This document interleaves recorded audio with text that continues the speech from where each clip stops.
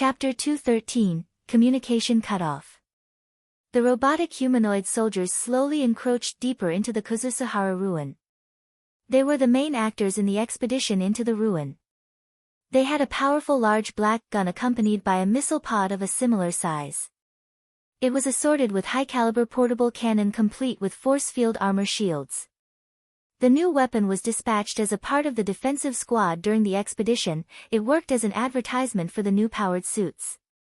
Inabe spared no effort to advertise the powered suit and the weapons to all companies that he knew. He ended up filling the expedition with an abnormal number of powered suits and weapons. With that many powered suits roaming the area, of course, they would clash with the monsters. All swarms of monsters went to impede their advancement. This included weapon dogs. But the squad was able to plow through them with ease, filling the area with carcasses. HQ, this is C501 from C5 Squad. We have encountered a swarm of large monsters and defeated them. How is the damage? The squad is fine, we still have enough medicine and ammo to continue the operation. Roger that, continue with the plan, I just have a small worry though. We are encountering monsters more often than we first predicted. I know that the unexplored deeper part of the ruin is filled with powerful monsters, but they are even stronger than we expected. The unexplored areas stay unexplored because most of the hunters who went there did not come back alive. That is exactly why we lack information regarding those areas. It can't be helped if there are powerful monsters there. Maintain the supply route and expand out carefully. And also, there's a directive from the upper echelon to keep the damage to a minimum since it won't act as a good advertisement otherwise. So make sure to withdraw when it gets too dangerous. The powered suit operator laughed in reaction to that small joke from HQ. Well, I'm glad that we got ourselves some kind commanders this time. C501. Roger that. The call was closed as he then scanned the surrounding area. The ground riddled with carcasses as far as the eyes could see was the testament of the power of the squad. Well, we're winning anyway, so I guess there's nothing to worry about. The powered suit squad continued their objective of expanding the secured area. Although they encountered numerous monsters, to the point they questioned where those came from, their powerful equipment made quick work of them. Since that was the case, they thought that there was no problem at all. Not too long after the squad continued, they arrived at a certain place where numerous tall buildings stuck to each other, forming a formidable wall. In front of that wall, a monster was standing as if guarding the wall. The outer appearance of that monster was similar to a tank with multiple cannons. It was so huge that even the powered suit squad had to look up to see the entirety of the monster. The monster looked like a mobile fort. While the lower part of the monster was equipped with metallic reptilian legs, it looked like a biological monster carrying a fort on its back. As that monster spotted the advancing squad, its guns quickly turned and aimed at them before it started shooting vigorously as if it was also trying to destroy the buildings around it. The black-powered suits quickly engaged the monster. They immediately put up their shields to take cover from the incoming barrage. They hid behind the rubble or jumped away from the enveloped direction as they quickly surrounded their target. They communicated closely with each other to ensure maximum teamwork as they quickly dispatched the monster. Both the monster and the squad were using high-caliber weapons, obviously not to be used for fighting against mere humans, and were also not designed to be used by humans either, as they released countless warheads at each other, enveloping the area with barrages that flattened the already ruined buildings in the area. The blasts were so powerful that the force field shield could not completely block them. The powered suits that were using their shields as covers had their whole arms blown away. Those who were hiding behind the rubble and tall buildings were almost buried alive. While those who jumped up were blown away, crashing down one by one into the ground. But the monster itself was not able to get away unscathed. Many of its cannons were sacked. Huge holes were left in its armor plates, while the fleshy parts of its legs were shredded to pieces. Rubble and wreckage rained down from the sky mixed with live warheads. The warheads bounced around and fell down in a completely different place. The warheads that landed on the rubble exploded and threw more rubble into the mix. This also helped shave the force field armor of the powered suits. Of course, the monster was not unharmed as well. It basically inflicted equal damage to both sides. That was when more reinforcement arrived. The squad that was already in battle worked closely with them to adjust their aim as they performed a long-range bombardment. The already powerful warheads landed accurately in a concentrated spot, blowing the humongous monster away. As the leader of the vanguard squad looked at the monster that was already turned into a pile of meat and scarp, he finally let out a sigh of relief. This is C501. Thanks for the reinforcement. C801 here. I'm glad we made it on time. So then, why didn't you wait for us? It was already too late when we noticed the enemy. It might have been using some kind of camouflage. Although it might sound like a lame excuse, we did not expect an attack at all the monsters that we encountered up till now had no camouflage on. If we dial up the sensitivity of our information-gathering devices to detect monsters with camouflage, there is a good chance that they would be able to track our position as well. That's why we thought that it was an unnecessary risk. I see. Do you think there is a chance that those monsters that you encountered first were just decoys for this monster? No, I don't think that's the case, but again, I can't really say for sure. The squad leader then proceeded to check the damage from the exchange and frowned. 3 powered suits were down and many of them were damaged although still fit for battle. Considering that it was a squad filled with new equipment, it was costly. To everyone in the squad, we will take this point as the front line, take up defensive formation and tune up your information-gathering devices to scan for hidden monsters as well. We will prioritize securing the area. For those with force field armor below 70%, withdraw together with the severely damaged units.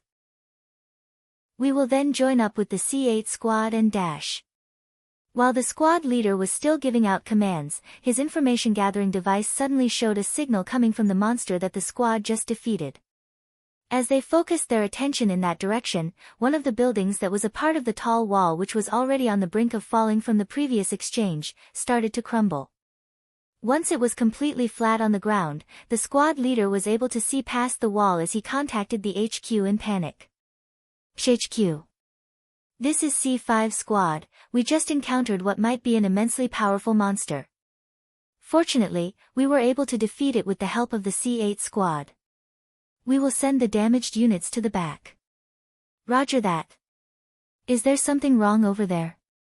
We spotted something that seemed to be a completely undamaged city behind the wall that got destroyed from the previous battle.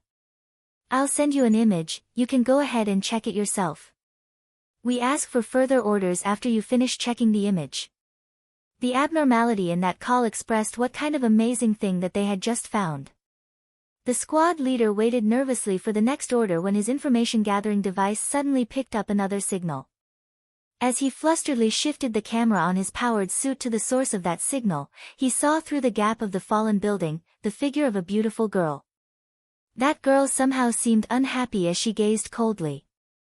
And when the squad leader met her eyes through the camera, the girl seemed to be muttering something before his connection to the HQ suddenly was cut off.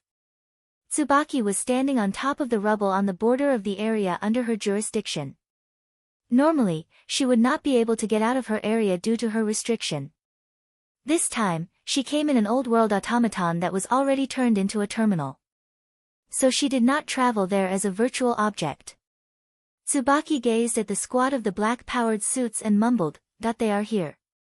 Looking at them, it's no surprise it did not even stand for 50 years this time. Well, it doesn't really matter. It doesn't change that it satisfies the requirement. I hope we can negotiate peacefully again this time. Tsubaki walked and left the area. Multiple transparent robots followed next to her as she stepped outside the area. The squad leader was at a loss that his call with the HQ was suddenly cut. But their information-gathering devices that were already tuned up to detect hidden monsters, now showed multiple signals. It gave them a shock as invisible objects appeared one after another from a small opening in that crumbled wall. Open fire. All the experiences that he accumulated caused his alarm to ring danger as he barked out commands. The rest of the team did not lose a beat as they started shooting as well. Right at the same time, the monster under Tsubaki's command also replied accordingly. Flashes from muzzles and force field armors appeared out of nowhere, distorting the optical camouflage of the mechanical monsters and shedding to their true form in front of the squad. Countless tanks with multiple legs. Some of them had their legs completely folded up as they were floating without touching the ground. The walls, the grounds, even the sky were immediately encroached by monsters as they did not stop shooting at the city's squad. The black-powered suit quickly reformed their formation and released more or less the same absurd amount of warheads in the enemy's direction. And so, the wasteland was once again engulfed in flames. Inabe looked delighted as he was on standby in the front base's command center. The picture sent by the forward squad showed an area under Tsubaki's control, which indicated that this large-scale expedition was a success.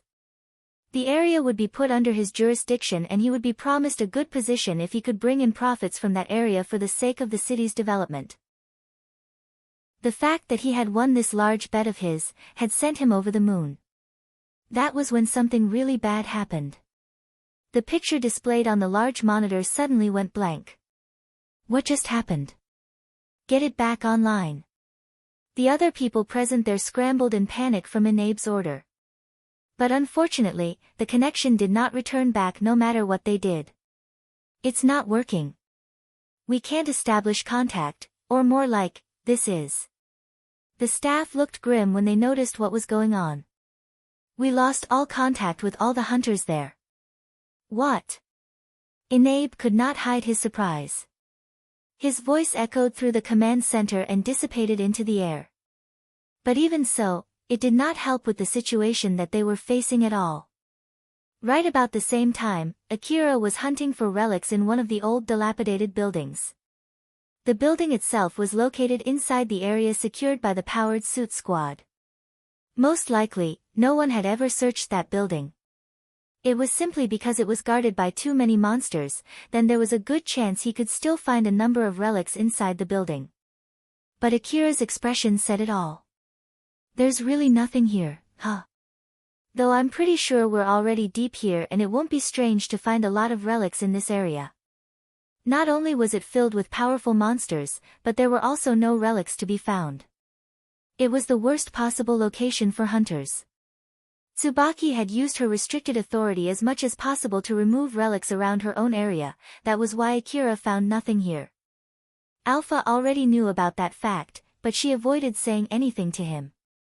It's exactly because hunters normally cannot even come close to these buildings that they organized such a large-scale expedition. They are hoping to find an area rich with relics. That does make sense, but again I don't want to get anywhere close to those powered suits. Although I'm sure I can find better relics if I do that. Unexplored areas have a better chance of housing valuable relics. That was why, although they knew that it was dangerous to stay close to the powered suits, there were hunters who chose to do so in order to get first dibs on the unexplored buildings. As for Akira, he chose to stay away from the front line, thus only exploring the buildings relatively later. It was the result of him prioritizing his safety. In the first place, he only accepted that request, thinking of joining up with Elena and Sarah in case they also participated in the operation. Although it was not like he was taking it easy, he believed that there was no need to unnecessarily expose himself to danger. But, I guess it would be bad if I don't show any result, right? I think there's no need to worry about that. The contract states that you are free to do what you want. The inner part of the ruin is still pretty dangerous, although the powered suit squads already combed this area beforehand. So let's proceed with safety in mind. You're right, I guess I'll do that, huh? Alpha? Akira glanced at Alpha when he said so, but Alpha, who was beside him just a moment ago, suddenly vanished. He raised his eyebrows and looked around, thinking that she just suddenly changed position, but he could not find her anywhere. Right at the next moment, he felt a slight dizziness as his vision blurred for a second, but it quickly returned back to normal. He felt weird, as if his vision was momentarily cut off before restarting. Alpha. Stop with the joke. At least tell me beforehand if you're going to do something like that. But there was no reply. Even if he sent a strong voice through telepathy, it only dissipated without getting any response. Akira felt a different sensation compared to when Alpha left him back in the Saranthal building. Back then, it was more like there was someone there that was ignoring his call, but this time, it felt like he was completely alone, enveloped in complete silence. This time, Akira had completely lost all of his connection to Alpha. Akira started to feel scared, but it was immediately replaced with an intense nervousness. Calm down, don't panic. Alpha did tell me that there would be occasions where I would lose my connections with her inside the inner part of a ruin. I'm not in the middle of a fight right now, and it's not like I have no route to withdraw like back in the Saranthal building. And above all, I'm not inside a monster this time. I just need to proceed carefully until I can get back my connection with Alpha. There is no problem. Akira took a deep breath, reorganized his thoughts, and decided to stop the relic hunt. He turned around to go back to where he came from. Since it was not a good idea to continue the hunt in this situation, he had decided to go back home. He could just say that his equipment was not working well as an excuse. He then used the terminal that was lent to him to contact the HQ. But again, there was no reply at all. He frowned when he checked the display as it said that it was out of range. So he shifted his attention to his information terminal, hoping that he could find a signal through that route. He had since decided to use a better service provider after what had happened back in Mihazono Ruin. Unfortunately, it also said that it was out of range. Akira knitted his eyebrows. This reminded him of what happened back in the Saranthal building. Is this the same situation as back then in the Saranthal building? No, judging that I can't connect with Alpha at all, it means that this is worse than that. I need to get out of here. As Akira started running down the hallway, he spotted another hunter. I can't call the HQ from here, can you get any connection? The guy moved to the side as if to make way for Akira and checked his own information terminal just to shake his head at Akira. This confirmed that Akira was not the only one having trouble, so he placed getting out of that building as his primary priority. Judging that he might get his connection with Alpha back once he got out from this place, he thought that everything would be alright as long as he got out of here. Thus, he increased the power output of his augmented suit and defensive coat. Since he had enough spare energy packs back in his vehicle, he did not try to conserve them at all, even if it was a complete waste of his remaining energy packs. As Akira passed that hunter, he ran down the hallway and jumped down the stairs. Right at the next moment, all of Akira's senses were tuned to their highest sensitivity. He was extremely nervous after picking up a danger signal transmitted from his information terminal. He followed his instinct to take a defensive stance right before the bomb that was planted on the ground near him exploded. The bomb was set there more to close off an escape route instead of killing someone. Moreover, since Akira raised the output power of his defensive coat to the maximum right before that happened, he was only blown back to the floor where he came from without sustaining any other damage. But of course, that shaved a lot of his energy. Akira was utterly surprised as his body was smacked back onto the ground. Thanks to all the training that he had gone through, he was able to maintain his balance. While his mind was still trying to wrap his head around what just happened, his danger alarm flared once more. Akira followed his pure instinct as he grabbed his SSB rifle and started shooting behind him without even looking back while he jumped aside into a nearby room. In such a short time span, the hallway was immediately filled with flying bullets. Countless bullets scorched and drilled through the walls, floors and ceilings of the area, enveloping the whole place with holes. Although both of them received some shots, none was even close to fatal. The other guy that shot back at Akira was the guy that he just passed by a moment ago. Knew that it wouldn't kill you. Well, if this was enough to kill you, you would have died back then after all, huh? Akira tried to digest what just happened as he hid inside a room and used some medicines. Judging from what the other guy just said, he understood that he must have fought against this guy sometime in the past, but it did not ring any bells at all. He thought that it might be someone from that battle in the Izant family's base, but thinking about it again, it was too much work to join the expedition just to seek revenge. After all, it would be easier to attack him when he was not fully armed. Aren't you mistaking me for someone? Not at all. You are Akira, right? I did all my homework and investigated everything about you after all. Well, although, me trying to kill you here is actually just a coincidence, it's true that I have my own personal reason to want you dead. But compared to the greater good that it might bring, it doesn't change the fact that it's better if you're dead. Akira did not understand what exactly that guy was talking about. But he immediately pushed that unimportant question to the back of his mind, since that guy who was still alive after that exchange would definitely come after him soon. He had to fight that guy without Alpha's support. That one fact alone caused Akira to focus even more than before. God damn it. This guy could have not taken any worse timing to ambush me. Akira spat out curses in his mind as he gripped his SSB rifle hard. He then took a deep breath, compressed his time perception and jumped out of the room. The powered-up augmented suit propelled his body outward. It took a blink of an eye for him to land on the hallway. He used one leg to kick the wall in order to kill his momentum as he quickly raised both of his SSB rifles and released an indiscriminate barrage in the general direction of the enemy. The extended magazine compensated for the lack of aiming as the other party received multiple shots to his body. But even so, none of the bullets left any wounds. The other guy put his hand forward and extended a force field armor to block the incoming bullets. Once the flashes from the converted momentum dimmed, it exposed his mocking smile. Akira could not hide his surprise, seeing which, the other guy just shook his head and said, "That's just too bad. I've only used a weak body back then to suit the setting, working with the thugs of Slum City. But this time, I came to this expedition with a much better body." That finally rang a bell for Akira, but his common sense was telling him that it was not possible. No way. It can't be.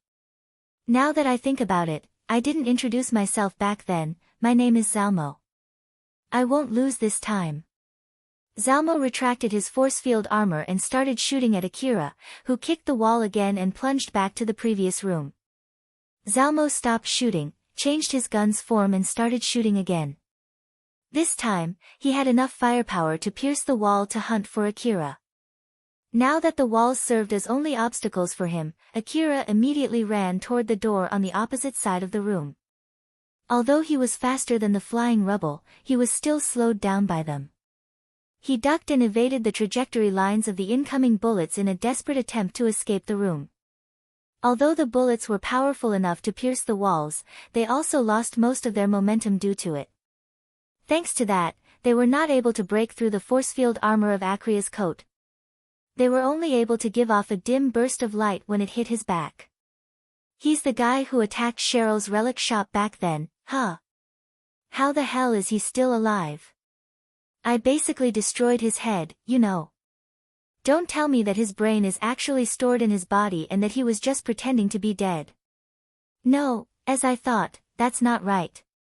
Akira desperately ran through the hallway while thinking so, but he was immediately interrupted by more bullets. So he quickly made a U-turn, changed the setting of his SSB rifles, and emptied the remaining bullets in the magazines using the maximum rate of fire in exchange for energy consumption to release a storm of bullets into the hallway. Zalmo thought that it would be bad to take that head-on even for him, so he jumped to a nearby room and took cover. But he still had a confident smile on his face. It seems that you had gotten yourself better equipment too compared to back then. But I can tell. You're not as sharp as before. You have no support system in your augmented suit this time. Let's see just how long you can stay alive on your own. Good luck with that, brat. Akira was caught off guard by that statement and shouted back by pure reflex. Is this your doing too? What the heck did you just do this time? There's no need for you to know. This is where you pay for getting ahead of yourself when you're nothing without your support. Go to hell. Zalmo tried to force his way to close the distance. The slight hesitation in Akira's movement made a small opening that he used to carefully step in for a finishing blow. Akira did try to shoot Zalmo down before he could reach him. But with his state of intense panic, his focus was thrown off. The resulting hesitation caused an opening that allowed his opponent to gain the upper hand. He might be able to do something to flip the table there, but that would warrant him to do something reckless. So he decided to limit the opponent's movement using bullets while increasing his defenses by increasing the output power of his defensive coat. He was somehow able to stay alive by doing so, but the consumption rate of his remaining energy was worrying him. As Akira was trying to run away from there, he spotted a staircase to another floor. He thought that his connection with Alpha might return once he got out from that building, and was about to jump down the stairs. But he suddenly stopped midway when he remembered what had happened not too long ago. He had no time to check for the bomb with his information terminal. In the worst-case scenario, the explosion might get him trapped in between the bomb and Zalmo, thus completely cutting off his remaining escape routes. He also had the option of turning up the force field armor output of his coat and trying to force his way through the bomb. But the current him lacked Alpha's support and was not as reckless as his usual self, so he was not able to select that choice. The short time in which he was comparing his options there caused him to lose his precious time. All the distance that he had opened from running away was all in vain, now that Zalmo had closed that distance. In order to get away from the bullets coming from just the previous turn, Akira had no other choice but to jump in a different direction, throwing away the chance of going down the stairs. Akira continued running. His expression was already filled with fear, the intense nervousness caused his body to slightly tremble. That was when he spotted a crack on the wall of the building. That was enough to get him to make up his mind. He stopped, pulled out the blade on his back and turned it on. The blade glowed and he swung it at the wall. The powerful blade answered his wish and fluidly cut through the strong old-world wall. Akira swung a few times and lastly delivered a kick to open a hole in the wall. That was when Zalmo finally caught up to him, so Akira made his resolve and jumped out of the building. Since he jumped out from a high floor, he still had some time before reaching the ground, although it was no more than a few seconds. Akira extended that time using his compressed time perception as he called for Alpha through telepathy. Alpha. Again, no answer at all. If it was just like back then in the Saranthal building, he would have been able to regain his connection with Alpha if he was able to get out of the building. But this time, his first bet ended up with his loss. Right then Akira's second bet also ended up with his loss. He thought that Zalmo would not follow him, but on the contrary, Zalmo did not hesitate as he also jumped out from that hole. He had lost all of his bets up until now. At this rate, he would only land on the ground and die. Of course, that was assuming that Zalmo did not get him first. While on the other hand, Alpha's support was also not coming back at all. In that slow-moving world, reasons for his impending death kept piling up. Akira mocked all the decisions, reasons and luck that led him to this state. Alright, I just need to do this on my own, right? I get it, okay. I just have to do it, right? Akira's spirit rebounded and boosted his focus. The speed of the time flow around him decreased significantly. In this state, his voice that he forced out from his throat while laughing made a strange unrecognizable sound. Akira had made his decision, renewed his resolve. If he did not fight back, only death awaited him. Then there was only one choice, to fight back and to kill. No matter who his opponent was, even if it was a human, or a monster, or his own past, or even his bad luck, it did not change what he had to do. Zalmo had to die. Anyone, anything, that wanted to kill him must die. Akira finally made his resolve as he completely dropped the choice of running away, until his connection with Alpha returned. He jammed the blade on his right hand straight into the building's wall as he continued to slide down. He used his grip to twist the blade in order to change his direction, sliding down the wall to avoid Zalmo's bullets. At the same time, he used the SSB rifle on his left hand to suppress Zalmo while making use of the strong recoil to dig himself into the wall, till both of his legs were inside it. The blade continued to slide down the wall while the force field armor of his augmented suit protected his heel while gouging out a line on the wall. When he had slowed down considerably, he suddenly started running towards Zalmo. Right at the same time Akira made his resolve, his vision began changing. The more he concentrated, the clearer his vision of Zalmo was, while the rest of the world started to blur. It was the proof that he was able to bend reality to his will. The strong will in him caused the reality to change closer into the world that he wished for. With the help of Alpha's support, he was able to see this world in great detail. But this was impossible to do when he was by himself. Even trying to do that might cause his brain to overload with information which might end up in his death.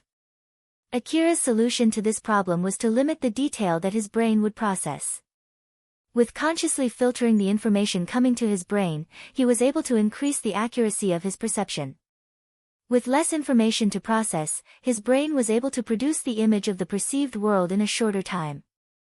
Thus the resulting perception was closer to the real world and eventually, increasing his reaction time. While at the same time, he cut off any resource that he used to process pain and any other unimportant sensation as much as possible.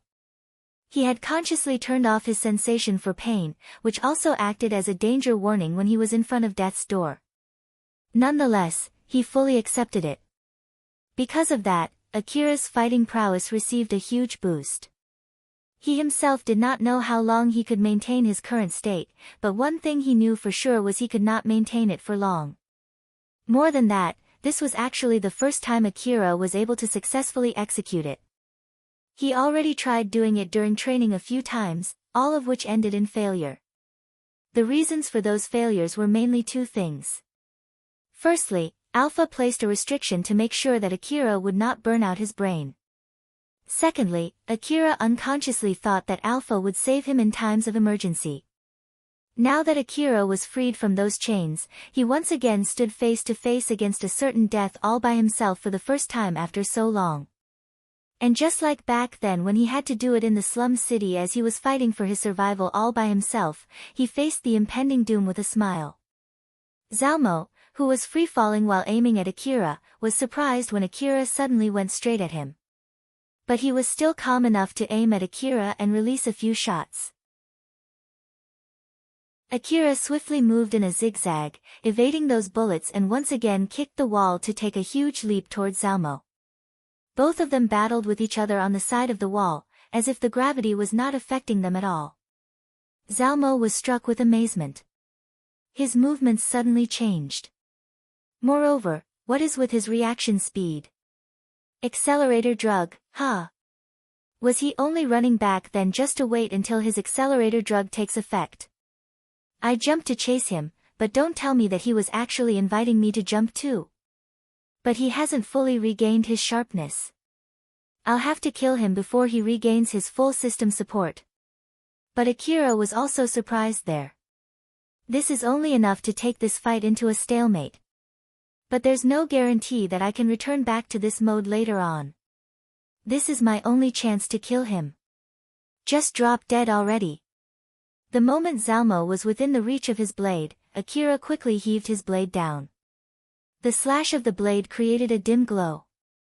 Created using force field technology, this dim glow was more than enough to showcase its enhanced sharpness. Zalmo noticed this, so he raised his force field armor to its limit. The moment the blade touched his force field armor, a blinding flash of light emitted due to the energy conversion. Zalmo's confident smile and Akira's mocking smile were swallowed by the light. Although the light was bright enough to drop visibility to zero. Both of them immediately aimed their rifles to where their respective opponents might be and simultaneously released a barrage. The shock wave and the kickback of the barrage blew each of them back as if they were colliding with each other within that blinding light. Chapter 214, Requirements for Negotiation. There were a lot of hunters killing time inside the cafeteria of the forward base. They were put on standby in case of an emergency.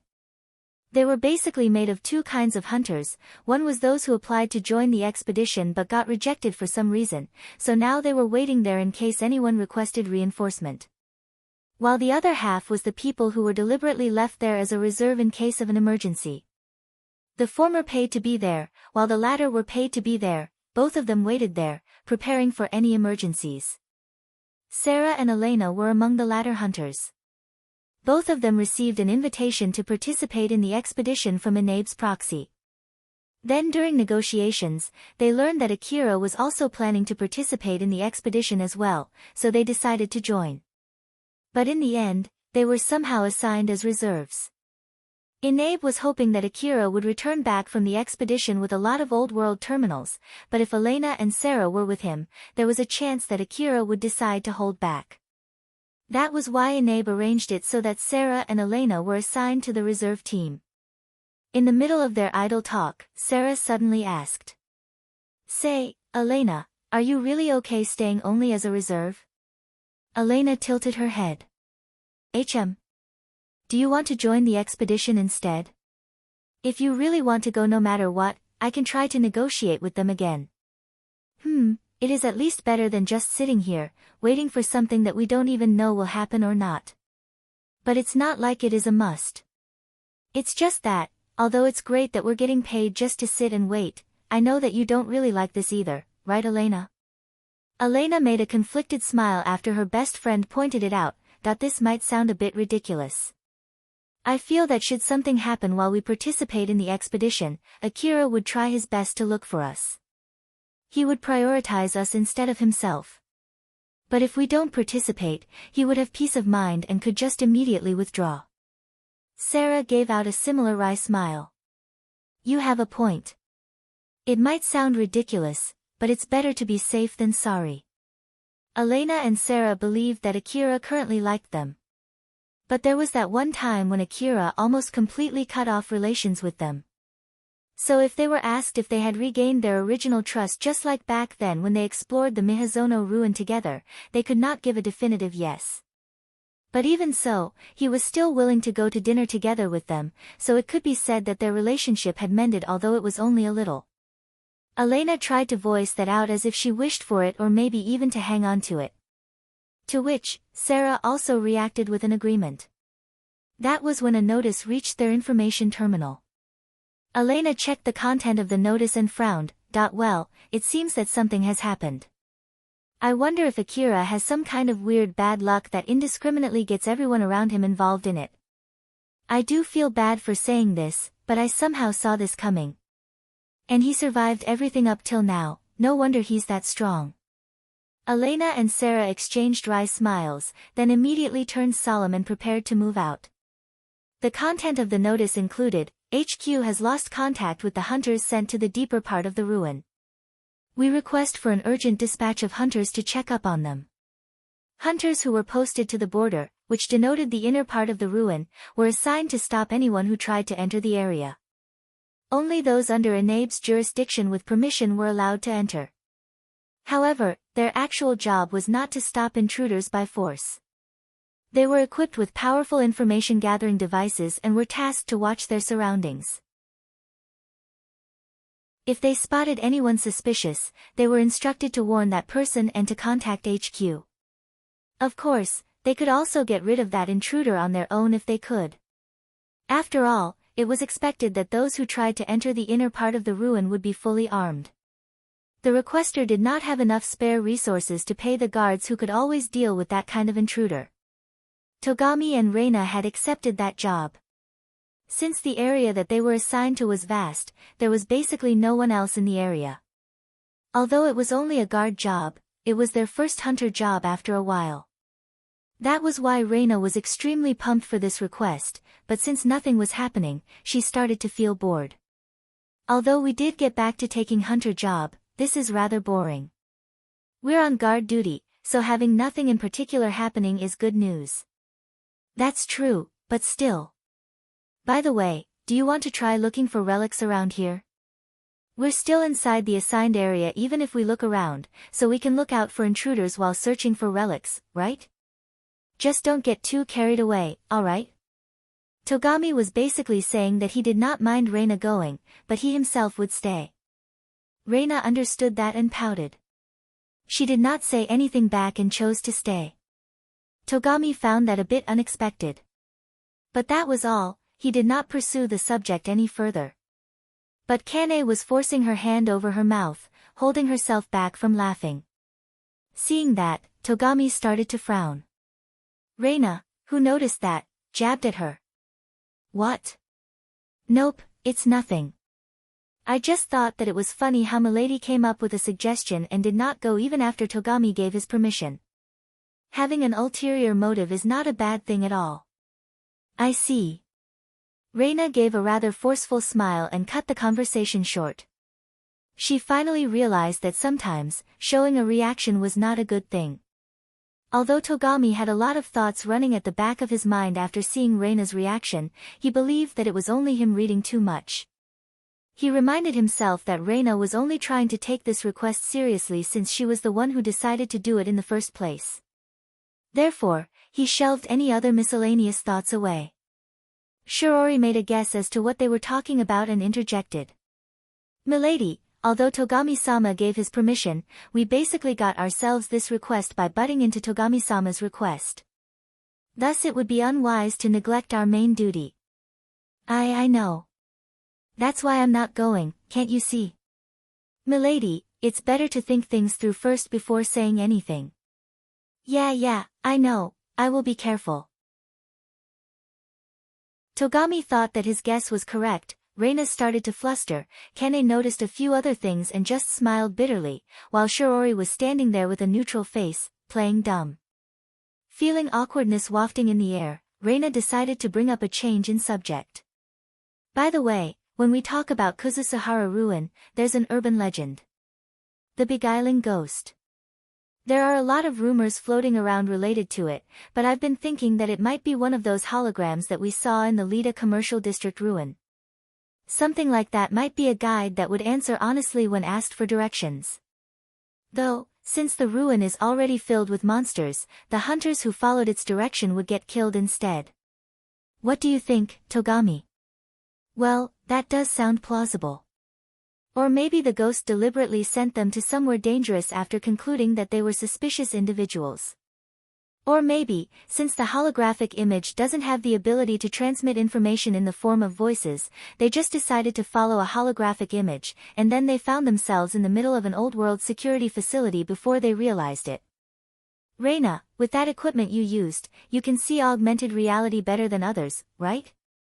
Be careful not to simply follow any augmented reality holographic image if you come across one, alright? Don't worry, I know just how dangerous this area is. But still, if I ever meet that old-world beguiling ghost, I feel like I have many questions for that ghost." "I can understand what you mean. It might be interesting to hear some stories about the old world. Right? To hunters like us, that topic is what we are most curious about." As Reina was having a good time chatting with Togami, Shiori suddenly interjected with a serious voice. "Milady. I know, I won't just go following that ghost if I see it." "That's not it." Shiori hung her sentence there and seemed hesitant. Reina found it weird, but she then noticed that Kane was smiling amusedly on the side. "Kane, what is it now?" "It's not really something big, but, let's see. Well, Milady has been working hard lately, so I guess it's a good idea to give a hint from time to time, hoping that Milady would be able to become an independent hunter one day." "What are you talking about?" "Milady, think carefully whether it's a good idea to ask why Ain-san cut herself off right there. If Milady doesn't ask Ain-san, I'm sure Ain-san would just come up with something random to hide it." Reina seemed a bit confused and turned toward Shiori. "Shiori, are you hiding something?" "Milady, there is too much sensitive information in the world that are difficult to handle. The main problem would be whether Milady has the ability to properly deal with it. Information management is also an important skill for a hunter. Milady, do you have the resolve to know information that might kill you? Moreover, having the resolve alone is hardly enough. After all, it is still not okay to let someone jump to his death just because he has made that resolve. It is also important to know the limitation, to keep oneself from learning about forbidden knowledge. It's just as people say, curiosity killed the cat. There are many who ended up on the fugitive list simply because they somehow inadvertently learned some forbidden secret of the corporate government." Kane said with a smile. She still had her eyes on the surroundings while exerting a level of intimidation. Reina flinched back and got even more confused. "Well then, Milady, which one is the right choice? Is it to ask? Or not to ask? This is a test of Milady's skill as a hunter, you know. So go ahead and use all this free time to think about it." Reina looked at Kane and Shiori in turns. Shirori let out a huge sigh and frowned. Kane, what are you trying to do? I'm just giving advice to Milady about information management in place of the overprotective Ain-san. That's my job. I don't know what you're talking about. Which one is your job? The one about teaching Milady how to handle information, or the one about managing information in place of Milady? Either way, it would all be in vain if Ain-san dies though. Don't just kill me off like that. In that case, it's okay for me to destroy that will which Ain-san wrote in case Ain-san dies, right? Shirori raised her eyebrows in reaction to Kane, who said something like that in a slightly serious manner. Meanwhile, for Reina, it came as a huge surprise. Shiori, what is this are you talking about? Ah, Milady, about that. As Shirori was flusteredly looking for an excuse, Kane suddenly gave a warning with a serious look. Milady, both Ain-san and I already did all the preparations in case we get killed anytime. That aforementioned will is just one of our preparations. If Milady gets surprised by small things like that, it means that Milady has a long way to go. Just how many times does Milady think we almost got killed this year? Reina could not hide her surprise. One of the reasons was that Kane did not say that in her usual half-joking manner.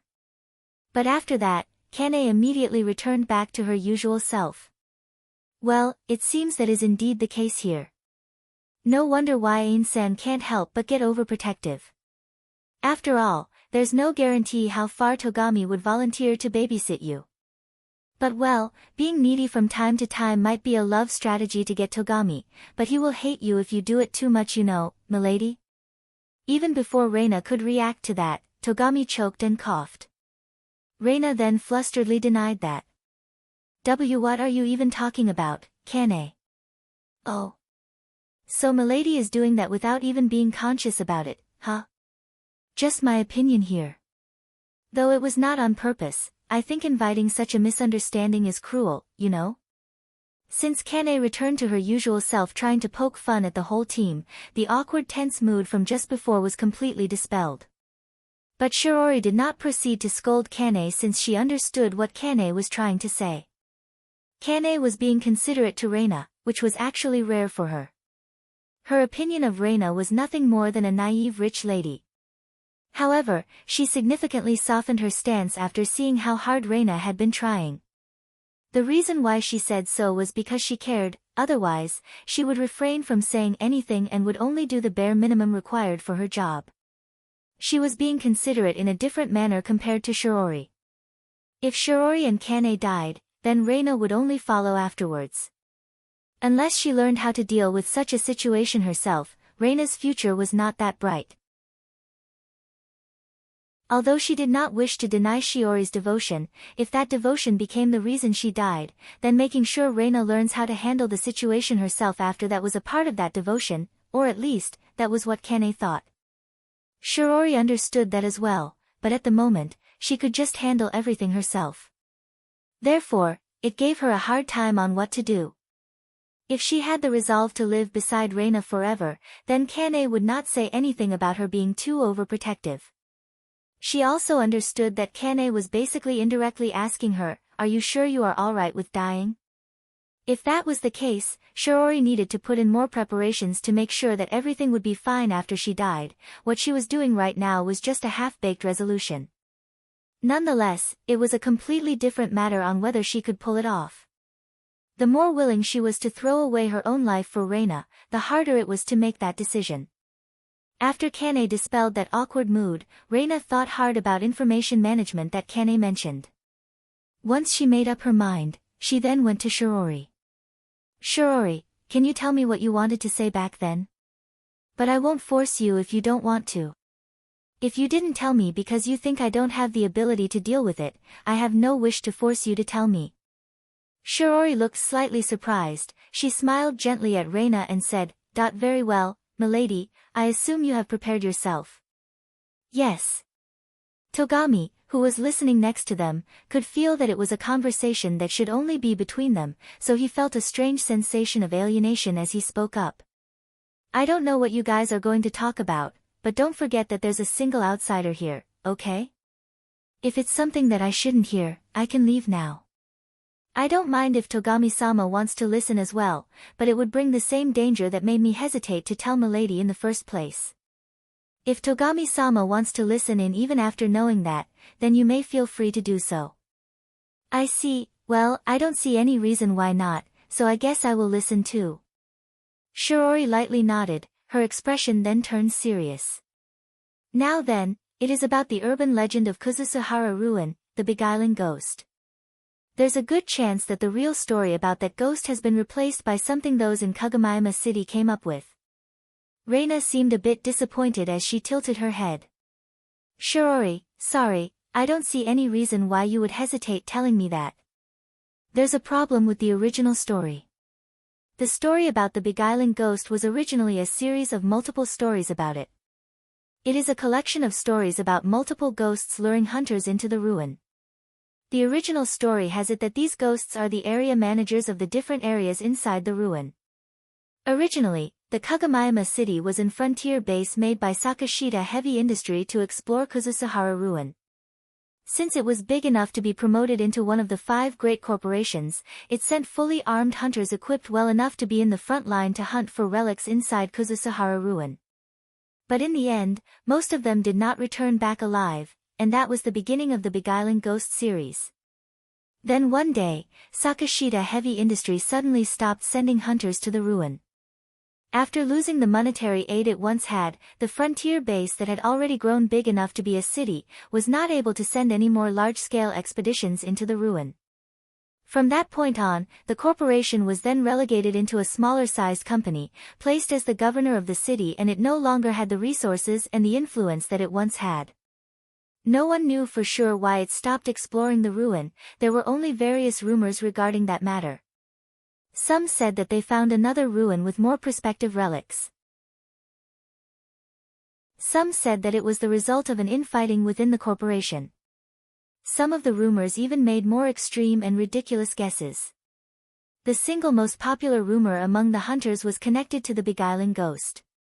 It was rumored that the corporation made a deal with an area manager to stop their expedition, or that they were threatened to stop, or that it had made a secret deal to only search the outskirts of the ruin. Reina listened closely with immense interest to that story, but she still did not see any danger in knowing any of this so far. Well, what can I say? It's just a rumor, so I don't see why it's that dangerous, or is it that simply because I can't see where the danger is?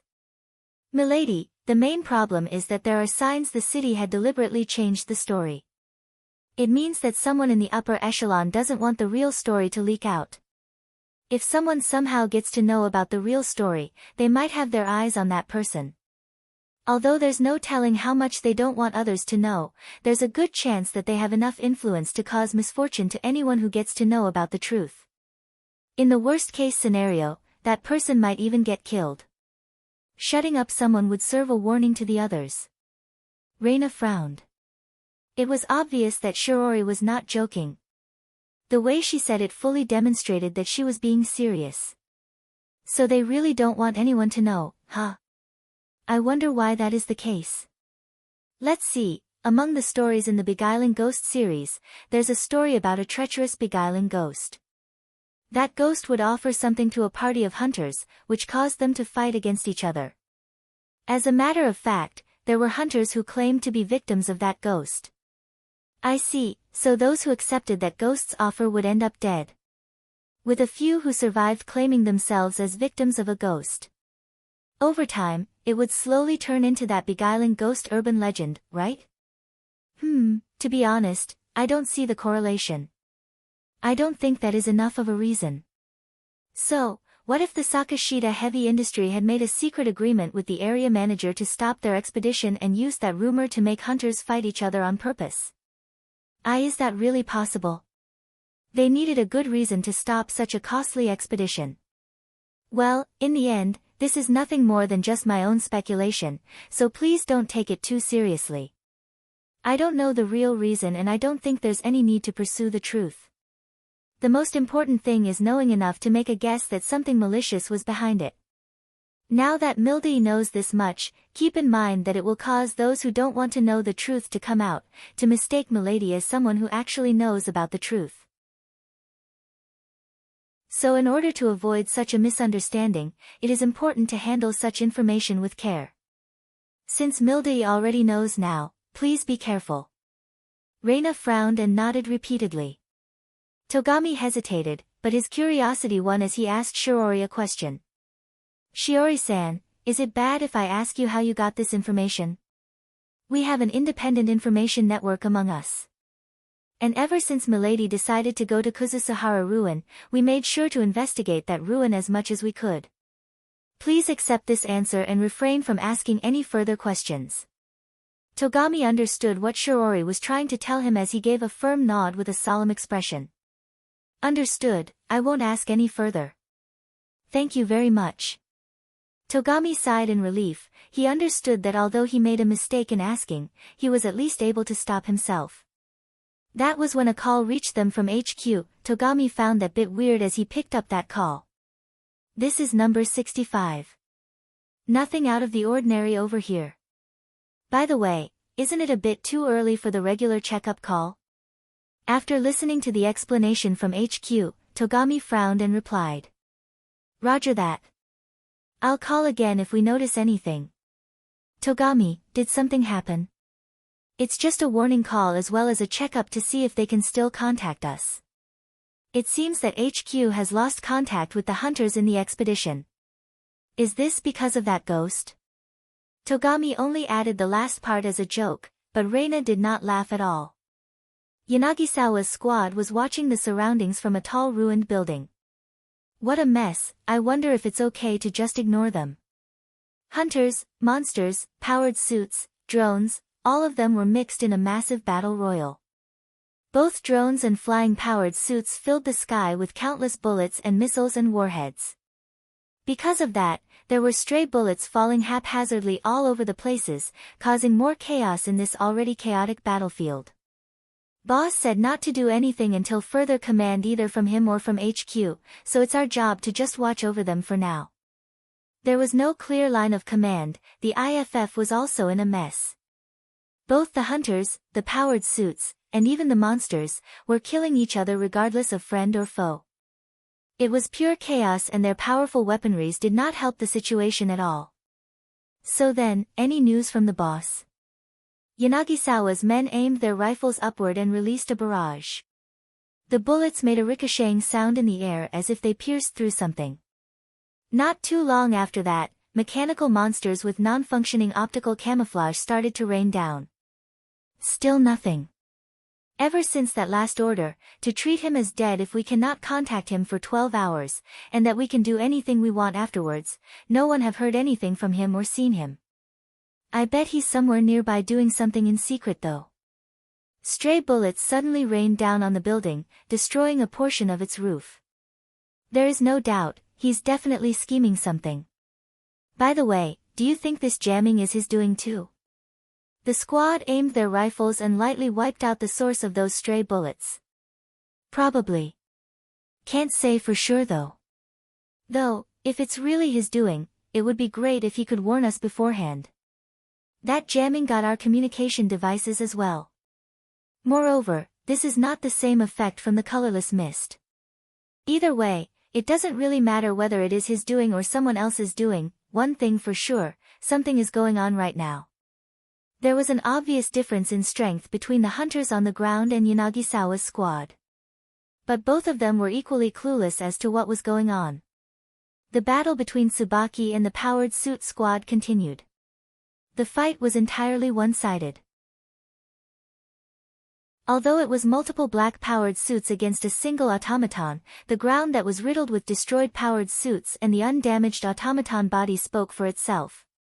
Tsubaki just stood there in serenity as if to guard the only destroyed part of the wall protecting her territory while mocking at the utter difference in strength. The black-powered suits raised their huge rifles and shot at Tsubaki. The released bullets were even bigger than a human's arm. However, that countless hailstorm of bullets stopped in front of Tsubaki as if there was a transparent thick shielding in front of her. The bullets that came later struck those bullets that were stopped and bent them. But even so, they were not able to move the frozen bullets. All of them formed a wall of metal, and even if the following bullets were able to pierce through that wall, none of them could reach Tsubaki. Once the shooting stopped, the bullets started falling to the ground.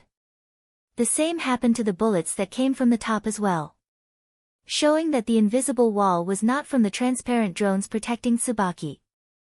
The squad could not help but frown after seeing what just happened. A desperate voice soared through the speaker. Again. Damn it. What the heck is that defense? It didn't even produce any flashes of light. All force field armors generate light from energy conversion, you know? Like hell if I know. If it's some kind of barrier, that should at least shave away some of her energy. Just keep shooting and hope that it's not useless. Where are the reinforcements? Long-range communication is dead. We have no other choice but to get closer back to base to call for reinforcements. And that's what's taking them so long.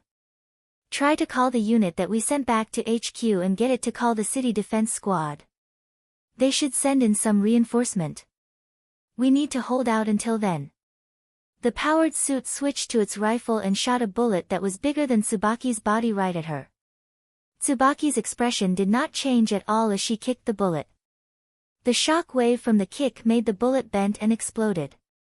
But due to the way Tsubaki bent the round, the force of the explosion was directed upward, away from her. It was only enough to cause a blast of wind to blow, strong enough to sway her dress. Right at the next moment, a gigantic chainsaw came crashing down from another direction. The glowing high-speed rotating fang bore down on Tsubaki. The powered suit abandoned the long-range advantage of its rifle and used its full strength to swing its chainsaw. Tsubaki calmly stopped that chainsaw with one hand. Although the force was enough to bend her leg and create a crack on the ground, it did not throw off her posture. She stopped the rotating fang by force, which caused a loud cracking sound from the arm of the powered suit.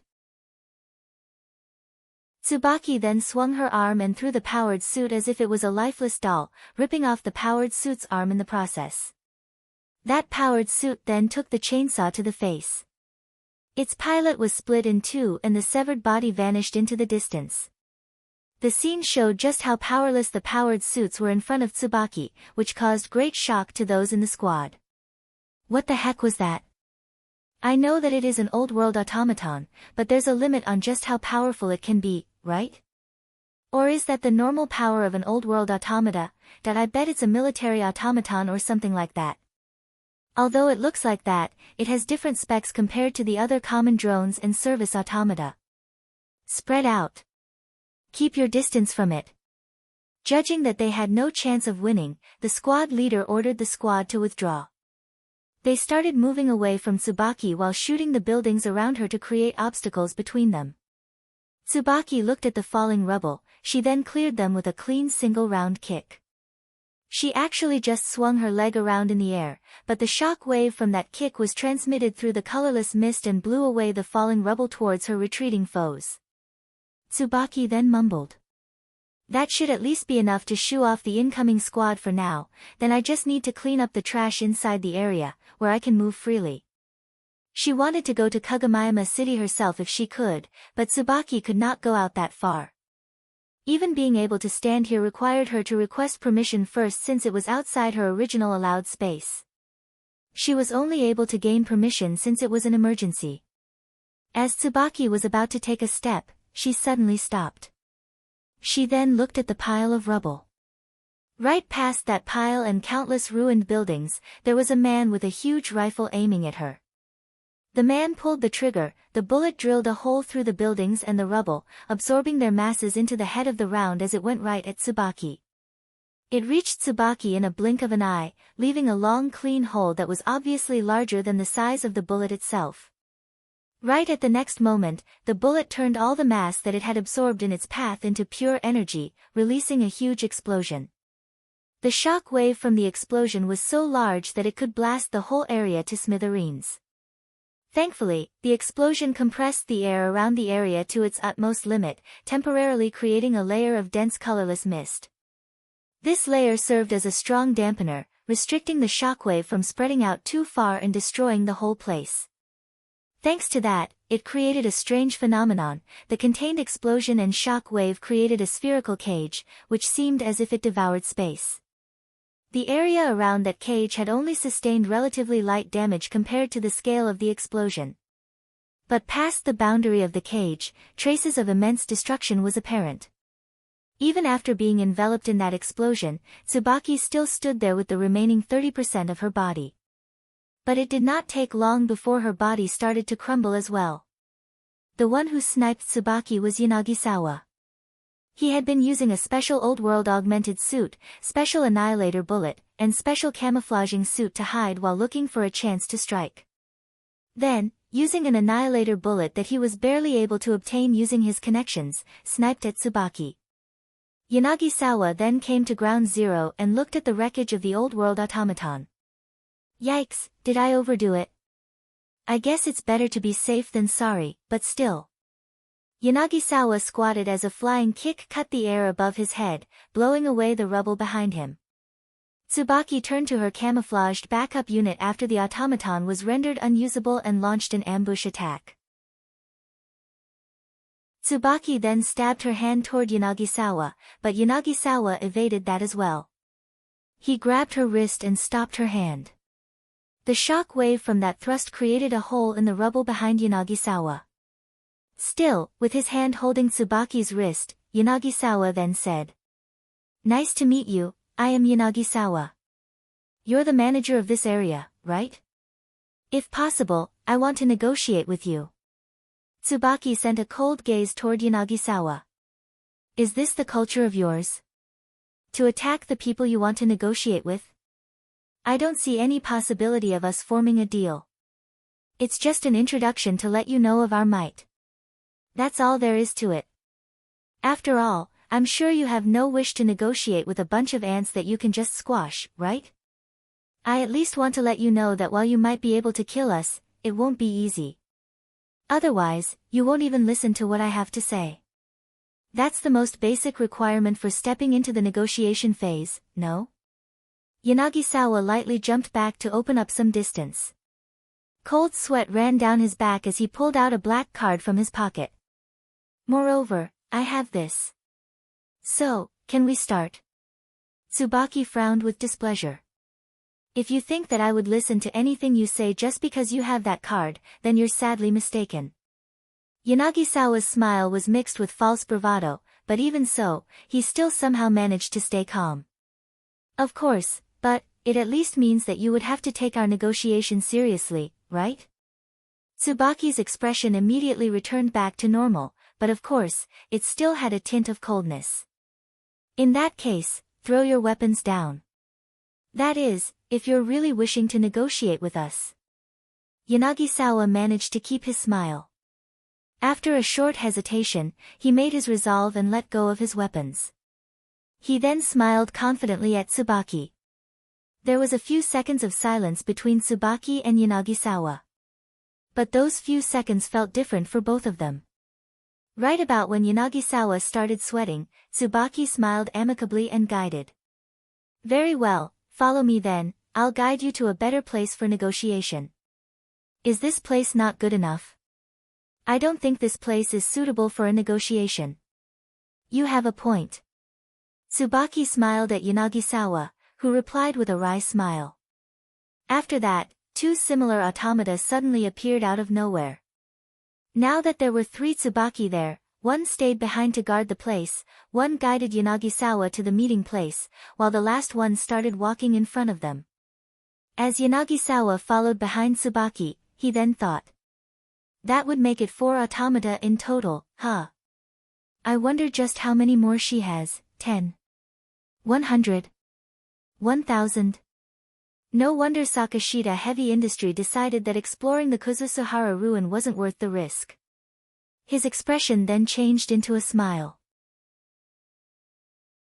But that's because they don't know about that thing. If they do, they would have forced their way into the ruin. But I know, and I will be the one to get that thing. If negotiations go well, we should have almost no obstruction in expanding the supply route. Though that was dangerous, I won the bet. In the first place, it's not something that I can get unless I'm willing to risk my life for. Yanagisawa's smile vanished. Just a bit more. His face was now filled with resolve and determination. Chapter 215, Battle Royal. Akira woke up and found himself lying on the ground. He slowly pushed himself up and coughed out blood. He leaned his body against a nearby wall for support. But the sharp pain was too overwhelming and he tripped over again. His reality-bending mental mode had already been turned off. Thanks to that, his head was assaulted with an excruciating headache as he pledged not to ever use it again. Both his legs and arms were screaming in pain. His augmented suit had also spent all of its energy. He used up all of it without holding back in that battle. Akira squeezed all the remaining strength he had to reach for his medicine. He then gulped it down together with the blood in his mouth. Immediately, his throat reacted and made him cough, flinging some blood off. He ignored the possible side effects as he just took all the medicine that he had in one go. Thankfully, the 10 million orum box of medicine was quick to show its effect, suitable for its price tag. The pain slowly subsided and his consciousness became clearer. As he regained enough strength to move, he once again stood firmly on both feet. He then looked around, picked up his blade, which was lying on the ground nearby, and tried to re-evaluate his current situation. How long was I unconscious? A few seconds? Minutes?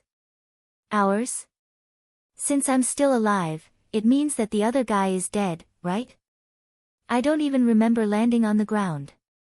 My augmented suit and the force field armor on my coat must have been off while I was unconscious, huh? Well, that means that I got pretty lucky there. I guess my luck isn't all bad. Akira smiled wryly and thought. I still can't connect to Alpha. As I thought, my luck is not the worst. Now that the pain in his body had subsided, it only left him with a headache. I was able to actually bend reality with my will back then. I'm not sure if I can ever do that again, but I was able to successfully do it once. It should be easier to do it next time. But the burden is nothing to scoff at. I might even get myself killed next time if I do that. It would be great if I can fight back the side effects with medicine, but judging from the fact that my head is still hurting, it means that medicine doesn't help much in this case, huh? Or is it already the maximum effect of the medicine? I have no idea. Either way, it is better than getting killed. Although it isn't cheap, I guess I'll take some more. Akira carefully returned back to his vehicle. Since he parked the vehicle close to the building, it was not that far from him. But it took him a lot of effort to return to his vehicle. It had been quite a while since the last time he had to move his augmented suit on his own without Alpha's support. Furthermore, his heightened nervousness along the way drained his focus as well and energy. Once he reached his vehicle, he opened the back door, got in, and closed the door before letting out a huge sigh of relief. His nervousness fell as he praised himself for splurging on strong armor plating for his vehicle. The communication device on the vehicle was still showing that it was still being jammed. Akira found that regrettable as he set the auto drive to head back to the temporary base. The vehicle reacted accordingly and started moving. Akira was relieved to find that his vehicle was still working as it should, thus easing his nerves a little bit more. He proceeded to eject the energy packs from his rifles and replace them with high-quality energy packs, ignoring just how expensive they were. As he did that, he then thought that it would have been better if he had been using them right from the start. But at the same time, doing that would raise his expenses and that might result in a monetary loss for him, so it was out of the question. Akira got a taste of common problems plagued by many hunters, choosing between expense and safety. After replenishing all of his equipment, he took an extra dose of medicines to make sure that he was ready to fight anytime. He then leaned on the wall of the vehicle to relax his body while at the same time, he operated his information terminal and information gathering devices to watch out for his surroundings. That was when the vehicle suddenly slowed down and asked for further instructions. Akira frowned. The display on his head showed the reason why the vehicle was asking for further command. The signals showed that there might be a huge ongoing battle along his route back to the base. What the heck is going on? Another ambush from monsters? Good grief, give me a break already. The vehicle was stopped, waiting for further instructions on whether to take a detour to avoid battle or to just ignore it and move forward. The auto-drive system followed its setting not to enter an active battlefield without confirmation from its user. After taking a few seconds of thinking, Akira decided to wait instead. His priority now was to avoid fighting. After all, he had not fully recovered from his last fight. Of course, he had the choice of taking a detour to avoid the battle in front of him, but it would take too much time.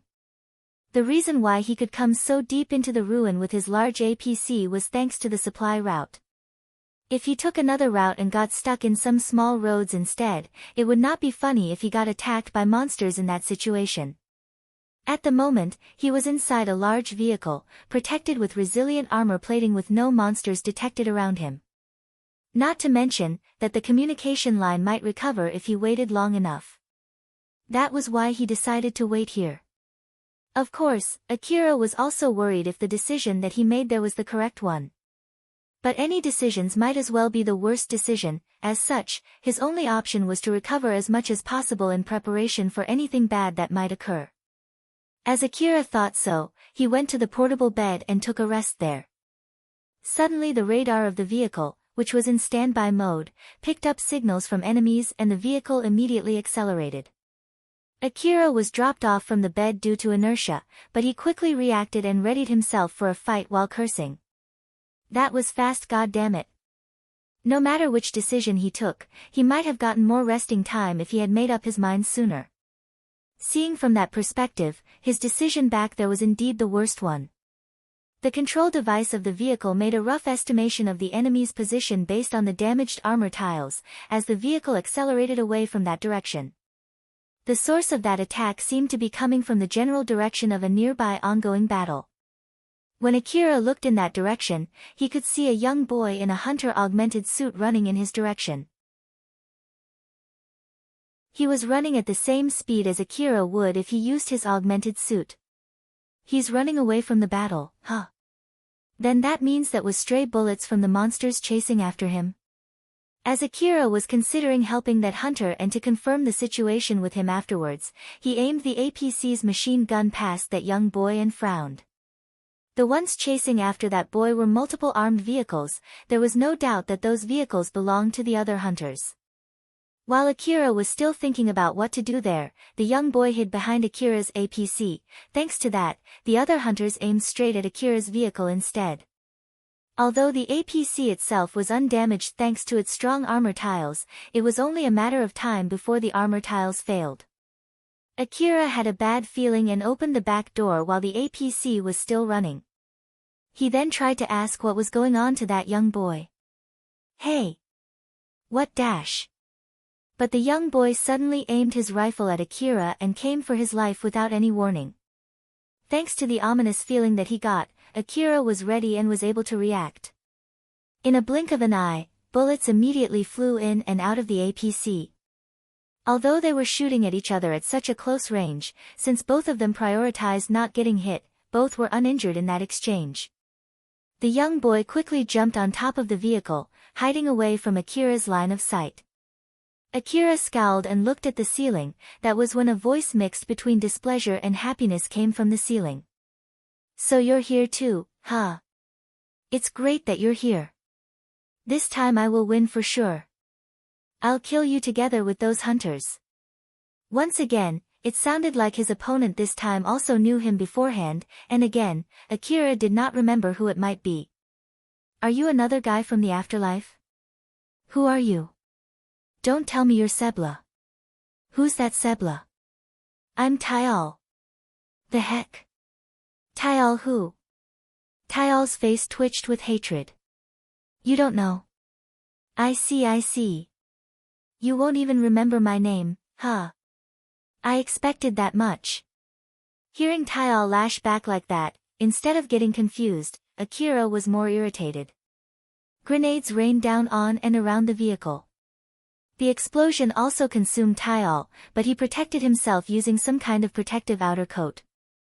The equipment that Tyal was using was unnervingly similar to the ones that Akira used during his fight against the monster Tyal in the past. Tyal clicked his tongue and jumped down. He then ran along Akira's APC and said to Akira while looking straight at his face. "I'll get back to you later. Don't worry, I'll definitely be back to kill you. Both you and that guy." Taial only said so and started shooting at the hunters who were coming at him as if he was protecting Akira's APC. After that, he left the place using his augmented physical strength. Akira was still a bit confused by that sudden turn of events, but the shaking coming from the barrage from the incoming hunters pulled him back to reality. That bastard. He left those hunters for me to deal with. Judging from the intensity of the incoming fires, Akira understood that those hunters were mistaking Akira as Taial's ally. Even if he wanted to tell the truth, they were outside his communication range. Akira knew that not firing back would not stop the other side from firing him. He could try to get close enough for his voice or for the short-range communication to reach them. But, there was no guarantee that he would not be killed before he could do that. So the conclusion he came to was that he had no other choice but to fight back. He changed the vehicle to half-auto mode and set the machine gun to provide suppression fire. While he, himself, peeked out from the vehicle and left the APC with an order to just immediately get away from that place. The APC's powerful machine gun unleashed countless bullets while Akira himself released a barrage of guided armor-piercing grenades. The grenades were set to explode before reaching the hunters for the sake of slowing them down. Although Akira only intended to suppress them, the grenades that he used were still lethal weapons. Thanks to that, it was able to successfully slow down the pursuing hunters. The hunters coming at him switched their focus from pursuing Akira to evading the incoming grenades, thus lowering their rate of fire toward Akira as well. Akira used that chance to get away as far as possible from them. Setting the acceleration to the maximum, he was able to open up some distance between them. After he got away far enough that they could not shoot at each other any longer, Akira went back inside the APC and sighed. For real though, what exactly is going on? Akira rubbed his hair in frustration, but no one was there to answer that question. The leader of the hunter team that was chasing Taial made a grim face and said, "Damn it. He got away. To think that he has allies as well." The young leader then renewed his resolve. "I don't know who that was and what his aim was, but I won't let him disrupt the expedition. I'll definitely make this expedition a success no matter what. Katsuya here. How is the damage? As long as the connection has not recovered, don't trust anyone you meet. You'll get ambushed otherwise." The team chasing Taial was Katsuya's. Akira was still not sure what just happened as he drove through the ruin. The situation was only getting worse. According to the radar, it seems that the ongoing battle was only spreading wider. He spotted some flying monsters fighting flying-powered suits. He was only barely able to get away from those on the ground with the help from his APC's machine gun. In this expedition, the city management sent in the powered suit squad first to secure the area. Even someone like Akira knew that plans had gone awry at this point. But that did not give any hint as to how the situation would evolve from there. Akira smiled wryly and mumbled, "I guess this is the rebound from relying too much on Alpha all the time." Akira hesitated to look for another hunter in order to group up with them. The reason was simple: he got attacked by other hunters numerous times in the past. The line of command among hunters was also already completely destroyed. He did find an underground parking lot on his way and thought of hiding there for the time being, but the other hunters already taking shelter within those places suddenly started shooting at him without any warning. Of course, he did try to talk with them since they were close enough for short-range communication, but the only returning words that he received was, "Don't come any closer." It was a messy situation where everyone could not trust those they did not know. I bet that Taial guy also got himself in some fight with the other hunters just like this. I wonder if there are other hunters in his situation as well. I guess that's the case for that Zalmo too, huh? Or maybe they are actually friends. Can't tell. I have no idea at all. Akira continued driving through the wasteland while wondering about the answer to those questions. That was when a destroyed powered suit blocked his way forward.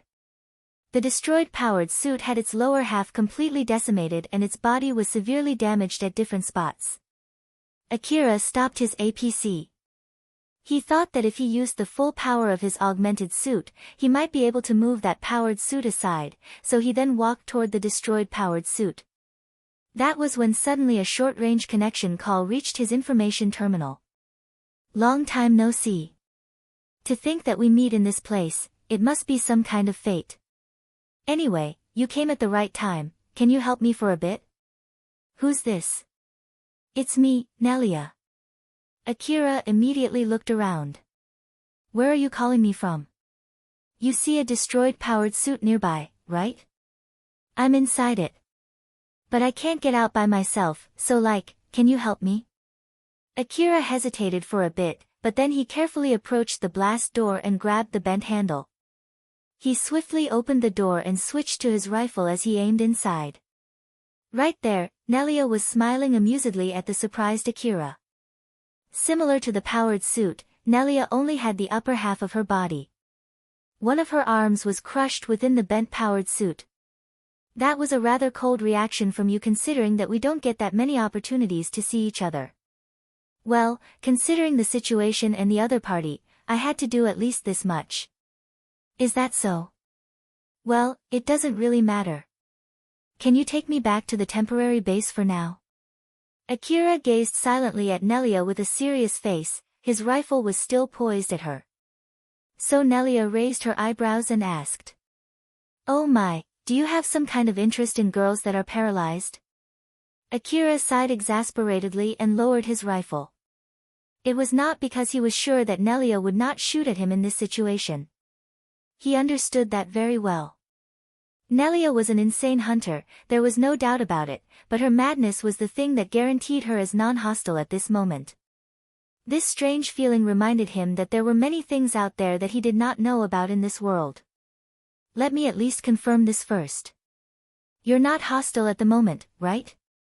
Sure, if you think so. Alright, do tell me beforehand if you're going to attack me, okay? Of course, I'll be sure to tell you beforehand.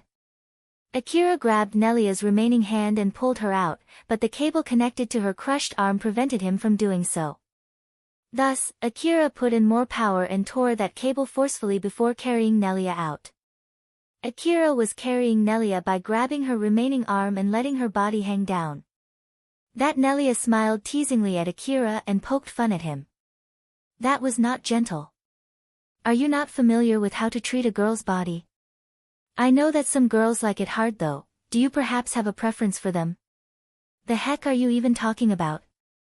Akira only said so and carried Nelia back to his vehicle. After putting Nelia on the driver assistance seat, as if to vent his anger, he turned the vehicle violently and rammed it to the blocking powered suit to push it aside. You're bad at driving, do you want me to drive instead? How are you going to drive with your body like that? The control device in this vehicle is connected to one of the terminals, right? You just need me to connect to that terminal. Although I can't fight with this body, I feel bad leaving everything to you without helping at all. Akira hesitated, but he then pulled out a terminal from the APC, he then connected the terminal to a jack on Nelia's neck as she had instructed. Not too long after that, the APC suddenly started moving with her control. With this, Akira could just focus on fighting and let Nelia handle the driving. After that, Akira and Nelia exchanged information to understand the situation. Hearing what had happened to Nelia's powered suit, Akira frowned and asked. Wait a sec, are you being serious? The powered suit squad got beaten? Isn't the whole squad using the same powerful powered suit that you were using before? And you still got beaten? The rider of the powered suit that Tsubaki cut in half was Nelia. She was lent that powered suit in order to advertise it. If the commander was not that stupid, we would have retreated instead. I tried to use a melee weapon since none of our ranged attacks worked, but then this happened. So yes, close range, long range, nothing worked. I don't think they have anything to turn the tide at this point. If they had any trump card, they would have already used it at this point. Which means, those invisible monsters right now are Now that the powered suit squad is gone, there is no one to stop them. I think they're roaming around the area right now. In the first place, thanks to that old world automaton, the squad was not able to stop any monsters at all. With that, Akira's hope that the situation would fix itself with time was completely dashed. If more and more mechanical monsters did not stop pouring out from the other side, the situation would only get worse with time. Because of this, Akira no longer hesitated, just waiting until the situation got better was out of the question now. He heaved out a huge sigh and made a grim face. Alright then, let's force our way back to the temporary base. Although judging by the signal, there's a huge battle near the supply line, but that's still better than just staying here. We're already heading there, I see. Akira was surprised that Nelia just decided where the APC was heading without consulting with him first. But since it was a good thing that they were already heading toward the temporary base, Akira decided not to say anything about it. But still, after hearing your story, this means that our chain of command has been destroyed. And then, for some reason, we're now caught in a situation where the hunters don't trust others that they do not know. This is quite an issue. But to think that we would meet each other in this situation like this, I wonder if we're connected by fate or something. Well, judging that I'm here in right now, it is safe to say that my luck sucks. That's pretty harsh. The APC's radar picked up some new signals. Akira noticed that and went to open the back door of the APC to clear his line of fire, in case those signals were enemies. He more or less had a grasp on how many enemies there were thanks to those signals detected. As he aimed his rifle, he suddenly spotted a powered suit flying from behind a building, still far away from him. Nelia, are those powered suits here to pick you up? They are enemies. Shoot them down. Right at the instant Nelia said that, the powered suit aimed its rifle at Akira's APC. Hold on if you don't want to be thrown out of the APC. Nelia made the APC do sharp turns in order to evade the incoming bullets. But even so, some of them still hit the APC's sidewall and rooftop. Each shot was huge, fired from an equally large rifle equipped on the enemy's powered suit. The expensive armor plating protected the APC from those shots, but eventually, some plates had their durability worn out and fell to the ground. But even so, the barrage did not stop at all. The force from the bullets pushed the APC to the point that it almost rolled over, but Nelia was able to skillfully control the APC, preventing it from rolling over. Akira quickly grabbed the APC by reflex in order to maintain his balance while his other hand pulled the trigger of his SSB rifle. Due to Nelia's rough driving, his aim was far from accurate. But the homing armor-piercing frag grenades were still able to find their way toward the enemy's powered suit, enveloping it in a sea of flame. Now that the APC was out of the hostile powered suit's line of sight, Akira went to his terminal to check for its signal. The signal was still moving, indicating that their enemy was still alive. Nelia, just a question, have you fought against that powered suit before? Nope, how about you? Me neither. So how were you able to immediately tell that it was hostile? What are you talking about? Just look at how it moved from the signal. It's obvious that it did not come in peace, no? Akira could not tell. But he thought that it was unwise to say that he did not know, so he decided to just shut up. Nelia found that silence suspicious as she then continued. Well, it's true that it might just have been careful of us, moreover, it's dangerous to try and come this close. Close enough till it can send its identification code. Even if that powered suit held no hostility, it should be aware that we might be hostile against it. Although my judgment is basically based on the end result, I don't deny that I was not being that careful when deciding if it was hostile or not. But do you think we should let it close considering that it might suddenly spring an ambush and get us killed? No, that's fine. It's true that it is hostile too after all. Right? Akira just tried to end the subject as he agreed with Nelia, thus she returned back to her usual mood. But still, since both of us don't remember fighting it at all, then why is it attacking us? Did the user go on a rampage after losing the rest of his team? From what I see, it seemed to be obviously aiming for us though. Right after Nelia said that, someone suddenly connected to the vehicle's short-range communication feature.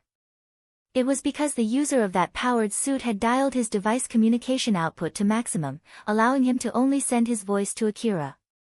Akira. I'm not going to let you run away. You're going to die here.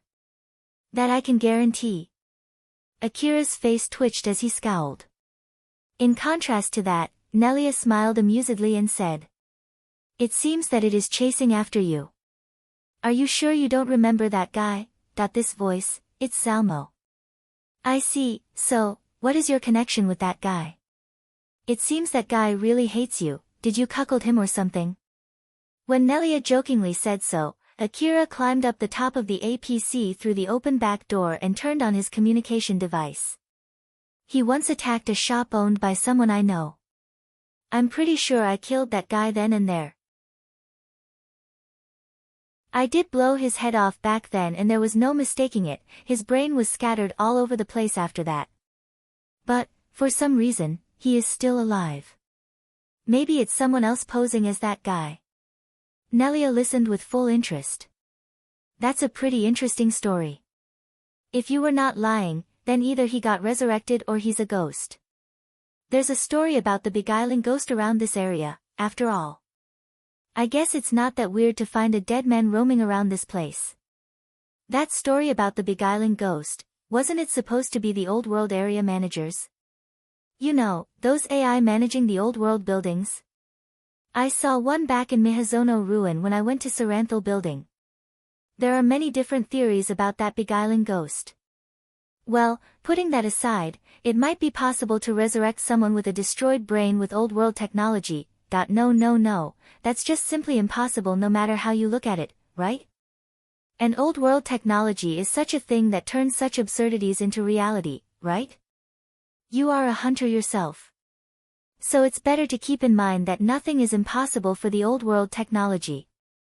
Akira indeed had gone through a lot of things that were out of the ordinary, so he found it interesting that he still had some common sense left inside him as he smiled wryly. Even after using an augmented suit that boosted his physical strength outside the realm of common sense, the SSB rifle that could spit out an impossible amount of bullets, and had spent days living together with something as absurd as Alpha, Akira found it interesting how resilient this so-called common sense could be. "He's coming from above." Akira aimed his SSB rifle up and pulled the trigger. One of his SSB rifles was spewing out homing armor-piercing frag grenades while the other one was spewing out anti-force field rounds. Akira shot that barrage with such intensity that he emptied his magazines in a blink of an eye. Way above Akira, the hostile-powered suit was flying so high that he was barely able to spot it. That powered suit aimed its guns at Akira and, just like what he had done just now, it also emptied its magazines, releasing a storm of bullets in Akira's direction. The bullets and explosives both rushed up and down past each other. Some of them collided and exploded in midair. The bullets that came from above landed and created large sinkholes in the ground. Some of them managed to hit Akira's APC, shaking it violently, causing some of the armor tiles to fall. While the frag grenades flying upwards hit the side of nearby buildings and exploded.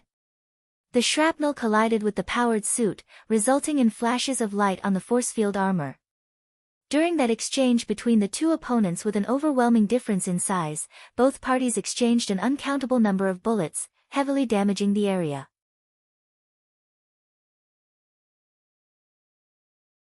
Chapter 216, Deathmatch.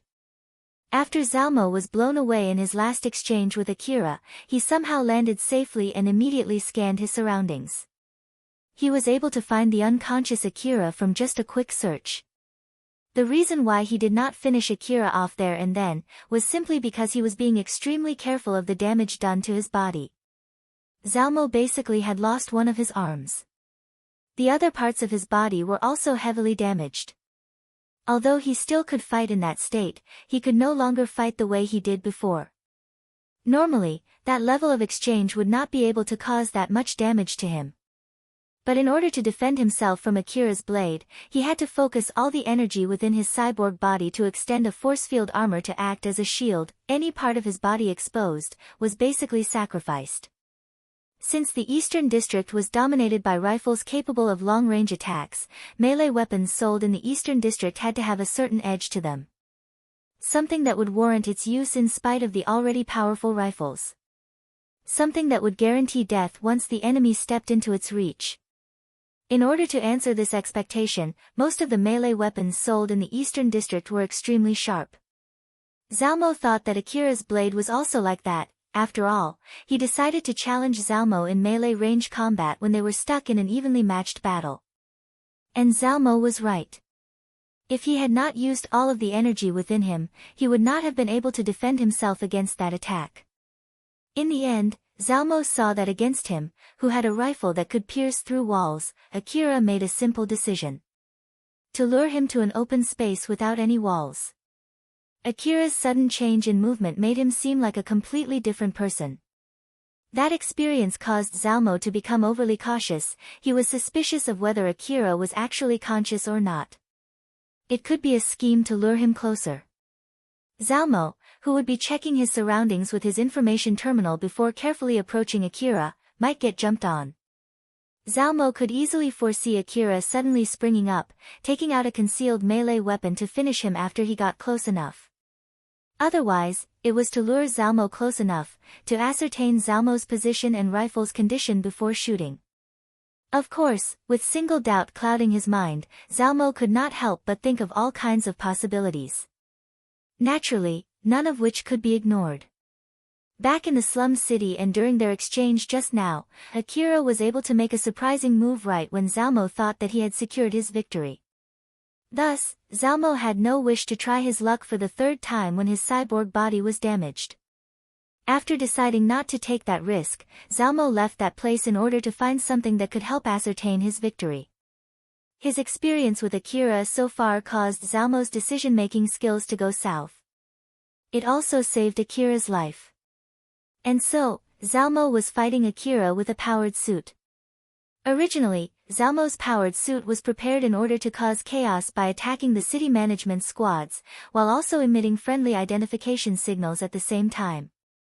But Zalmo was willing to risk being scolded by his boss later just to use it to eliminate Akira.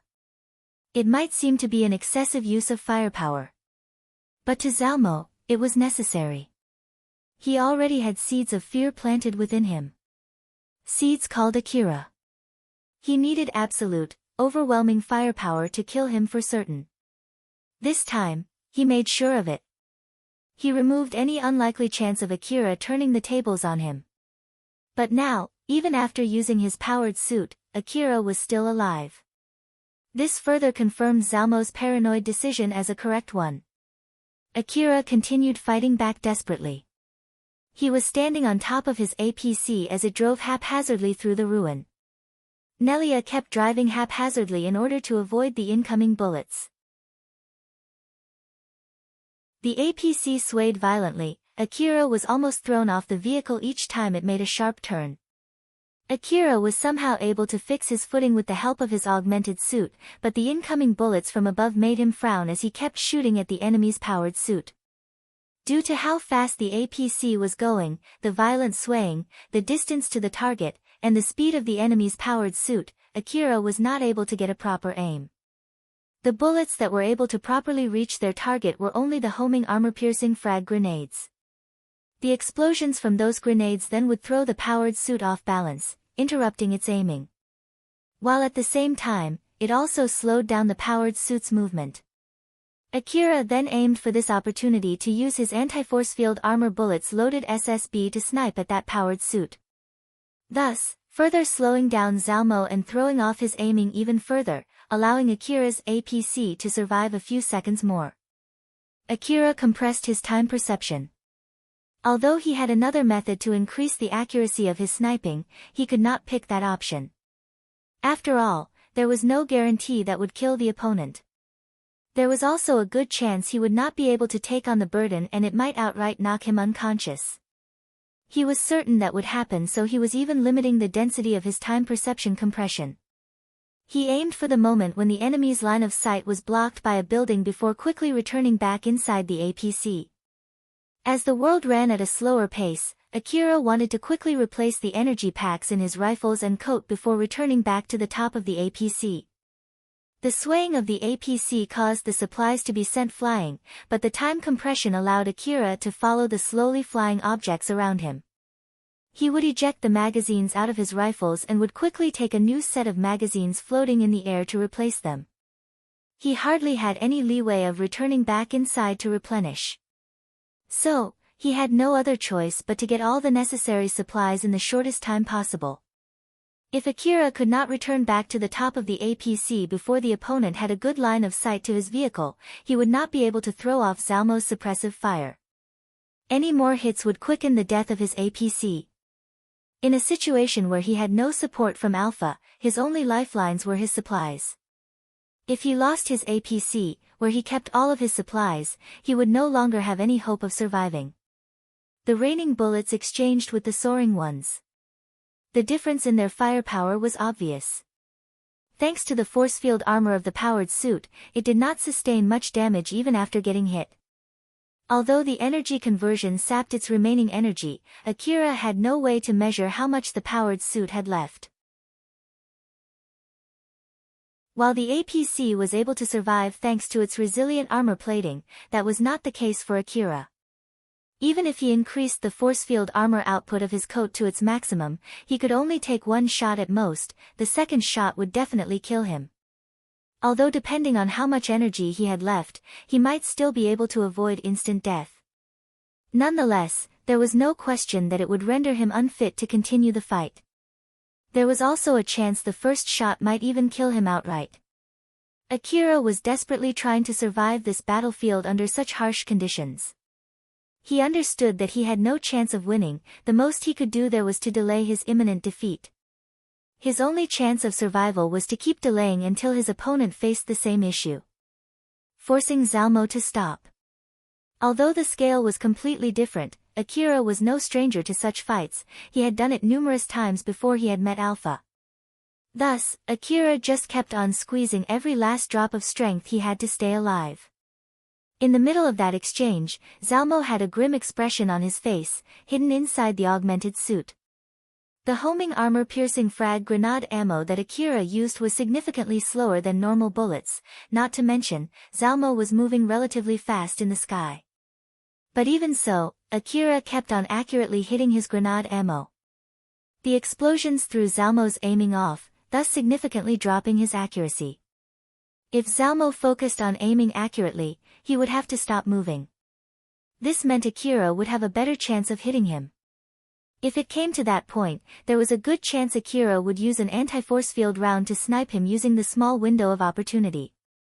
Although the powered suit was strong enough to take a few anti-force field shots, an instantaneous barrage of a whole extended magazine would generate enough firepower to break the force field armor of his powered suit. Zalmo had no other choice but to keep moving in order to stay alive.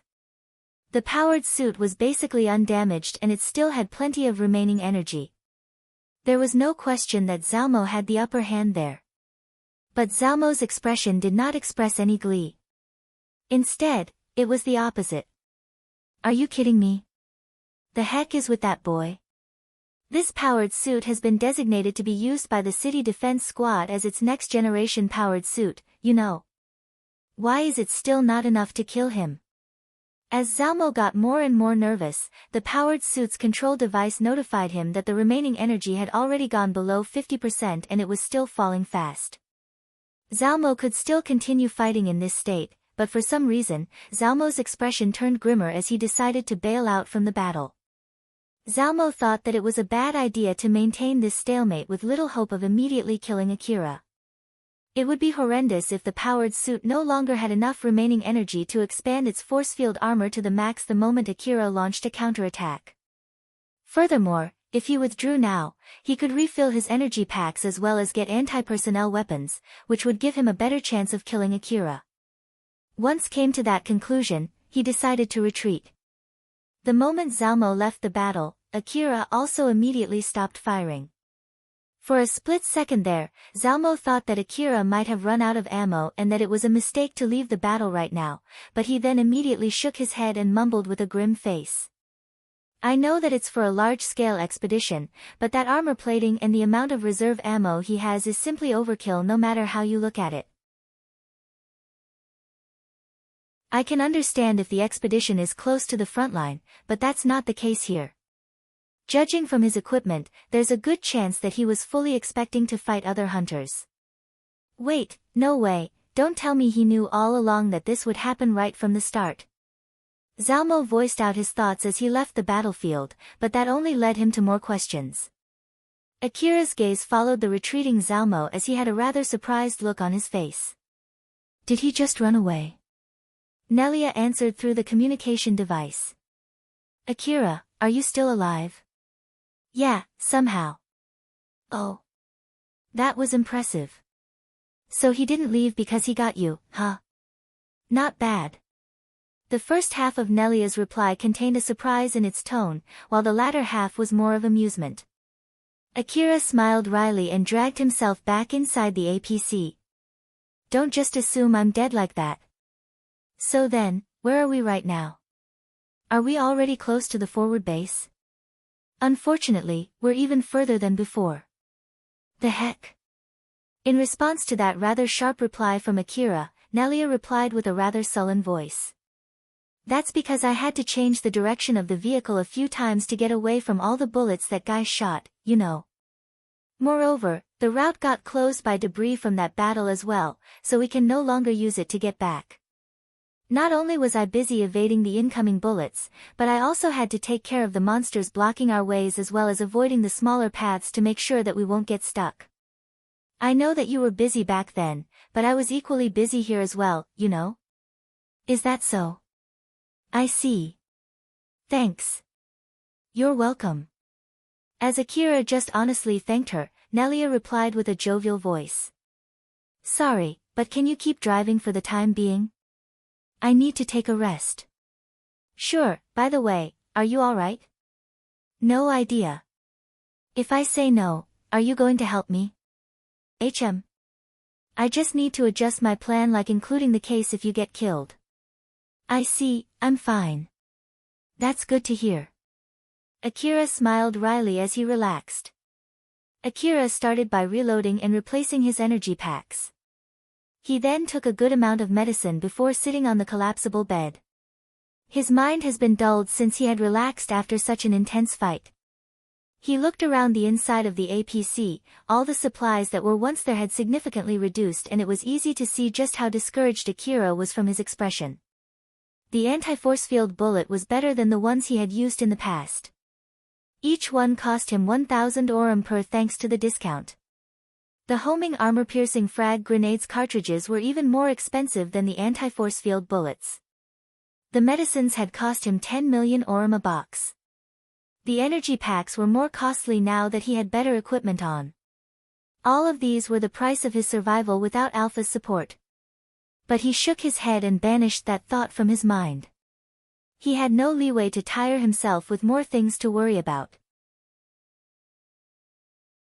Moreover, if he was able to survive that fight only by using this much, that in itself meant that he had become pretty strong. Akira told himself that as he lightly laughed, mocking the bad situation he was in. The vehicle was shaking violently. Sounds of explosions could be heard outside. It was far from peaceful, but even so, it was precious resting time for Akira. He controlled his breathing to help him recover while making sure that he would not get thrown off from the bed. But even that did not even last for 10 minutes. Akira, something is approaching us from behind. It is outside the shooting range of the machine gun and it's pretty fast. I know. Akira already noticed that signal from the APC's sensor that was connected to his information terminal. He opened the back door and carefully checked the direction of the signal. The moment he did that, he could not hide his surprise. The signal came from two young female hunters who were being thrown right into Akira's APC. Akira was judging what to do there, whether to shoot them down, deflect them away, or receive them. In the first place, he had no idea if they were friends or foes. While he was at loss on what to do, he was already too late. The two girls went past him right into the APC and crashed into the supply boxes. Akira pulled out his rifles and aimed at them by pure reflex. But at the next moment, he realized the state of those two girls. He understood that it was useless to shoot them. One of the girls had her neck torn off while the other one had a large hole in her torso. Corpses. What the hell is going on here? Although Akira was even more confused than before, he immediately shoved that out of his head as he immediately returned his aim outside the APC and pulled the trigger. The person who threw those dead hunters into Akira's APC jumped away using his immense strength to avoid the incoming barrage before landing on top of the APC. Akira jumped outside of the APC and made a flip. The moment he landed, he immediately aimed his rifles on top of his APC. Since forced himself to maintain his posture using his augmented suit, there was a line dug into the ground. However, his aim was still on target and did not meander away at all. But the next second, Akira compressed his time perception and jumped out of the way since the guy had jumped off the APC and swung down a powerful kick aimed at him. The kick landed on the ground. But, Akira avoided it. The huge force from the kick was taken in by the ground, creating a huge crack. While both of them were still off balance, they raced each other, fixing their postures in order to get the first dip on the next attack. Both of them then immediately stopped. They raised their guards toward each other while searching for an opening. And so, they ended up standing still, staring at each other for a few seconds. Akira's expression turned grim the moment he got a good look on his opponent's face. You.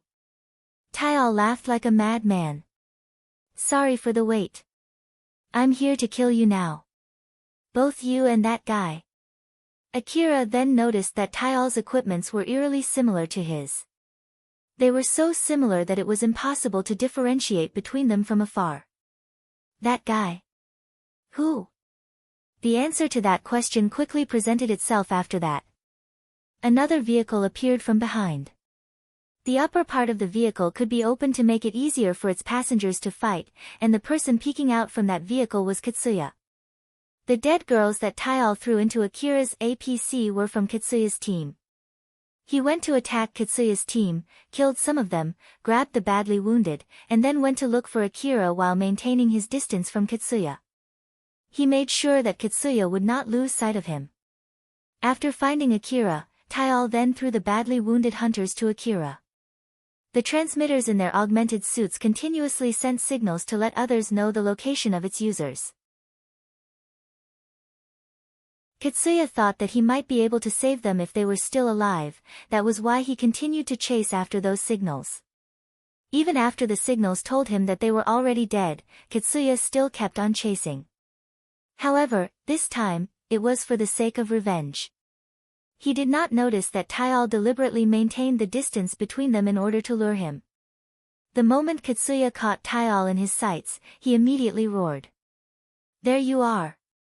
This is revenge for them. I'll kill you. I'll definitely kill you. Kitsuya could not differentiate between Akira and Taial. But Kitsuya no longer cared about that anymore. He blindly believed that the other guy was Taial's friend and that he would just need to kill them both. Akira finally understood what was going on and sent a sharp glare at Taial. You bastard. But Taial did not seem shaken at all as he grinned and said. I'll definitely kill both of you. So you can go ahead and kill each other. Both of you can just go to the afterlife. Akira immediately ran back to his APC and Taial followed next to him. Not too long after that, Kitsuya released a barrage of grenades. In a blink of an eye, the whole area was enveloped in explosions. Akira and Taial jumped out of the explosions. Akira was unharmed thanks to his coat while Taial was able to quickly regenerate thanks to his abnormal vitality as a monster. Akira and Taial also exchanged shots while running side by side. They released their rounds at the same time and then jumped out of its way at the same time. It was as if they had prearranged their engagement beforehand. They blazed left and right through the ruin using their enhanced physical strength to evade their opponent's bullets as well as the raining grenades. All of this was done as they kept releasing shots at each other, aiming to stop the other in their tracks. Both sides knew that the first person who stopped would be hit by the grenades and would be rendered unable to fight. So they were willing to take some hits and focused more on speed instead of evading the bullets. But then, Taial was able to go ahead of Akira. Taial kept running in front of him as he aimed backwards without even looking. Although Taial was aiming without looking while running at the same time, Akira understood that he was aiming properly at him since the internals of the muzzle of his rifle could be seen. With Katsuya's team chasing and shooting from behind them, Akira understood if he focused more on evading instead of moving forward, the attacks from both Katsuya and Taial would kill him. Thus, in order to survive, Akira chose to risk it. He completely ignored the pain on his head as he gathered his focus, compressed his time perception, and retried bending reality with his will. Akira's vision once again distorted.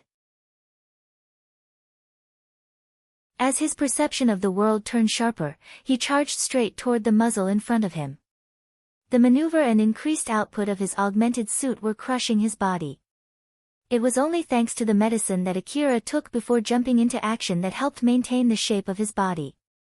The expensive medicines had a strong healing effect and prolonged healing duration. Thus, it was able to quickly heal any small wounds. But of course, that did not make the body stronger. It was a forceful method to keep the performance of the body by relying on the healing power of the medicines through an endless cycle of breaking and healing the body on a cellular level. The moment the medicine's effects ran out, or the moment the injuries were faster than the healing, Akira would instantly die. In that situation where Akira himself was uncertain how close to death he was able to accurately predict where Taial was aiming as he kept accelerating forward. Akira only took the least necessary movements to evade the incoming bullets as they grazed and took a piece of flesh off his face. However, that kind of wound was far from dangerous. It was not even close to enough to shave off Akira's fighting spirit.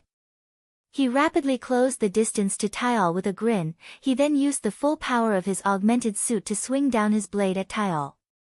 Taial did try to evade that attack, but he was not able to completely get away from it either. The glowing blade completely cut off one of Taial's arms right from the shoulder down. As Akira saw Taial's arm flying away slowly through the air, he thought that he had the upper hand now. He quickly changed posture in order to deliver the killing blow, but when he saw the severed arm move, he raised his eyebrows and jumped away. The severed arm suddenly folded its elbow to aim the rifle on its hand at Akira while still in midair. The severed arm pulled the trigger, the bullets in its muzzle spewed out grazing Akira. The kickback from the shots caused the rifle to flail uncontrollably in the air. While still running, Taial quickly grabbed the flailing arm that was flying at him from the recoil of the shots. He then placed it back onto the open surface wound, which was gushing out green blood. When both arm and shoulder touched, they somehow got reconnected. Akira, who had already jumped away and opened some distance from Taial, saw that and was astonished. He was surprised that Taial was able to reconnect his severed arm, but more than that, he was surprised by the blood coming out from the wound. Green blood. No way, can it be that? Akira remembered the massive humanoid monsters that he had fought in the past. As if he knew what Akira was thinking, Taial laughed at him. So that monster was you, huh? Didn't I kill you back then? How the heck did you return back from death? I see now. In that case, I can just kill you again and again until you're dead. That's right. That was me. But this time, I will be the one who wins. You'll be the one dead. As Akira and Taial ran side by side while widening the distance between them, they exchanged a grin. Although they did not exchange words, both sides knew what the other sides were thinking about. They stopped momentarily shooting at each other because of their surprise as well as for the sake of healing their wounds. However, it did not take long before they immediately aimed their rifles at each other and were about to start exchanging bullets again. That was when a vehicle suddenly went in and charged at them. Nelia's voice could be heard from the communication device. Akira. I'm coming there, so hop on. Nelia did not understand what was going on. But she understood that she could not afford to slow down nor to stop. She accelerated the APC forward as if to run over anything and anyone that got in its way. The vehicle went past between Taial and Akira. Akira quickly jumped and grabbed the side of the APC and Taial did the same on the other side. Katsuya's team was still shooting at them from the front. The storm of bullets was intense. It came both from the machine gun of the vehicles as well as rifles from each hunter. But that was not enough to stop Akira's APC, with Nelia continuing to go at full speed. Nelia kept shooting at the machine guns in order to reduce the incoming bullets while she kept accelerating the APC.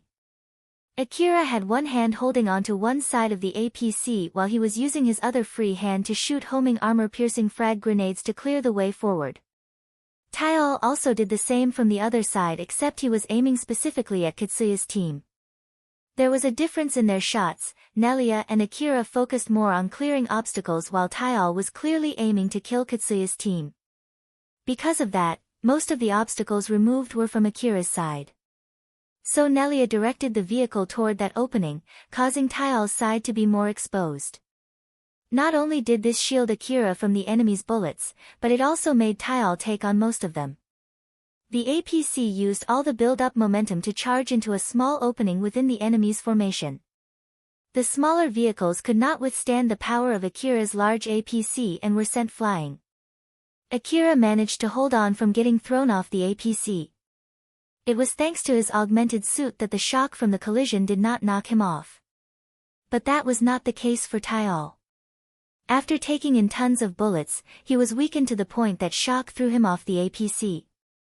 The collision shook some of the armor tiles off the APC, but with its superior horsepower and size, it successfully managed to force its way through the enemy's formation. Akira was breathing rapidly as he climbed up the APC. His first step after that was to use more medicine to heal his body before asking Nelia. "Nelia, thanks for the help. But could you have done it better?" Nelia replied with an amused voice. "Nope. As a matter of fact, you should be more thankful than that.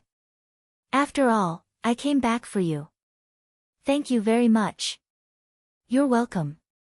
We're allies for now after all. So I would at least do that much for you." "Well, thanks." Akira smiled wryly and just spat out that reply. That was when Nelia warned him. 2 signals from above. Akira quickly aimed his rifles up, but he did not make it in time, so he instead jumped out of the way. Right at the next moment, those 2 signals landed simultaneously above the APC. The shock from Katsuya and Taial landing on top of the APC shook it and caused the armor tiles where they landed to bend. Taial laughed like a madman. Although his body was covered in his green blood from the bullets before, he had already healed up all of his wounds. "Don't think you can get away from me." Katsuya's expression was filled with hatred. That hatred caused him to throw caution into the wind as he did something as reckless as jumping onto the enemy's APC. "You won't get away from me. All of you will die here." Akira frowned, but it was more because of an inconvenience rather than hatred. "Just knock it off already, Katsuya," was it again? "The object of your revenge is over there, not me." Akira said so and pointed at Taial. But that did not soften the hatred from Katsuya's eyes. "You won't trick me. It's both of you. I'll definitely avenge my friend's death. I know that you're misunderstanding this, but I'll at least try to let you know that I'm not that guy's friend." "Like hell I would believe that." "Then let's do this instead. How about we work together until we get to kill that guy? We can try to kill each other after that." "You gotta be crazy to think that I would work with you." Akira did that knowing that it was highly unlikely for Katsuya to accept his offer, but even so, getting rejected still made him knit his eyebrows. That was when Taial then mocked. "In that case, Akira, how about you work with me instead? Drop dead." Taial laughed and shifted his gaze to Katsuya. "How about you? I'll kill you." Between the 3 of them, one thought that it was a huge inconvenience, one was laughing like a madman, and one was glaring with intense hatred. All of them there already expected that no one would try to work with anyone, so after they confirmed that their guesses were correct, they then spoke as they jumped into action at the same time. All right, then both of you can just die. Get on with it already. Kill each other. Die. I'll definitely kill both of you. The intense three-way deathmatch started on top of the narrow APC.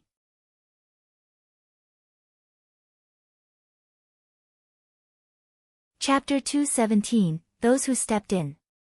Due to its relatively large size, the top of the APC was rather spacious. But of course, it was way too narrow for a gunfight. Akira, Katsuya, and Taial saw the other as their enemies and aimed rifles, originally made to fight against monsters, at the other two. The APC left a trail of destruction as stray bullets flew out from the top of the APC. The explosions and gunshots made by the three of them were enough to lure monsters. Some of the stray bullets would strike against buildings around the area, causing the hunters who were hiding there to think that they were under attack. Thus, as expected, they shot back at the APC. The area that was silent immediately enveloped in a hailstorm of bullets and explosions. It engulfed the whole area in fire. All three of them continued fighting each other, spreading fire and destruction in their wake. Akira shot out anti-force field bullets and homing armor-piercing frag grenades with his SSB rifles to get Katsuya and Taial off his APC. The stray bullets went past their targets and hit the buildings around the APC. The explosions blew away the buildings, raising a cloud of dust, while the bullets were able to easily drill holes through those buildings. Some of them even hit the APC and peeled off its armor tiles. The APC that was filled with supplies was Akira's lifeline. But both Taial and Katsuya did not have the leeway to attack the APC, and Akira himself did not have the leeway to worry about hitting his own APC in that battle. Katsuya quickly jumped back of the APC to get away from Akira's wild shots. He then grabbed the edge of the APC and stuck to its side. He was holding the APC as a shield in one hand while using the other to spray bullets at those on top of the APC. Akira pulled his head back to evade Katsuya's shots. He then fell backwards in that posture. Although it seemed that he was going to fall to the ground just like that, Akira used the contact surface of the boots of his augmented suit to stand straight, horizontal to the side of the APC, thus blocking Katsuya from targeting him. While he was in that position, Akira aimed both of his rifles above his head and pulled the trigger. To be more precise, he was aiming at Taial, who had jumped and was running on a building sidewall ever since he evaded Akira's indiscriminate shooting from before. Akira knew the general location of Taial from his information-gathering device. Since he had no leeway to take a proper aim at him, he instead focused more on trying to prevent Taial from joining back. So, he spread grenades everywhere, as if to destroy everything around him. Bullets rained down onto the building where Taial was, but Taial was unfazed. He kept running forward. His monstrous vitality allowed him to take bullets with no problem at all. So, Taial just kept on chasing the APC while ignoring the incoming bullets. He then aimed his arm, already transformed into a cannon, at Akira. Both Akira and Taial exchanged shots. Since both of them were shooting bullets, grenades, and warheads from a difficult position, they were both unable to properly aim at the other. The warheads hit the APC directly, throwing it off from its track. Akira ran on the side of the APC to evade the incoming warheads. He somehow managed to stay on the side of the APC. It rocked violently. Taial used that opening to jump from the side of the building. His face was showing a blood-covered smile. Right after that, grenades came crashing onto the sidewall. Although the explosions also devoured Taial, he could be seen to have soon jumped out from the smoke. For the sake of knocking their opponent off, to make sure not to let them get away, and to gain the upper hand, all of them tried to get back to the top of the APC as quickly as possible. Akira ran back to the top of the APC, while Katsuya tried to climb back up, and Taial jumped from the side of another building straight to the top of the APC. If any of them used that chance to shoot someone else, it would create an opening for the third party to shoot him. That understanding allowed the three of them to get back on top of the narrow APC. A bullet aimed at the head. A kick to throw the opponents off balance. A twist and turn to evade the incoming blow. Regaining the balance after the exchange. Quickly jumping away from the line of fire. Jumping back to close the distance.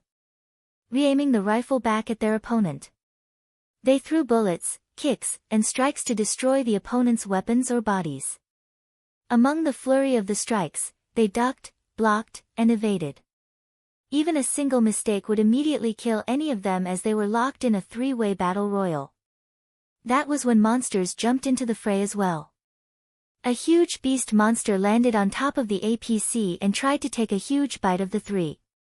The machine guns with legs appeared on the side of a few buildings and were shooting bullets in Akira's direction. Even in such a messy situation, Akira, Taial, and Katsuya kept on trying to kill each other while shooting down the legged machine guns and the monsters that landed on the top of the APC. Akira kicked one of the beasts that had already lost its head in Taial's direction. Taial deflected its carcass to one of the nearby buildings in order to destroy the legged machine guns there. Katsuya tried to make use of that opening, but both Akira and Taial made sure to keep him in check so that he would not be able to make any moves in this situation. With so many factors suddenly mixed in the battle, every single decision that they make could easily decide whether they live or die. But even so, none of them was knocked off the APC. Although the APC was going pretty fast, causing the scenery around them to blur, for the three of them, who were pumped full of adrenaline with heightened senses, it seemed that the scenery around them had stopped. Akira somehow managed to keep up with the intense fight with the help of his time perception compression. The panging pain in his head caused a growing haziness to flood his mind. It was obvious that his brain could not take this burden any longer. While at the same time, a strange feeling spread through his body as if it was being crushed and reformed. It was the sensation which came from the continuous cycle of the injuries being continuously healed, thanks to the medicines that he had used beforehand. Normally, the pain-killing effects from the medicines would allow him to ignore the excruciating pain. However, he would still be able to feel enough so as not to cause any harmful effects during a fight. That feeling of discomfort came from this. The moment the medicine lost its pain-killing effect, the pain would immediately eliminate Akira's mind and shut down his body. Akira more or less knew how much time he had left, judging from how numbed pain felt and his abundant experience from all the battles that he had gone through. All those experiences were indicating to him that he was at his limit soon. These guys are strong. Can I really keep up until I kill them? No. I have no other choice but to do it. I just need to kill them fast, before my body shuts down first. Even a second faster will be good enough. I have to commit myself more. I'll kill them before I'm dead first. The fear of death caused Akira to frown, but then a mocking smile overrode his fear. He then ignored the burden, increased his time compression, strengthened his reality-bending willpower, and pushed his body to move even faster. The stalemate between the three of them started to change as Akira committed himself further into the fight. The tide of the battle started to turn toward Akira's favor. Taial, who understood that, felt joy instead of fear. I can tell, you know. You're getting desperate, right? You're pushing yourself past your limit, right? That just means you're that cornered right now. Akira was also desperate when he fought against the giant Taial. But at that time, Akira seemed to still have some leeway. That came from the fact that Akira trusted Alpha's support, even in the worst-case scenario, he believed that Alpha would do something about it. Moreover, if the opponent was too strong, then Alpha would have done something right from the start. But this time, Akira did not give out such a feeling at all. He was simply trying his best, with each step, bringing him closer to death's door just to win the battle. Taial could obviously feel that Akira was being cornered. This is not like the last time. I can kill him this time. I finally have the chance to kill him. I just need to push just a little bit more. Go to hell. Taial wished for more power. His wish stemmed from his desire to kill Akira. But because of that, his consciousness started to show bias and leaned more toward the system instead of that of a human. The current body was not Taial's real body. His real body was the giant which Akira had destroyed the other day. After the city management took a small sample of his body, they burnt it so other monsters would be unable to feed on that corpse. Therefore, his original body no longer existed. The body that Taial was using right now was something based on the surviving terminal that Yatsubayashi had modified according to the deal that he had with Tsubaki. Originally, Tsubaki was planning to control this modified body together with some other units. But then, she found a much better automaton body to use. So, she no longer needed those units. After that, Tsubaki installed Taial's personality into one of them and ordered him to spread chaos amongst the city defense squad. Tsubaki, who resurrected Taial, demanded Taial to properly give her results this time. If he was able to do that, Tsubaki promised him that she would ask Yatsubayashi to provide him with a proper body. If not, then he would be thrown into a dumpster and be incinerated. Of course, Taial had no choice but to accept her conditions. While at the same time, Tsubaki also told him this body was the only thing that had Taial's data at the moment. So if that body was destroyed, Taial would be dead for real this time. After the expedition started, Taial met Katsuya's team by pure coincidence. It was not like Taial deliberately went after Katsuya's team. At that time, he only recognized Katsuya as nothing more than one of the common hunters. But the reason why he was clearly aiming to kill Katsuya was simply because he heard Katsuya mentioning, "I will turn this expedition into a success in order to win Cheryl's heart." As if it was a prank from the god, Taial then met Akira by coincidence as well. Moreover, he successfully caused Katsuya to mistake Akira as one of his allies. At that time, he thought it might be a good idea to make them fight against each other, and he succeeded. At the moment luck was siding him. Taial, who thought so, became extremely excited. The thought of killing Akira and Katsuya and then winning Cheryl's heart now felt within his reach. The excitement threw his logic off the window as he sold a part of himself for more power. With Akira and Taial fully committing themselves towards that battle. Katsuya, who was the last person to do that, also got riled up in response to the other two. These guys are strong. Damn it. I didn't expect that I would fight against these people like them when I'm not in my best shape. Even in this situation, Katsuya's distorted common sense was only able to recognize it as a slightly bad situation.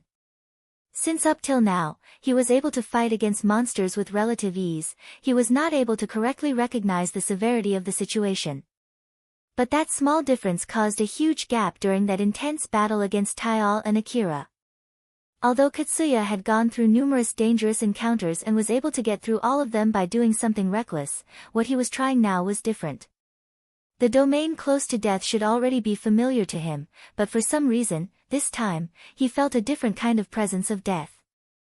As he knitted his brows, he thought about this unfamiliar presence of death. I've been moving slower ever since the jamming happened. Why is that? Is it because the support system is affected by that jamming? But even without the support system, it should still function as a normal augmented suit, right? What the heck is going on? Katsuya ended up unconsciously looking for the reasons he was having difficulty. This divided his attention, which caused him to slow down even more. But that was enough to cause a fatal opening in that battle. Akira and Taial did not let that chance slide as both of them simultaneously aimed their rifles at Katsuya. But this was where Akira's slightly late response spared Katsuya's life. If Akira had committed to the battle a few seconds sooner and stepped closer to the death door to sharpen his senses, Katsuya would have died there. Inside the compressed time perception, Akira aimed his rifle at Katsuya while fixing his gaze at him. He then realized that Katsuya noticed him and took a defensive stance instead of jumping out of the way. A barrage of anti-force field armor rounds at close range would be able to easily break through that level of defense. Akira knew that Katsuya would understand that as well, so right at the next moment, Akira jumped away following his instinct. A split second later, a storm of bullets enveloped the top of the APC. Akira was barely able to evade it while Taial, who was not able to evade, took the barrage head-on and was thrown flying before landing on the ground. He rolled over a few times, before being run over by the vehicles chasing after Akira's APC from behind. That attack just now came from Katsuya's team. After Akira's APC broke through their formation, they immediately turned around and started chasing the APC. Then the moment they felt that Katsuya was in danger, they immediately took action to provide supporting fire to him. Both the ones that were peeking out from the vehicles as well as the ones driving the vehicles were all moving in a quick organized manner, without exchanging any information in between them. Moreover, they sprayed the bullets in such a fashion that it covered the whole top, except for where Katsuya was standing. Of course, Katsuya also got hit by some of the bullets, but he was unscathed. Akira then thought, while hiding himself around the edge of the rooftop. Low-powered bullets, huh? Did they use that only to provide suppressing fire? No, that's not right. If all of them were low-powered bullets, it should have been impossible to send tile flying like that. I bet they're only using that type of bullet around the area where they might hit Katsuya and use different bullets elsewhere. Akira's guess was mostly correct, but the implication of his guess was something that was really worrying for him. The jamming is still in effect. So how were they able to execute that without speaking to each other? That level of teamwork is not normal, you know? Katsuya jumped backwards to join up with the rest of his team. Akira did try to shoot Katsuya down when he was up in the air, but the suppression fire from his team made that difficult. As I thought, their timing is just too good. Is it because of that coordination support system? Is that thing still working even in this situation? But Akira quickly realized that he was about to pursue something unimportant right now. So, he immediately stopped his thoughts there. With both Katsuya and Tayal off the APC now, Akira went back to the back door of the APC. Nelia. They're gaining on us. Can we run away from them? I'll try my best, but to be honest, I think our chance of running away is small. This APC is already in very bad shape and there's not much ammo left in the machine gun. While on the other hand, they are using faster and smaller vehicles with greater mobility. Not to mention, they seem hellbent on killing a certain someone who is on this APC right now. As I thought, we won't be able to get away from them. The APC was already close to its limit. Although Akira used a lot of expensive armor tiles to protect it, it had already lost more than half of them. After all those intense fights, the APC was already badly damaged. It was only thanks to Nelia's skill that it was still barely able to somehow avoid the enemy's attacks. Since it was originally a transport vehicle to be used in the wasteland, it had a powerful engine. However, its capability was vastly different compared to the vehicles made for battles. With Katsuya's team's vehicles being specialized for combat in terms of specs, Akira's APC had no chance of winning. There was also a big difference in their remaining ammo. Moreover, he still had to keep using the machine gun to clear up the monsters blocking the APC. So, they were still using what little they had left. Katsuya's team would catch up with them at this rate. There was a good chance of death. Although Akira said so, Nelia replied back with an amused smile. She was not joking, nor was she exaggerating, she was simply enjoying the situation. Akira knitted his eyebrows. He understood why Nelia was acting like that, but at the same time, he could not just completely ignore it nor just enjoy the situation like Nelia. For now, I'll try my best to slow them down. Alright. Endless explosions could be heard from behind. But even so, Nelia smiled and did not seem to be bothered at all. Akira could feel a strange feeling of reliability from that reply as he hurried up to finish his preparation. He immediately replenished his ammo and energy packs and did not forget to take extra medicines as well. In the middle of that, Akira spotted something inside the APC and stopped. It was his bike.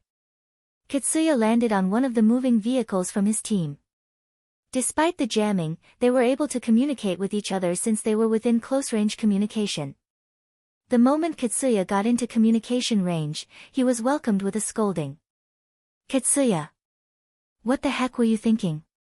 Jumping out all by yourself like that again? I'll deck you if you don't stop doing that, okay? I am sorry, alright? It just happened. Just happened.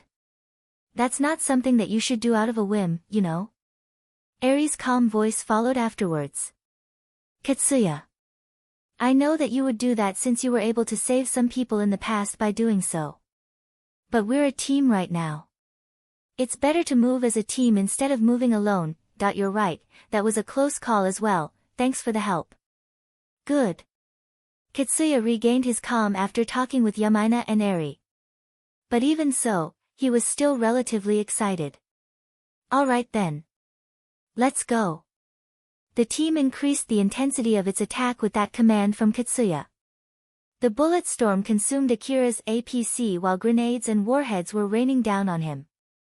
Normally, Yamaina would have recommended the team to withdraw. She indeed also wanted to avenge her dead comrades. She did not believe that it was worth the risk of pursuing a goal if it meant staying in an area where no long-range communication was working. She normally would have prioritized the safety of the team and convinced them to retreat even if she had to do it forcefully. Normally, Eri would have been suspicious of the situation. There was no evidence showing that Akira was on Taial's side. As long as there was no evidence, there was no need to add more enemies into the mix unnecessarily. Akira was too strong to handle. A moment of doubt went against him would result in death. Even if Akira was really working with Taial, the current Kitsuya would not have a high chance of victory even if he worked together with the team. At the very least, she would have notified Kitsuya of this if she was in her normal state of mind. But both Yamaina and Eri did not think about it at all. The impression sent from Kitsuya had overwhelmed their rational judgment so much that they simply believed that the course of events so far is normal. In exchange for their level of teamwork, their individuality had been suppressed. Even though it was a decision made by majority votes, Kitsuya's line of thinking basically always vetoed as the final decision. After multiple long intense battles, Akira's APC finally gave out. The moment the force field armor on the tire ran out of energy, the whole APC immediately rolled over on the ground violently. The impact caused its already hole-riddled body to bend greatly. It was then dragged by its momentum and crashed into a building before finally stopping. Kitsuya's team surrounded the APC and emptied their magazines on it. The bullets pierced through the APC's armor and made a mess of its inside. There was no response when they were done. After making sure that the enemy had been rendered unable to fight, they blew the back door to secure the inside. That was when they found something that they did not expect at all. He's not here. How? The only thing left inside the APC was the dead girls who Taial threw inside that APC. Akira had a grim face as he rode his bike on the side wall of a building. God damn it. What a huge loss. A few relic rucksacks were dangling from the bike. Nelia was inside of one of those rucksacks. She had her head and her arm peeking out the rucksack as she smiled amusedly and commented. Well, nothing is more expensive than life. Aren't you glad that you're still alive right now? And I have to pay in money in exchange for that, you know? Akira judged that it was impossible to get away with his APC. Thus, he decided to abandon his expensive APC. He then brought as many supplies as possible with him before trying to escape with Nelia on his bike. Nelia was able to conceal the moment the bike leapt outside the APC thanks to her advanced driving skill. Moreover, the explosions that surrounded them threw off the accuracy of the information-gathering device in that area. They used that chance to get away from the APC before setting the APC to just drive about randomly. Although the APC was already almost empty, there were still some supplies left inside it. Of course, Akira lost all those supplies the moment he lost his APC. He knew that his life was much more valuable than that, but even so, he still regretted losing his APC and supplies. It was obvious from his frustrated expression. So then, why are we doing this right now? We need to take a route where normal vehicles can't follow us. Otherwise, they will only chase us again. Nelia then replied casually. I see, you have a good point there. Nelia had no reason to argue with Akira's reasoning there. She also thought that it was strange how Akira would come up with the idea of driving through the sidewall of the buildings. Nelia found it amusing that Akira replied as if it was common sense to do that. But still, stuffing me in a rucksack like this, you really don't know how to treat a girl, do you? Just shut up and get back in. I won't stop to pick you up if you fall, you know. The bike's control device was modified by Alpha to increase its performance. Thanks to that, Akira was able to drive horizontally on the side wall of the building even when he was not that good at driving. The tires of the bike were properly stuck on the wall as Akira drove. It was as though he was normally driving on the ground. But as expected, he could not control the bike as well as he was on the ground. His face made a strange expression as gravity pulled him not down but to his side due to his position. Therefore, he drove desperately to maintain the bike. Yeah, I'm just a dead weight at the moment, so I'll just do as you say. Akira left the area in order to get away from more battles through the route that vehicles would not be able to go through. Though, even a normal bike would not be able to go through that route as well.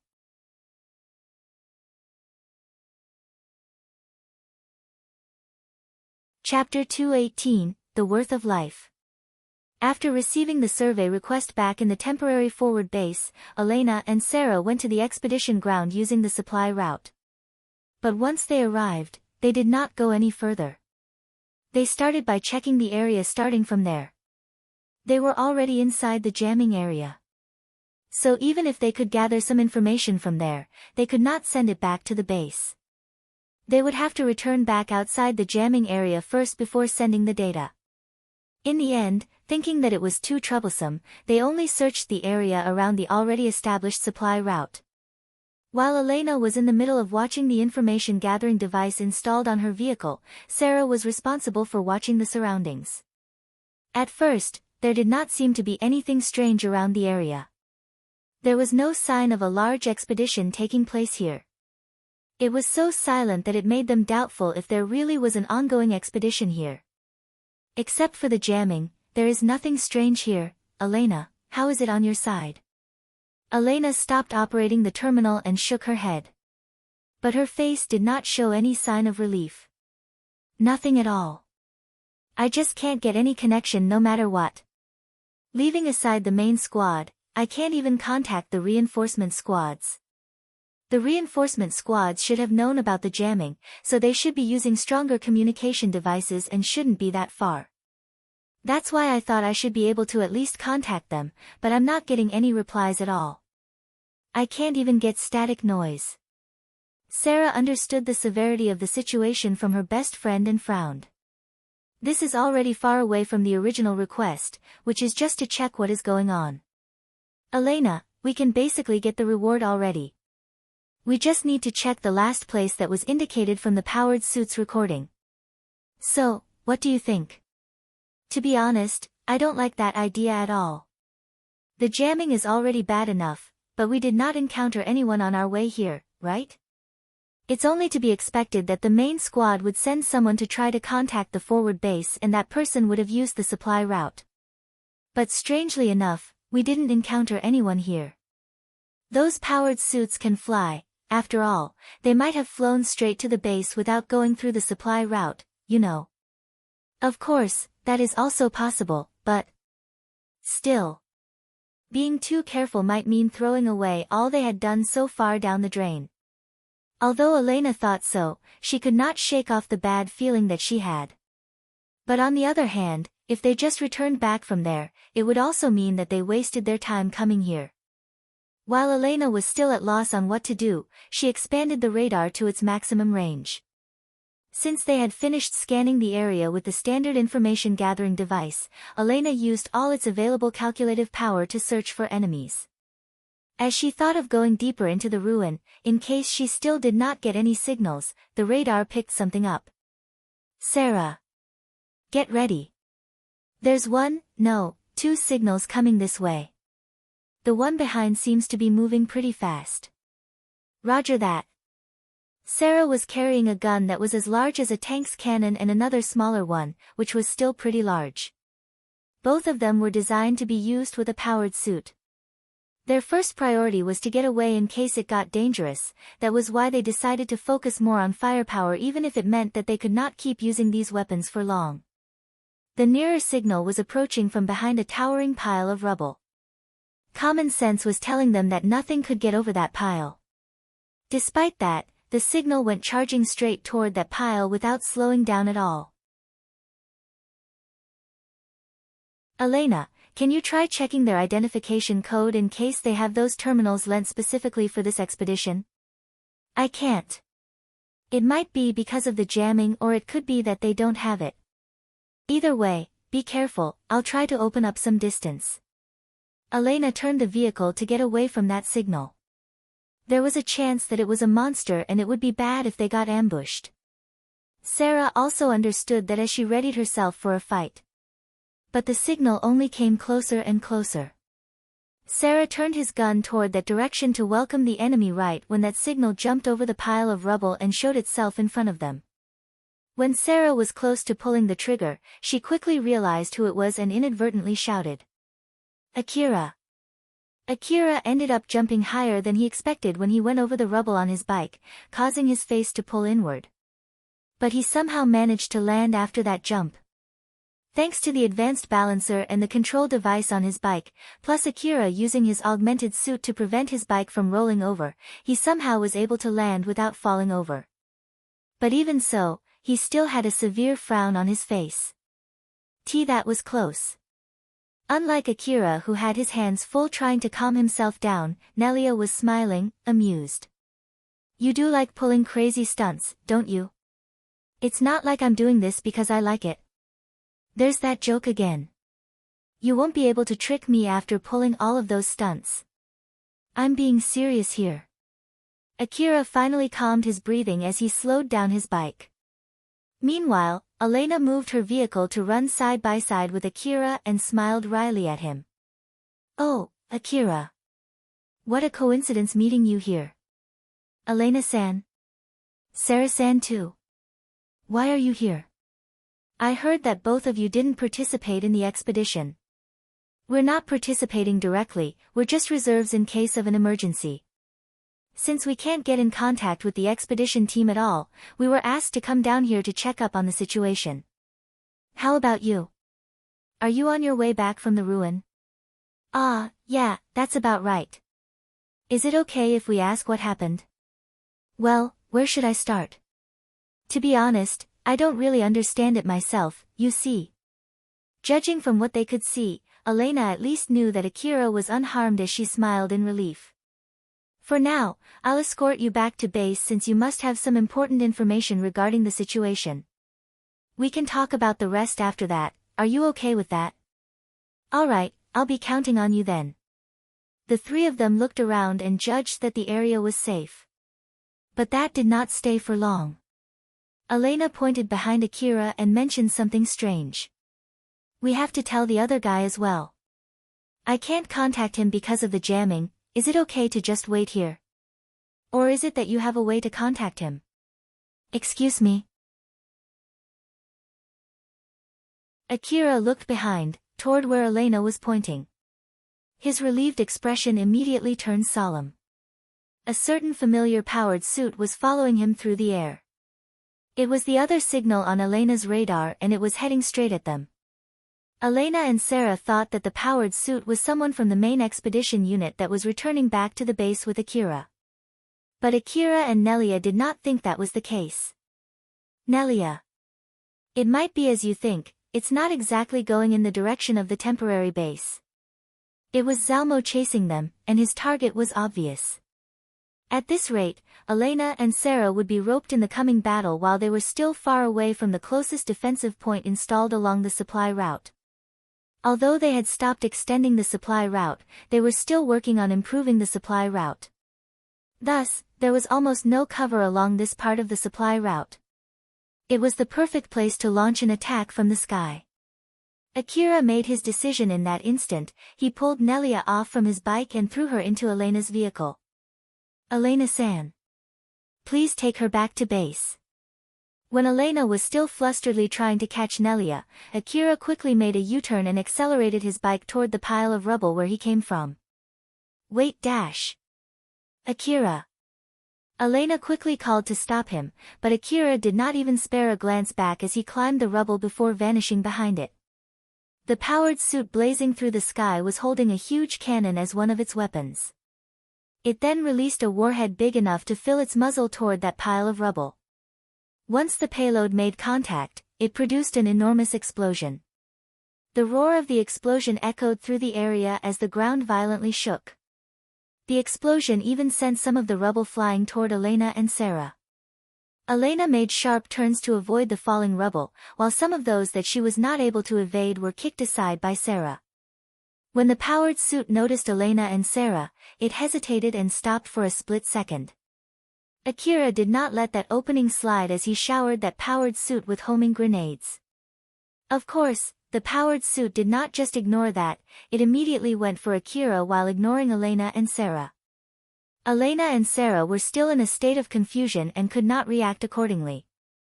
Nelia was caught in surprise, she did not expect Akira would do that at all. But for now, she put that aside and made a suggestion to Elena. I don't know exactly who you are, but can you please hurry up and go back to the temporary base? Elena looked at Nelia with a slightly stern look. Who are you? Akira's friend? What is going on? Why is a powered suit dispatched by the city attacking Akira? Is answering those questions worth stopping in this place? It depends on the answers, I'll judge based on your answers. Ilana and Sarah sent sharp gazes toward Nelia, but Nelia was unfettered as she replied back casually. Either way, we have no means to group up with Akira, you know? He's way too fast on his bike after all. That sentence was enough to push Elena to make her decision. Of course, she hated the idea of leaving Akira behind. But since it was not like they could do anything to help him in that situation, they could only pick the second best choice that they had.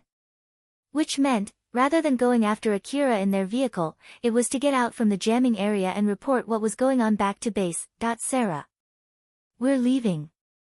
Sarah had a grim expression plastered on her face as she took in Elena's hard decision. All right. Let's hurry up.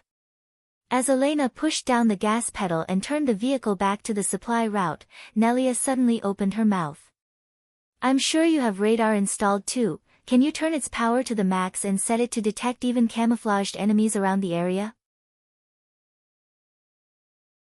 Elena sent a doubtful look at Nelia. After all, dialing up the radar output to that level meant that monsters might be able to trace back their position.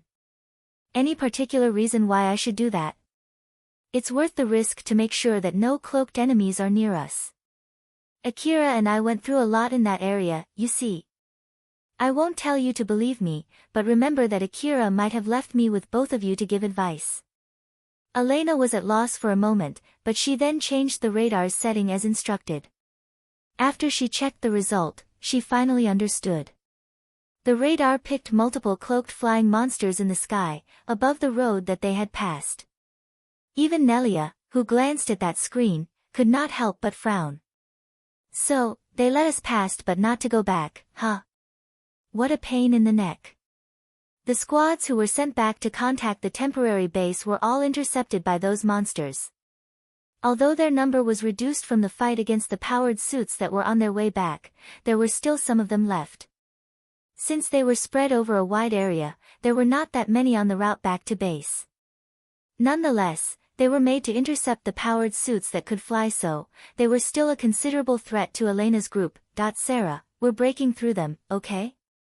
Elena looked worriedly at Sarah. Sarah then replied with a smile. I'm leaving the decision-making to you, so don't worry and let's get going. Thank you. Don't worry. Elena replied that smile with another smile as she readied herself. But her smile immediately turned cloudy after that. But still, I wonder if we have enough firepower. Sarah, how many do you think you can take out? I'll give my best, but I can't give you an exact number without checking how strong they are first. It was difficult to fight those flying monsters only with their currently available weapons. Right when Elena was thinking about what to do, Nelia suddenly interjected. In that case, I can help drive the vehicle. Seeing Elena being uncertain to take up that offer, Nelia smiled and continued. Akira also left the driving to me, you know. All right then, can you use a common terminal? Or do you use a wireless connection? The jamming is pretty bad after all, so can you connect me to the terminal? Good grief, just what in the world happened? A lot. Elena was a bit bothered by how Nelia was so casual with Akira, but that was not the time for that. Elena pulled out a terminal from the vehicle's control device and connected it to Nelia. With that, Nelia immediately took control of the vehicle.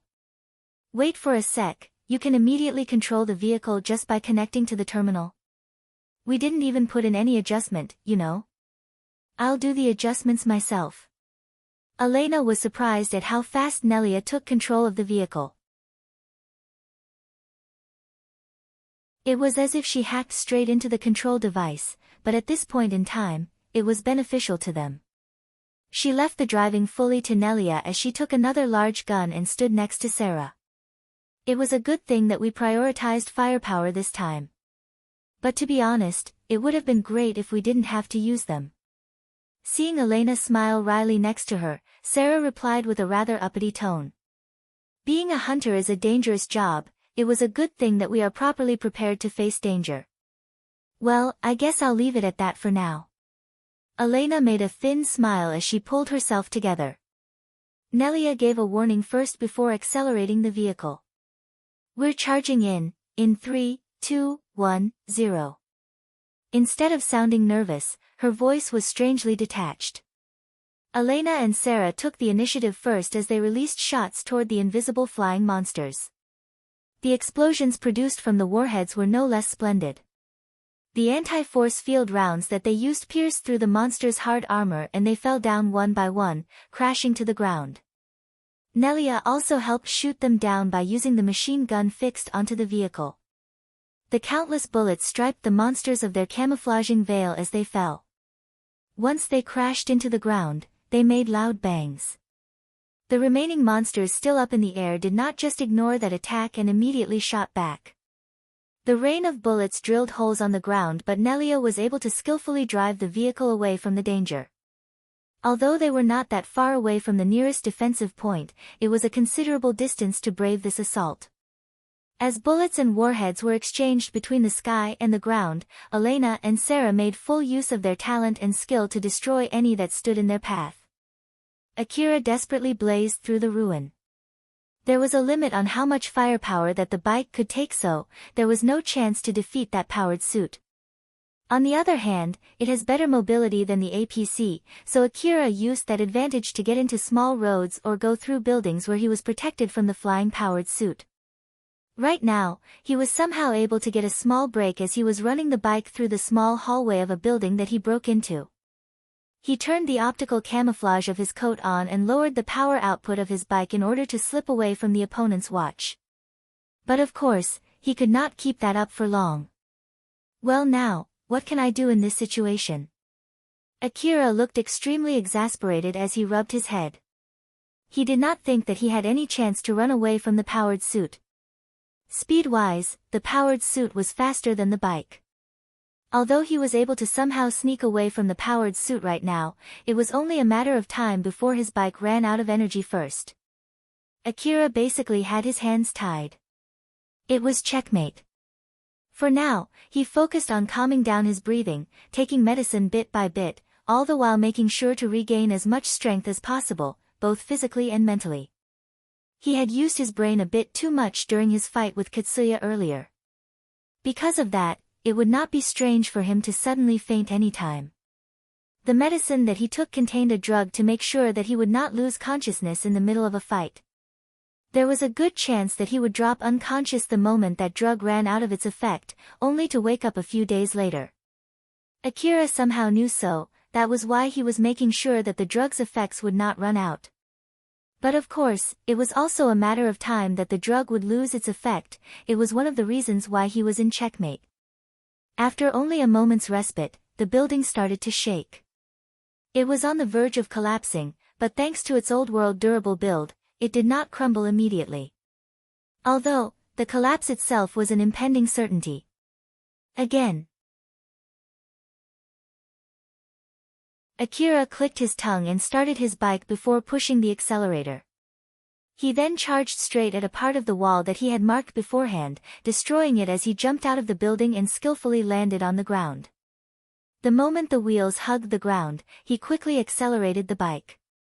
The crumbled building released a smokescreen, and from that smokescreen, Zalmo appeared. It was Zalmo who destroyed the building. When he lost sight of Akira and could not find him anywhere, Zalmo thought that Akira must be hiding inside the buildings nearby.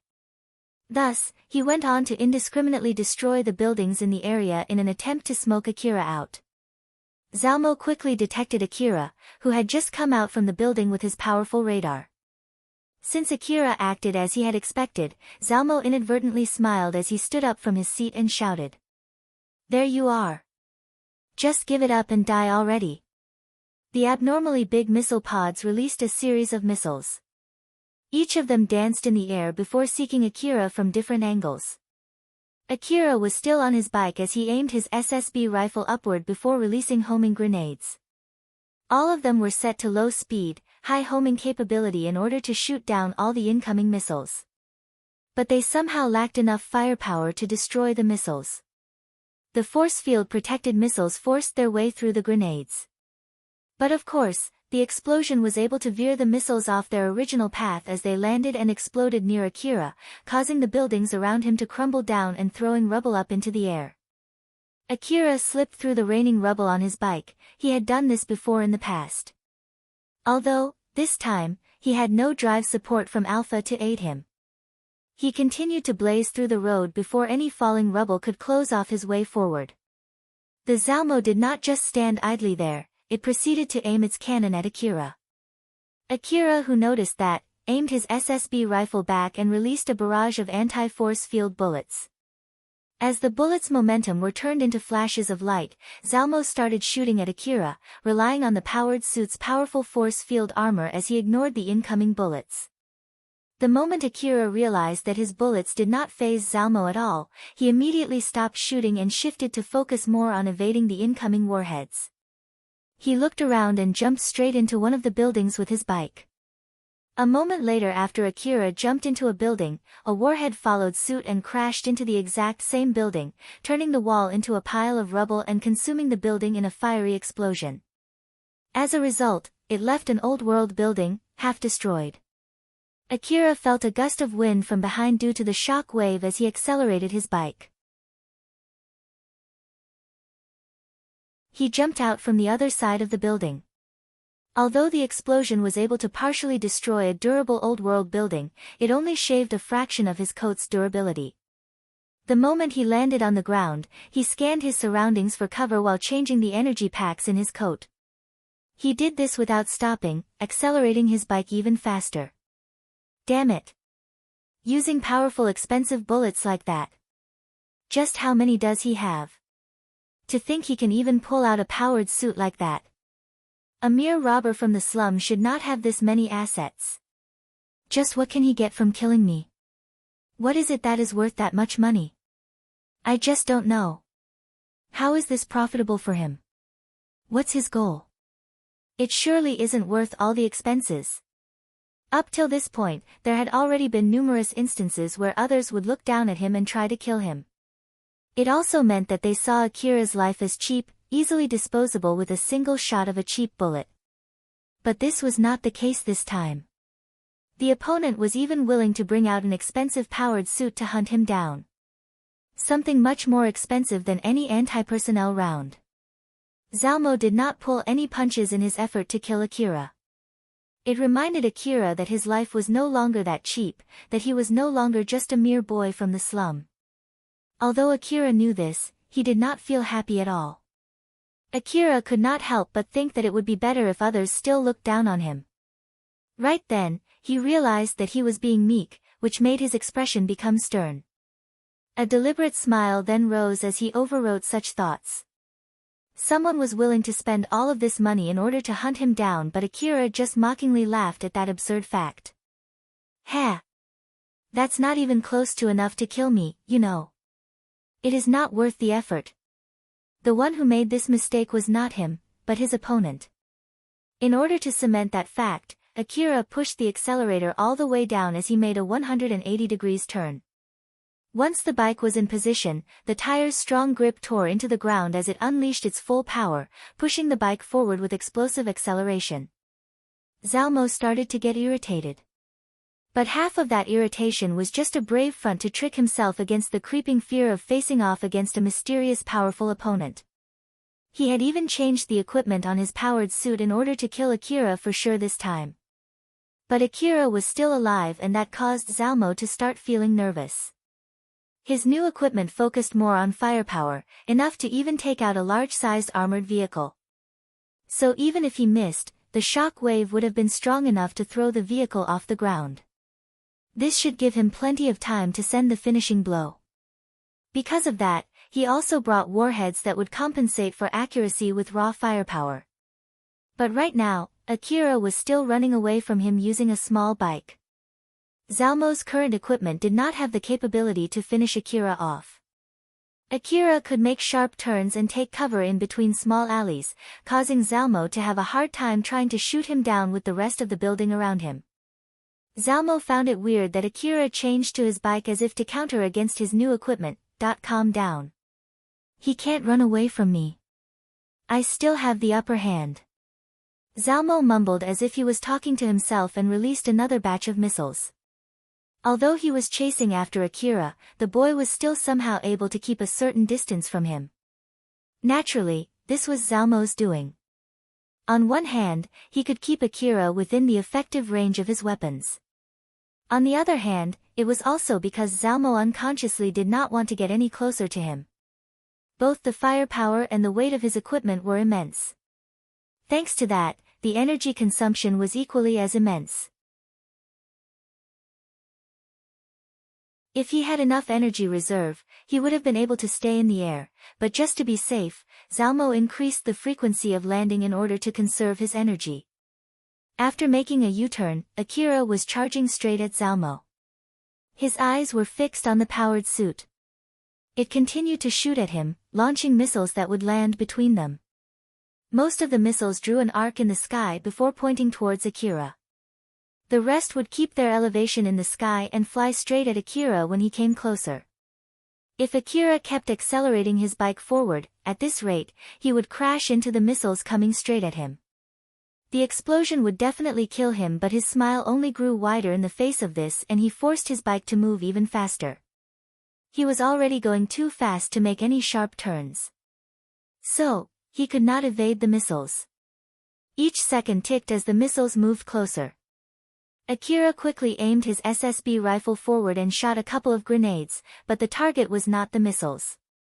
The grenades landed between him and the missiles, throwing rubble up into the air. It filled the area with smoke, and created a small storm, thus throwing the colorless mist into disarray. The missiles immediately exploded before reaching him.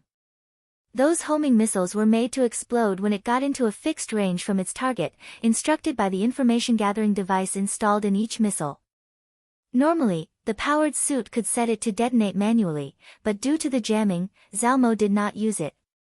The grenades that Akira used this time were mixed with a jamming effect. It was albeit powerful and only lasted for a short time. But that small duration was enough for some missiles to miscalculate its distance from its original target and explode. A huge chunk of debris flew past Akira and he could feel the wind prickling his skin. He willingly stepped into a zone where even the slightest mistake could end him, but even so, Akira continued on with an excited expression. A missile that had lost its homing function flew beside Akira and struck nearby wreckage. The explosion blew off a gust of wind behind him as he continued to push down the accelerator even harder. The rest of the missiles somehow managed to regain their homing function and chased after Akira from behind. Zalmo was shocked to find Akira, who was running away from him all this time, suddenly coming straight at him. That alone was enough to momentarily stop him for a split second. On top of that, he was even more shocked when Akira still remained alive after heading straight at the missiles. At that moment, it was as if he was shockingly trying to kill himself. Yet, he came out fine. Shock after shock slowed down Zalmo even more. It came to a point where Zalmo was now at loss. He wondered if he should try and shoot Akira down with his weapons or jump to the sky. Although he only hesitated for a few seconds, that opening was more than enough for Akira, who was coming at him with no hesitation at all, quickly closing the distance between them. That was when Zalmo finally decided to use the full power of the powered suit to jump up, pushing its heavy body and weaponry up into the sky. He went past a tall building, all the way up until he reached a height that the naked eyes could no longer see from the ground. Zalmo now felt a sense of safety thanks to the distance between him and Akira. Thanks to that, he was able to regain some of his composure as he used the cameras on his powered suit to look for Akira. Right when he caught Akira in his views, Zalmo could not hide his surprise. Akira was chasing him, flying into the sky on his bike with countless missiles chasing after him.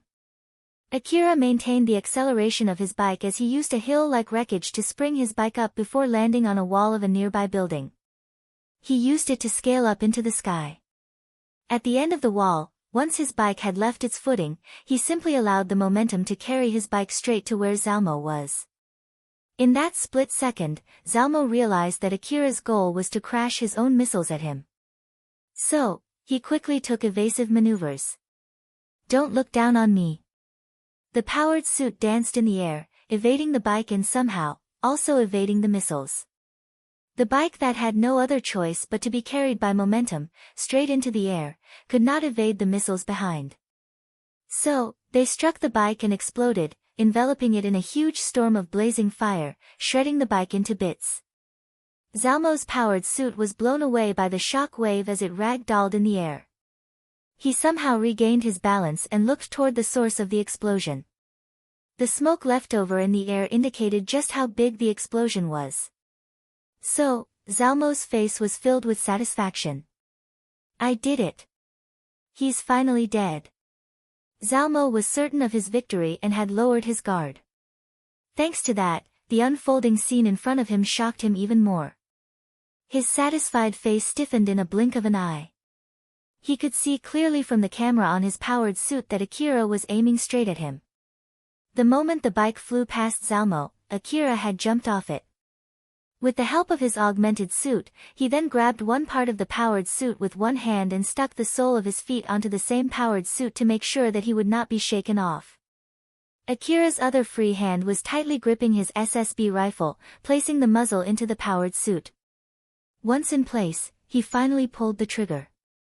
Countless anti-force field bullets were spewed out from the rifle. He had already set beforehand to maximize its firing rate. The sheer force from a point-blank barrage caused the area to be enveloped in a blinding light. Zalmo, who was panicking, flew haphazardly in the sky in an attempt to shake Akira off. As the powered suit flew through clouds, Akira desperately held on while still holding down on the trigger of his SSB rifle. The powered suit flailed around, trying to grab Akira, but he somehow managed to keep evading. He would jump around the powered suit, all the while injecting more bullets into it. In a situation where both his legs did not have good footing and had only one hand to stabilize his position, he could not really aim properly. However, that did not stop him from emptying the anti-force field armor magazine. Those bullets pierced through the powered suit's defenses, causing Zalmo to continuously flail out of control before crashing into a nearby building. Akira somehow managed to jump off the powered suit and into the building before it crashed. He stuck himself to the wall as he watched the powered suit fall down. However, the powered suit managed to regain its balance before touching the ground. Although it was flying unstably, wobbling left and right, it was obvious that Zalmo was still alive. Akira's face twitched with utmost disgust. "Even after all that, I am still not able to kill him. Just how durable is that thing?" Akira thought that it would be better to move. So he then sighed, unsheathed his blade, and sliced through the wall to enter the building.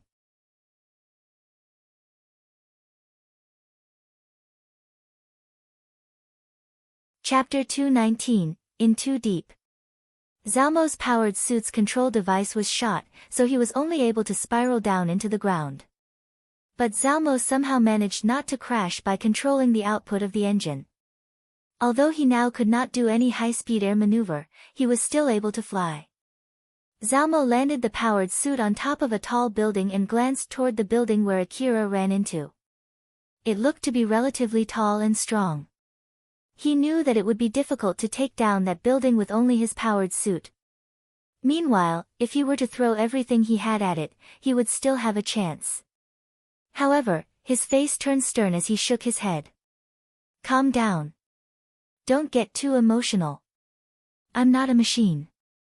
Emotion is important in order to understand the righteousness of the great cause. But it would be meaningless if I let my emotions take over me. That would only mean regressing back to an animal. The great cause exists only for humanity. Machines and animals cannot understand the great cause. So just calm down. Zalmo whispered to himself as if he was hypnotizing himself, but it was enough to help him calm down. He reassessed the situation with cold logic and thought of what to do next. But still, what the heck with that boy? Was he only running away from me in order to find an opening? Or was it by pure coincidence? It's true that he might have a chance to turn the table by doing so, but isn't that just too reckless? Did he become desperate, thinking that he had no chance to run away? Or was it all calculated? Just what is it? Common sense was telling him that he should have won by now. But his opponent did not work with the realm of common sense. As a matter of fact, in that fight where Akira should have zero chance of winning, he managed to stage multiple offensives that almost turned the table on him. Zalmo was once again reminded that his opponent was someone who was extremely hard to deal with. It would be best to kill Akira while he had the chance. After all, no matter what they were called, the nigh improbable, the exceptions, the things that overturned impossibility, a miracle. Akira's chances of victory were not zero. Zalmo felt that Akira was someone who could pull off such miracles. Although he did not have any proof for that, it was all his pure intuition. But he understood that sometimes intuition could be sharper than pure logic.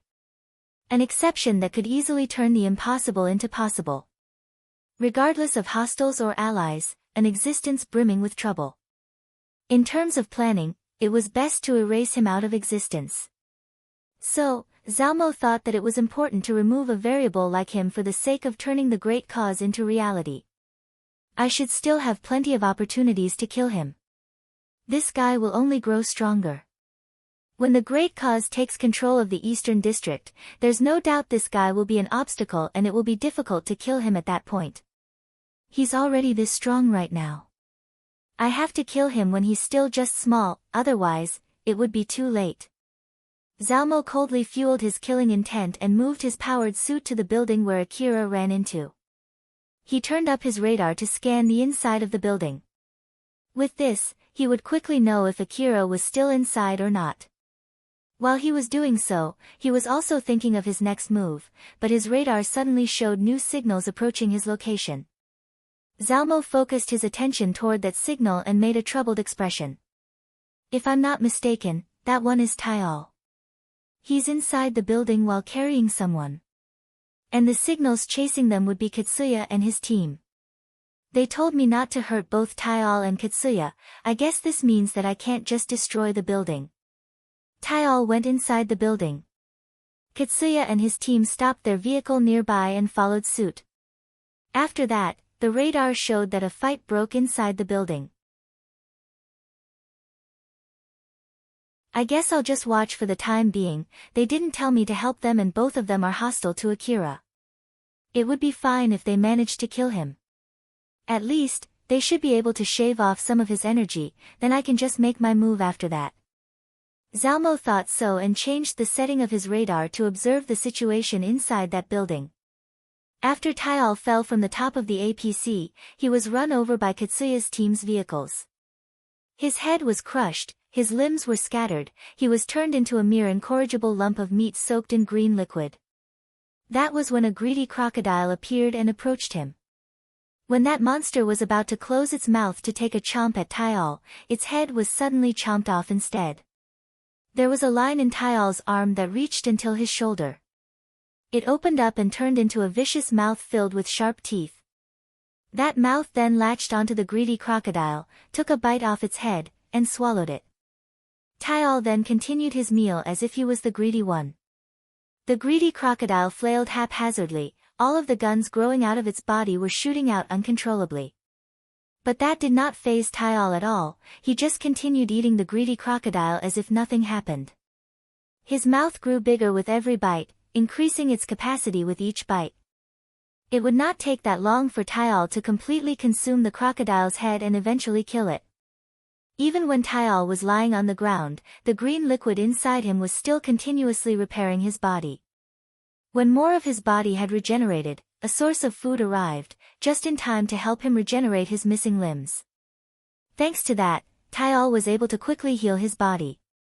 When he had finished eating the greedy crocodile, his body regrew from a lump of meat into something more humanoid. Tyal then pushed himself up. The scaly metallic parts of the greedy crocodile had turned into something that looked like a powered suit enveloping his body. His arm that had now turned into a mouth finally closed its jaw and slowly returned back to being a normal arm.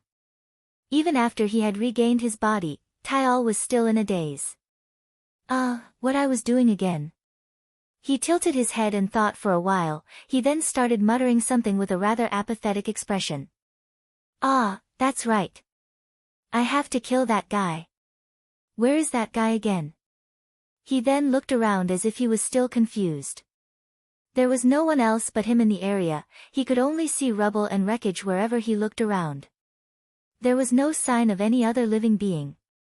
But Tyal suddenly stopped looking around and focused his gaze in a particular direction. There he is. Tyal immediately started running toward his target. His gaze was fixed on Katsuya. However, Katsuya was far away, behind numerous obstacles. It should have been impossible for Tyal to spot him from where he was. Even if he was using a powerful information-gathering device, it would still be difficult to spot Katsuya due to the distance between them. But even so, Tyal was still able to charge straight at Katsuya, without a shred of hesitation. Tyal had stepped in too deep and there was no way back for him now. When Katsuya lost Akira, his team regrouped inside one of the abandoned buildings and barricaded themselves there. They took shifts to rest while maintaining a certain level of readiness so they could react the moment something happened. The team was working in perfect sync with no opening at all. At this moment, Katsuya was thinking about what to do next. He understood that the original plan for the large-scale expedition was already completely ruined. But that did not mean he could just return back empty-handed. As a squad under Drankum, they could not simply retreat just because something unexpected happened. Furthermore, he still had that promise to fulfill. He thought, it might be impossible to fully understand what is going on, but we should at least bring back some valuable information with us. If it was the past Katsuya, he would have immediately made his decision. He would have put his life on the line to let the rest of his team withdraw. He would not mind the danger and would perform reckless actions without a single second of hesitation. Although his actions would look reckless and thoughtless, the act of risking his own life for the sake of protecting his comrades caused them to feel admiration, gratitude, and a sense of affection toward Katsuya. It made them wish to stay beside him as if they were drawn by a figure of a shining hero. The reason why Katsuya did not decide to withdraw yet was because the synchronized information processing caused them to feel an unusually high level of unity within the team. Therefore, Katsuya had been unconsciously manipulating the rest of the team. He was causing them to have the same thought as him. So, just like him, they too believed that the current situation did not pose much danger to them. Katsuya did not notice that his low self-reflective valuing of his own life would drag the rest of his team into more danger. Moreover, there was no one around him who found it strange or questioned him. Everyone around Katsuya had been completely consumed by his local network. Katsuya's team suddenly noticed an enemy. Katsuya, who knew that without even needing anyone contacting him, immediately sprung into action. He quickly left the building and helped the rest of the team that was already engaging with that monster. They did not hold back anything as they kept spewing warheads and bullets toward that enemy. The opponent was a monster that seemed to be a half-assimilated powered suit dispatched by city management. Its form was distorted beyond recognition. It was like an amalgamation of several powered suits with their heads and limbs torn off. A lump of multiple torsos stitched together with random arms and legs sticking out. Although it was obvious that it was made by assimilating powered suits, it did not even look close to a human. Its hand was gripping a huge cannon, which originally belonged to one of the powered suits. The monster aimed its weapon at Katsuya's team and started shooting. Due to its haphazard shooting, some of the warheads landed nearby or even hit its own arms. But it completely ignored that fact and just kept on shooting enough warheads to plummet everything around him to smithereens. But even so, Katsuya and his team fought back valiantly without showing any fear. They hid behind covers and peeked out from behind windows, some were shooting from behind their vehicles and used all the resources that they had without trying to conserve any ammo. They did that considering the amalgamation of powered suits should have a powerful force field protecting it. But in contrast to their expectation, the monster was easily shot down. This was due to the fact that all the force field armors were not in their perfect state. The defensive might of these suits relied on a force field. However, when the energy supply is rerouted or damaged, such a feature would no longer be usable. It rendered them almost useless for defense. And with the opponent's body unprotected by a force field, made it easy to shoot down. Which also means that Katsuya and his team were basically wasting expensive rounds. It took only a short time for all the bullets to riddle the monster into mush. Although she was happy that it was not as hard as she had anticipated, Yamaina thought that it was strange that the enemy was this weak. That was easy. Was it already badly wounded after fighting someone else? The answer to her question immediately showed itself. It was Tyal. That monster was something that Tyal created using powered suits that he found on his way there. Tyal deliberately sent it ahead as a decoy.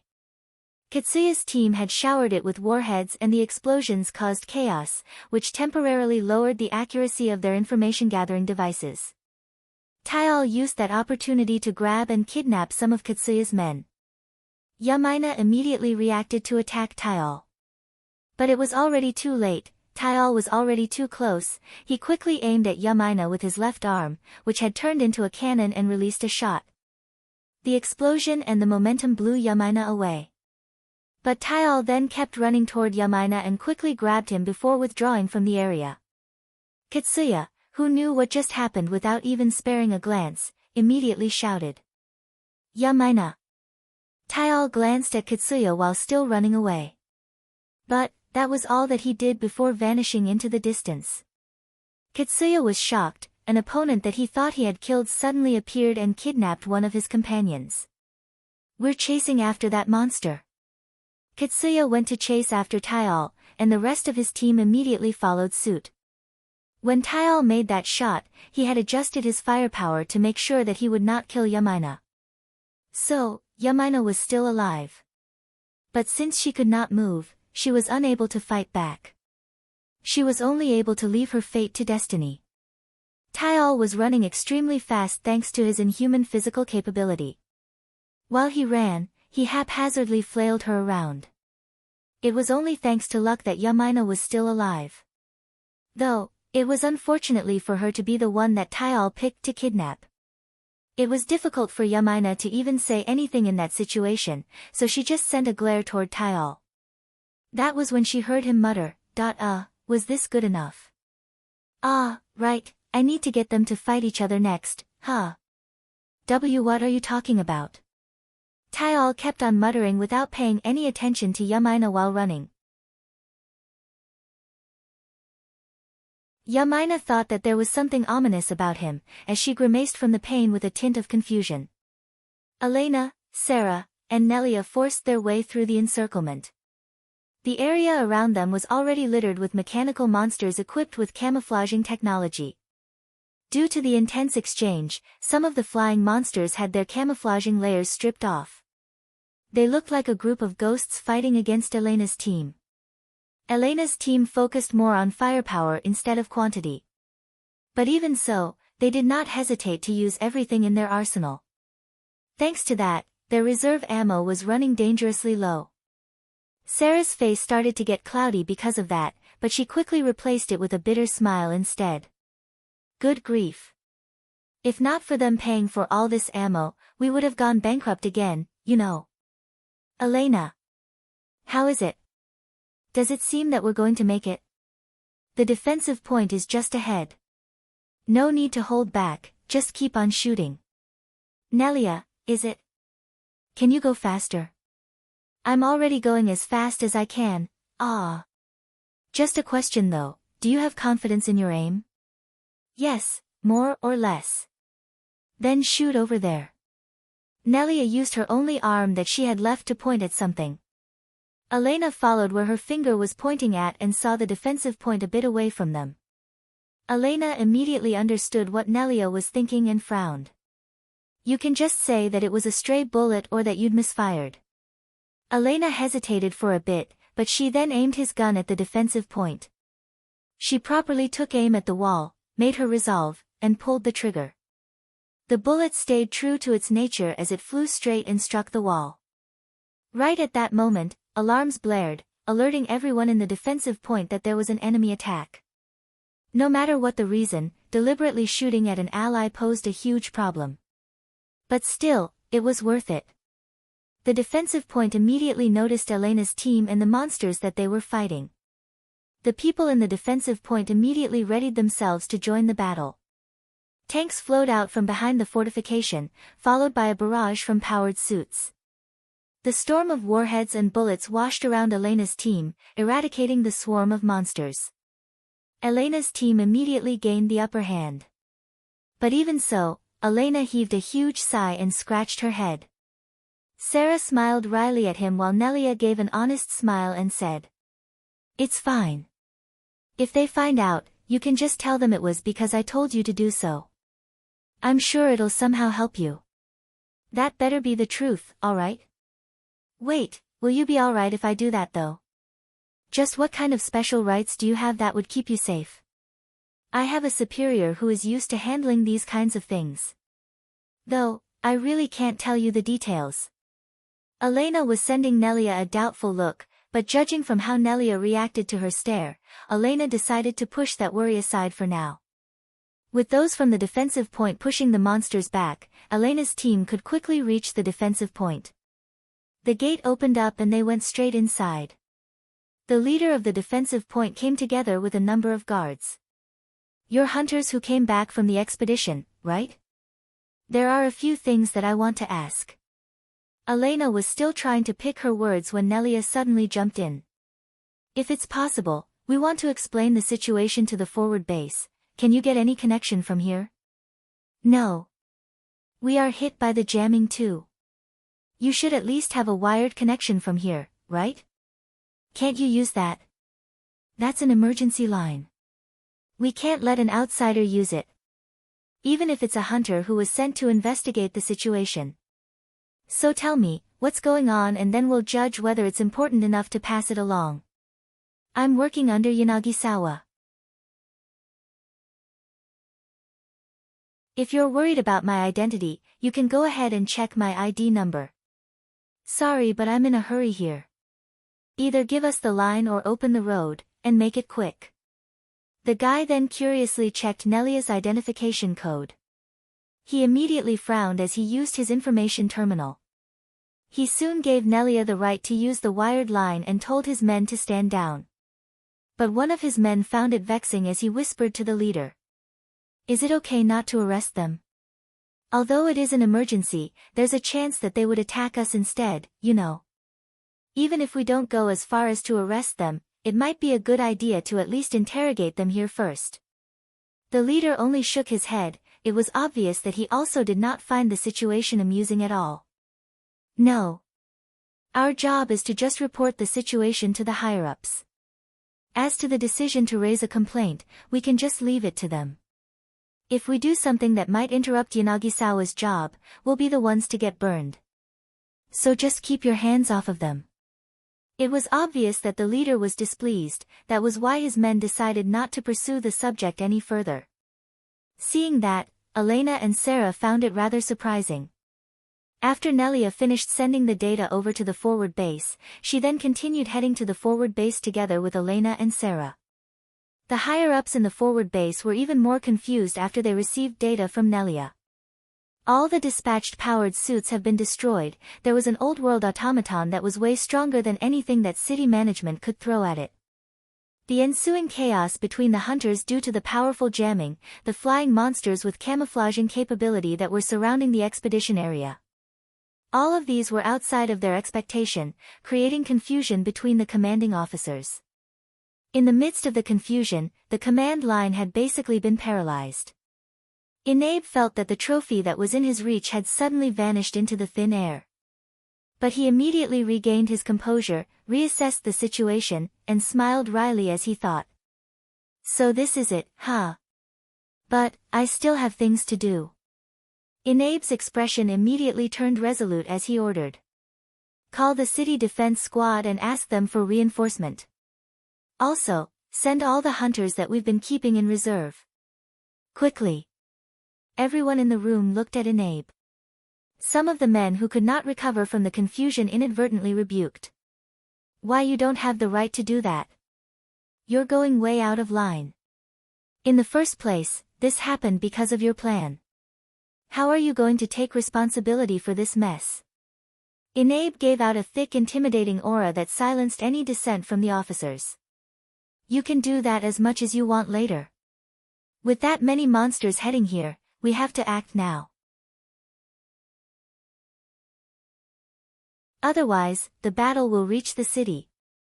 If you have any complaints about my rights and authorities, then you should send that piece of data to those who have said rights as soon as possible. Now, get a move on. Inabe's stern reply calmed the room. But then, that silence was immediately shattered. Although it was only temporary, the line of commands, that had been recovered to some extent, immediately started to move.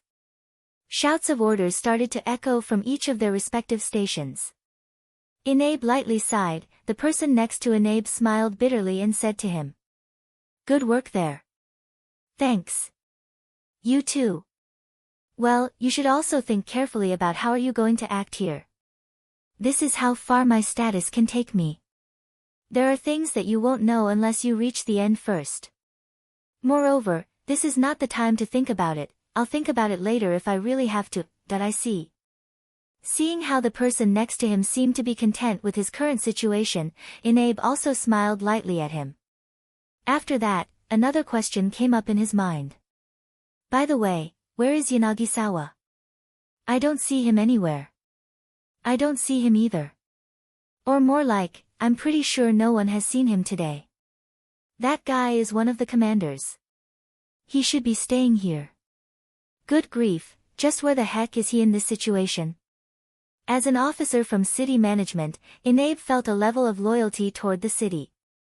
Although he did all kinds of things, both at the front and behind the scene in order to be victorious in the power struggle and reach a higher position, he did all of that for the sake of the city's development. But that was not the case for Yanagisawa. Although Yanagisawa was a highly competent person, he thought of city management as nothing but a stepping stone in order for him to reach his own goals. Thus, Inabe saw him as a dangerous person. One of the reasons why Inabe was trying so hard to climb up the ladder was simply to protect the city so that Yanagisawa would not crush it when stepping over it. Seriously. To think I wished for that guy to be here for a second. Ha. I subconsciously bet that he could solve these issues in no time. I guess I've become senile. Inabe could not completely shut out the conflicting feeling inside his chest as a bitter smile found its way to his face. After she reached the forward base, Nelia immediately went to fix and replace some of her body parts. Since she was originally dispatched in a powered suit, some of her current body's specifications were lower than usual. So, this time, she went and exchanged for battle-oriented body parts. Since the connectors were all standardized, it did not take long to finish the replacement. One good thing about using a standardized cyborg body is how easy it is to replace the broken parts. Everything works perfectly. Nelia said as she moved her limbs to check the condition of her new body. The technician who heard her comment could not hide his surprise. They work perfectly. Are you sure?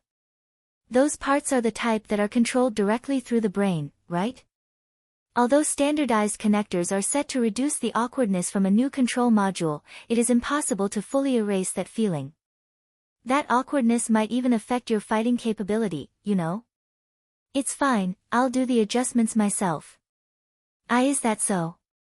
Although they were battle-oriented body parts, they were still generalized body parts. It was as if Nelia replaced everything under her neck with someone else's body. Normally, a complete adjustment was necessary to match her unique settings. Those who were not used to their new bodies often ended up being unable to move for some time. Thus, the technician could not help but feel amazed. Especially since Nelia was able to do all the adjustments by herself, to the point that she was already battle-ready. I'm pretty sure I had placed an order for more equipment though. Are they here yet? There's no one here who has enough privilege to transport those equipment here. Those guys in the warehouse won't just let us have them if it's only us. We also can't bring you the extra-powered suit you requested. Even if you bring out Yanagisawa's name, we can't just dispatch it without a formal order. Each one of them has been pre-assigned for the reinforcements after all. Though, you can go ahead and negotiate with the higher-ups if you insist on having them. Is that so? I just need to go there then, right? Nelia put on a bodysuit over her naked cyborg body while thinking of how to group up with her friends. As for Elena and Sarah, after they parted with Nelia, they parked their vehicle in the parking lot and took a rest. They at least had finished resupplying and had done simple maintenance before taking a break. They were worried about Akira but were still hesitant. They wondered if they should go deeper into the ruins once again. After all, they were only barely able to get out of that dangerous place after using everything that they had without holding back. It was obvious that the difficulty of that place was already out of their league. In the worst-case scenario, even if they went to help Akira, they might end up dragging him down instead. Akira himself did tell them to head back ahead of him. They were still uncertain whether to just wait in the forward base or to join the reinforcement. But then again, forcing themselves to go might only serve to slow Akira down.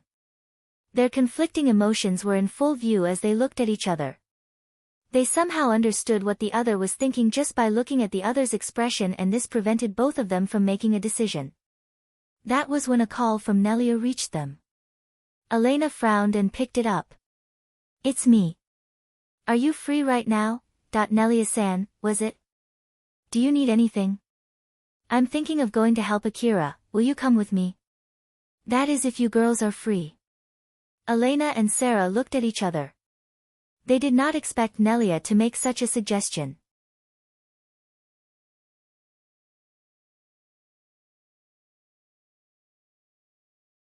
Chapter 220, The Battle Inside the Building. After Akira ran inside the building, he started first by checking all his equipment.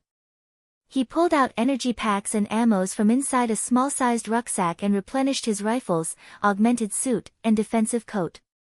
As he was about to put a new magazine into his rifle, he noticed that the SSB rifle he used to release a point-blank barrage at Zalmo was no longer usable. He stared at it and sighed. He thought of discarding it but chose to keep it since carrying it around still provided some level of intimidation. After he was done, he peeked inside the rucksack. He no longer had that much ammo left. He had left most of his reserve ammo back in the APC. The reserves were to the point that he had once thought he had overdone it, but remembering that now, he could not help but smile bitterly. I guess the end is close, huh? What should I do?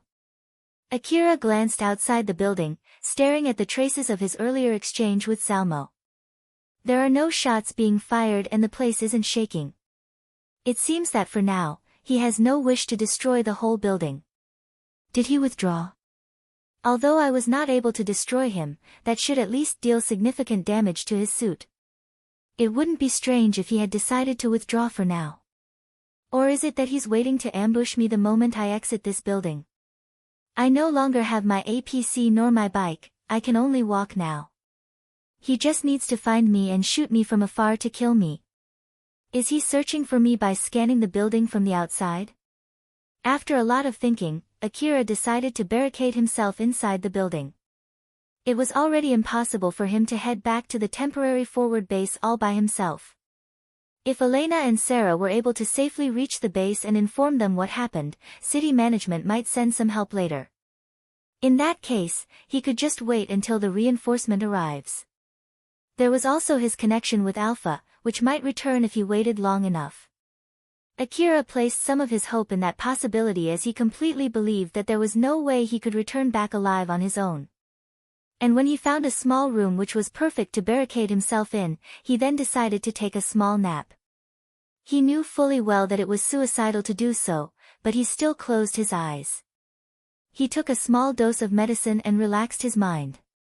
He told himself, just take a shallow nap. I need to recover from my fatigue as much as possible. I just need to make sure not to go into a deep slumber. Both his brain and body were severely exhausted. He would not be able to keep going on unless he took a nap, even if it was only for a bit. If he lost his consciousness there, he was confident that he would not be able to wake up. Back then in alleys of the slums, I might get killed every time I went to sleep. But I am still alive even now. It's not simply because of luck. It's because I always wake up whenever something happens. That's why I've survived.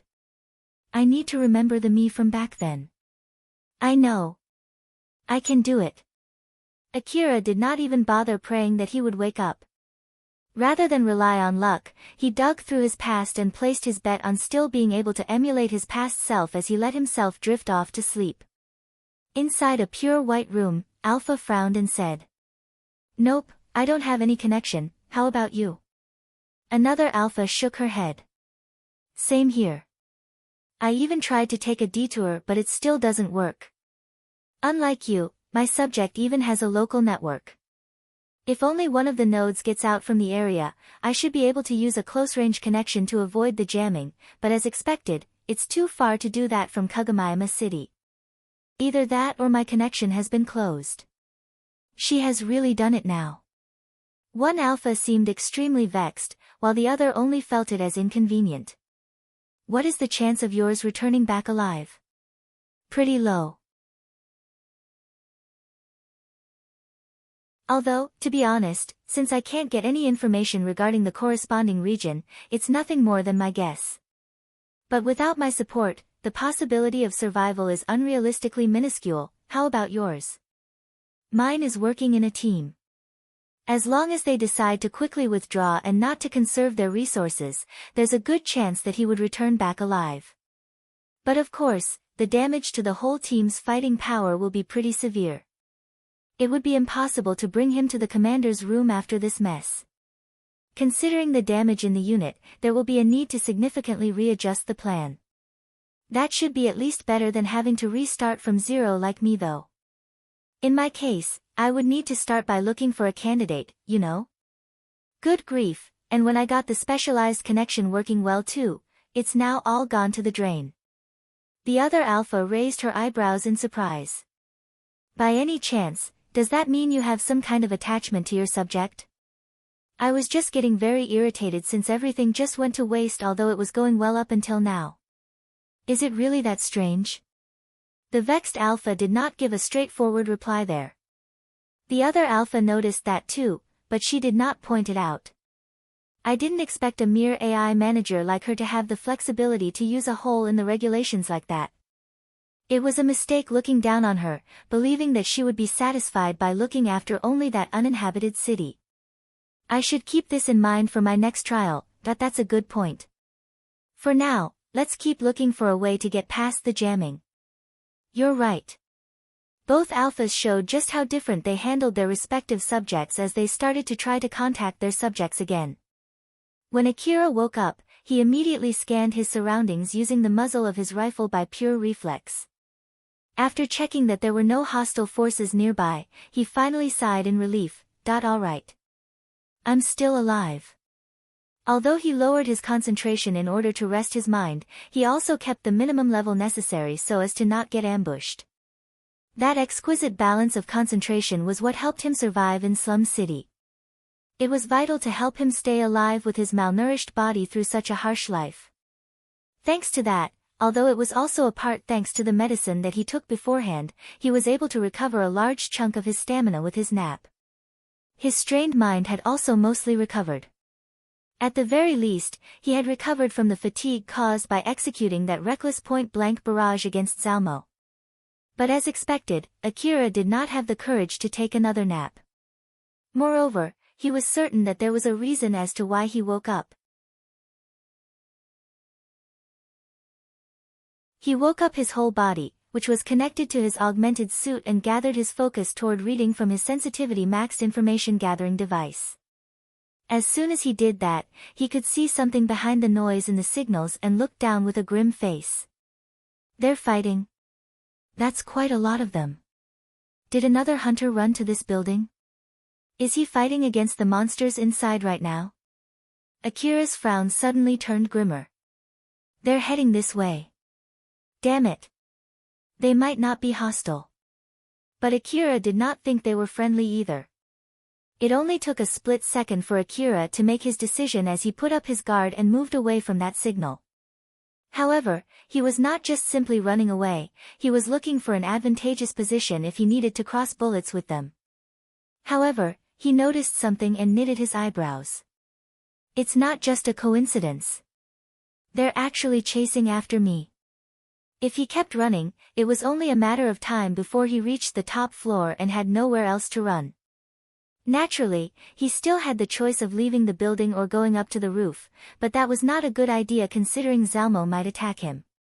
This meant that he only had one option left. Akira stopped running and immediately readied himself to encounter the enemies. He took his position near a door as he aimed his rifle deep into the hallway, waiting for the first signal to show itself. Considering that those signals might not be hostile and they might be hunters who were running away from monsters, looking for help, Akira told himself not to start shooting the moment he saw something.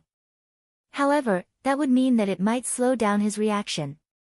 Thus, he prepared his stance to take evasive maneuvers in case it was necessary. What came next was not surprising to Akira at all. He was fully expecting that his hope would be betrayed, for the signal to be hostile instead of friendly. This allowed him to jump into the room next to him the moment he saw that they were indeed hostile. A moment later, a hail of bullets passed through where Akira was just a moment ago from deep inside the hallway. The moment those bullets hit something, they immediately exploded into fiery balls that were way too powerful to be used in an enclosed space. The shock wave caused total chaos in the area as a powerful gust of wind blew through the hallways. Knew it! Akira inadvertently shouted as he aimed his rifle toward the door that was significantly widened from the explosion. Through the smoke, Tayal suddenly jumped out with Yamaina in his hand while going straight to another door into the room. This time Akira did not hesitate at all. He traced Tayal's movement with his SSB rifle and released a barrage of anti-force field bullets. Akira sprayed his bullets over a wider area to suppress Tayal's movement. The bullets that did not hit Tayal though and went ahead to hit the wall. Rather than chipping away the wall, the bullets went straight, piercing through the walls. Instead of evading the bullets, Tayal focused more on forcing his way through the bullet storm. After a few seconds of showering bullets, Tayal forced his way to another door in that room. Akira could not help but to raise his eyebrows in surprise. The hell? That was not enough to kill that guy. Force field armor would have to be as strong as those powered suits to be able to withstand those bullets, you know? Akira knew that the answer to his question was included in that question itself. Tayal had found a wrecked powered suit and devoured it, thus assimilating some of its power for himself. Of course, it was impossible to keep up that level of defensive output all the time, but it was still possible to do it for a short span of time. But still, he even used his body to protect the person he was carrying. Just what is he planning? Before he could make any guesses, the answer showed itself. It was Katsuya and his team, who were chasing after Tayal. The girls who just arrived there immediately stood on the other side of the holes-riddled wall and started shooting. Akira reacted by quickly using his SSB rifle to shoot back at them. The girls with the impeccable teamwork against Akira with his superhuman strength. The exchange happened only for a few seconds. Although both of them did the same thing, the damages on both sides were completely different. The main factor which decided the victor was their equipment. The total cost of both sides' equipment was equal, but unlike Akira who was alone, the same amount of funds was distributed between so many people. This meant that each girl only had a limited amount of resources for their equipment. Even with the bulk discount included, the difference in quality of their equipment was obvious. Katsuya as the team leader, Eri, and Yamaina as the second in command. All of them had better equipment due to their position and experience in battle. The three of them were pretty strong in battle as well. But the rest of the team only received standard equipment. As expected, compared to Akira who splurged 1 billion orum for his equipment, the difference in their performance and quality was not small. Akira only received light injuries. Moreover, he also jumped out of the firing lines as he shot back at them. The bullets that still hit him were only able to shave some of the energy from the energy pack powering Akira's defensive coat. In contrast to that, all the girls caught up in the exchange were dead. The anti-force field bullets, which were even able to destroy a powered suit easily, pierced through the girls' force field armor like slicing butter. Those bullets were even able to drill holes through the resilient old world walls, so the fragile human body did not pose as much resistance against them. Some of the girls even had their heads blown off, some had their bodies and limbs torn. Body parts that were torn off and freely flying in the air were met by more bullets and were shredded to even smaller pieces. The blood and flesh immediately painted the walls red as the destroyed equipment rolled over the pool of blood, which was made up of their original body. Akira inadvertently frowned. Damn it. That was an overkill. I ended up wasting powerful bullets on them when I didn't have much left. Akira was lamenting at the fact that he had gotten closer to having no bullets left. When that happens, he would have to fight with his blade. Naturally, that was his main concern and he did not show any worry nor remorse to the horrific scene in front of him. Akira then noticed people coming from the hallway and the other directions as well. He immediately understood why Taial was protecting the hunter that he was carrying. Once he understood, Akira quickly started chasing after Taial. So basically, these guys might stop chasing him if that hunter gets killed, right? That's so diligent of him. Akira's guess was correct. Moreover, despite knowing Akira's exact location, Taial was running around instead of going straight at him. He was keeping a distance from Kitsuya's team while trying to bait Kitsuya's team into surrounding Akira. The girls started to encircle Akira. Although the jamming prevented them from contacting each other, they were able to share thoughts through the local network, thus allowing them to maintain their teamwork even when they were spread apart. As if fueled by Kitsuya's hatred, who knew that some of his team members were killed, the other girls immediately aimed their rifles into the room and started shooting. Even when they were encircling the room and filled the room with a storm of bullets, none of their members got hit. They actually fired so much that it would not be strange if some of them hit their own team members. But with their combined teamwork and the high-accuracy information-gathering devices that they were using, none of them hit each other. The room was completely enveloped in a storm of bullets, leaving no place to take cover. But Akira was able to somehow manage to get away from the storm. It was an excellent decision on his part when he decided to chase after Taial the moment he noticed that there were more enemies coming. He then set the force field armor of his coat to maximum output. After he escaped the room, Akira kept on running while shooting homing grenades behind him. Although those grenades were not to be used in a closed space, judging from the damage caused by Taial's cannons, the building should be able to withstand the explosions. So, it should work to temporarily stop the opponents from chasing after him as well. The homing grenade sacrificed speed for its homing capability. It changed course on turns before randomly spreading around. Of course, the girls tried to shoot those down, but some of the grenades survived and exploded. The explosions then triggered the other grenades to explode as well, thus swallowing the girls inside the hellscape of fire and blood. Akira felt some shaking and wind blowing from behind. He felt that he might have been too naive and the explosion might engulf him as well. But he pushed that thought to the back of his mind as he kept chasing after Taial. Kitsuya, who arrived a moment later, could not stop himself from trembling. The crumbling down ceiling came crashing down on the girls. While some of them were blown from the explosion and collided hard into the walls before they started dropping down dead as well. Compared to that, the barrage from the anti-force field bullets mostly caused light wounds since some did not get hit directly. Thus, most of them were still alive even after facing that barrage. The damage from the explosions was on the whole other level compared to that. That bastard! Kitsuya's scream echoed as he immediately went chasing after Akira. The other girls quickly followed behind Kitsuya. It did not matter how bad the situation was, as long as it did not break Kitsuya's spirit, his team would still be up for more battles. Sounds of feet kicking the floor reverberated through the building, Taial who was still on the run, Akira who was chasing after Taial, and finally, Kitsuya and his team were chasing Akira. Even in the middle of that chase, most exchanges happened between Kitsuya's team and Akira. Taial himself was not trying to finish either of them off. Thus, Taial only occasionally shot back at them to suppress their movement. His main focus was only to keep on running. Akira found it weird. Why is that guy not fighting back? Is he only baiting Kitsuya's team to keep on fighting against me? No, if that's really the case, he would have run away after Kitsuya's team started fighting against me. So why? Akira's line of thinking was cut short by a barrage of bullets from Kitsuya's team, so he immediately shelved that question and started shooting back. I guess it's meaningless to think about that for now, huh? Damn it. These guys just won't leave me alone. They won't give up as long as their friend is still alive, huh?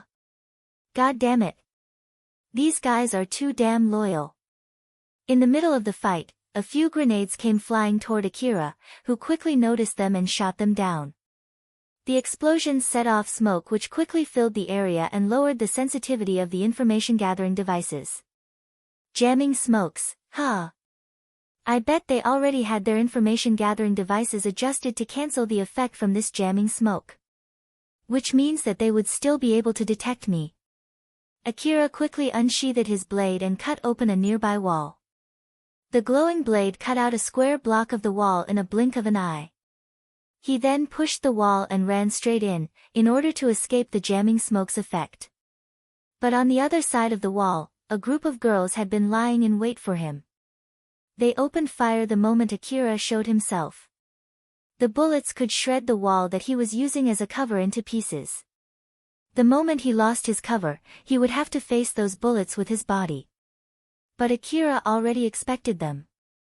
As time was compressed into a slow crawl, as the wall that he just cut was about to fall, he kicked it and sent it flying towards those girls and jumping forward. He used the wall that he had sent flying as a shield as he quickly closed the distance between them.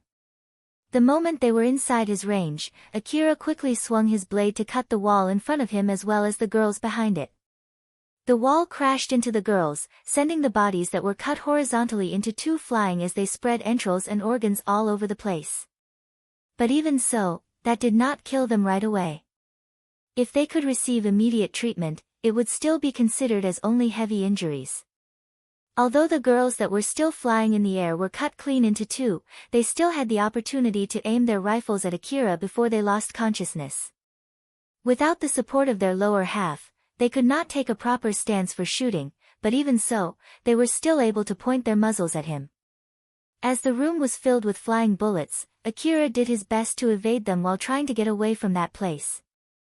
After he opened some distance from Kitsuya's team, Akira smiled bitterly and mumbled. I knew they would be there. My horrendous intuition was correct. For some reason, I've been really good when it comes to sensing something bad.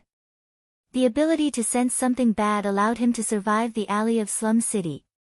This intuition only accurately predicted the ominous. Ever since he received Alpha's support, that part of him had been growing dull.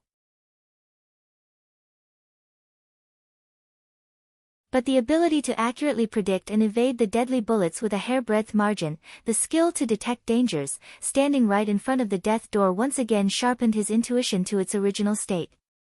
Moreover, his ability to sense danger was also maintained by mock battles that he had with Ario and the other children. The coordination support system that they used during their mock battles were based on the data from Kitsuya's team. Because of that, their movement was similar to Kitsuya's team.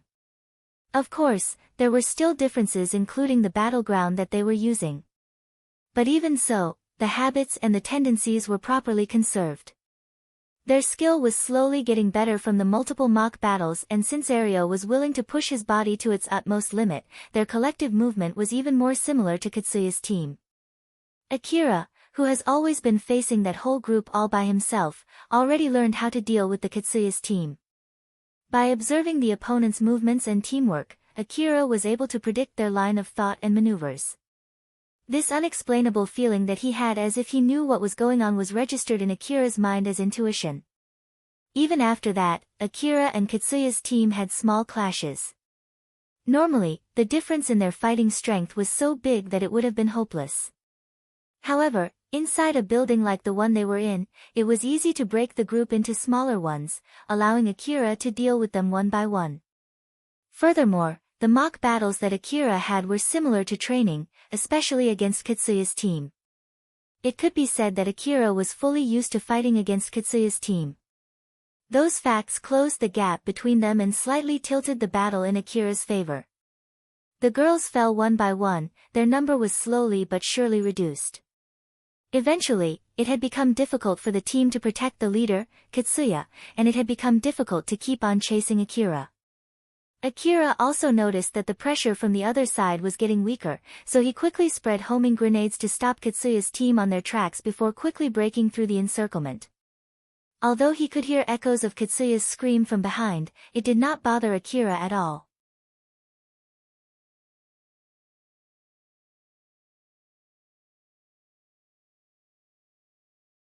Chapter 221, Negotiation for the Prerequisite for Cooperation. Yamaina somehow managed to stay awake. But that was all that she could do.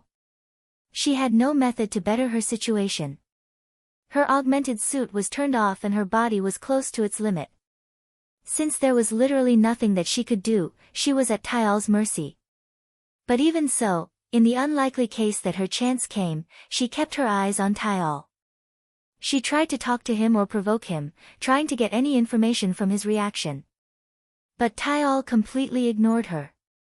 The only thing that Yamaina could do in this situation was to make guesses, but even the result from that was no good. Just who is he? Wait, is he a person in the first place? He might be that humanoid monster from back then. But in that case, then why is he kidnapping me and making our team fight that guy? I'm basically just a bait, he doesn't even use me as a hostage to threaten Katsuya, I just don't understand him at all. As a hunter, Yamaina had fully resolved herself to getting killed in action, but the prospect of death still scared her just like any other normal human being. But this time, she was more confused than scared. That was when Akira appeared. When Akira left Katsuya's team because he had no wish to fight them, Tyal made sure to keep his distance relatively close so that Akira would be able to easily reach him. Moreover, he kept his speed low to make sure that he would not kill Yamaina by mistake. Because of that, Akira was easily able to reach him after he got away from Katsuya's team. Akira quickly aimed his rifle at Tyal, and again, Tyal turned around to cover Yamaina. Akira, who noticed that, immediately shifted his aim to slow Tyal down instead of killing him, which immediately closed the distance between them. Once Tyal was in range, Akira pulled out his blade and swung the glowing blade in one fluid motion. Tyal himself had no wish to get killed just to protect Yamaina. So he jumped away to evade the incoming blade. But in the end, he failed to notice what Akira was actually aiming for. The blade that reached Tyal released a blinding flash of light from the force field armor energy conversion, and with that, Tyal lost one of his arms. Akira did not cut down the arm that was turned into a cannon, he cut the arm that was carrying Yamaina. Akira's aim from the start was to take Yamaina away from Tyal. Of course, Akira did not stop there.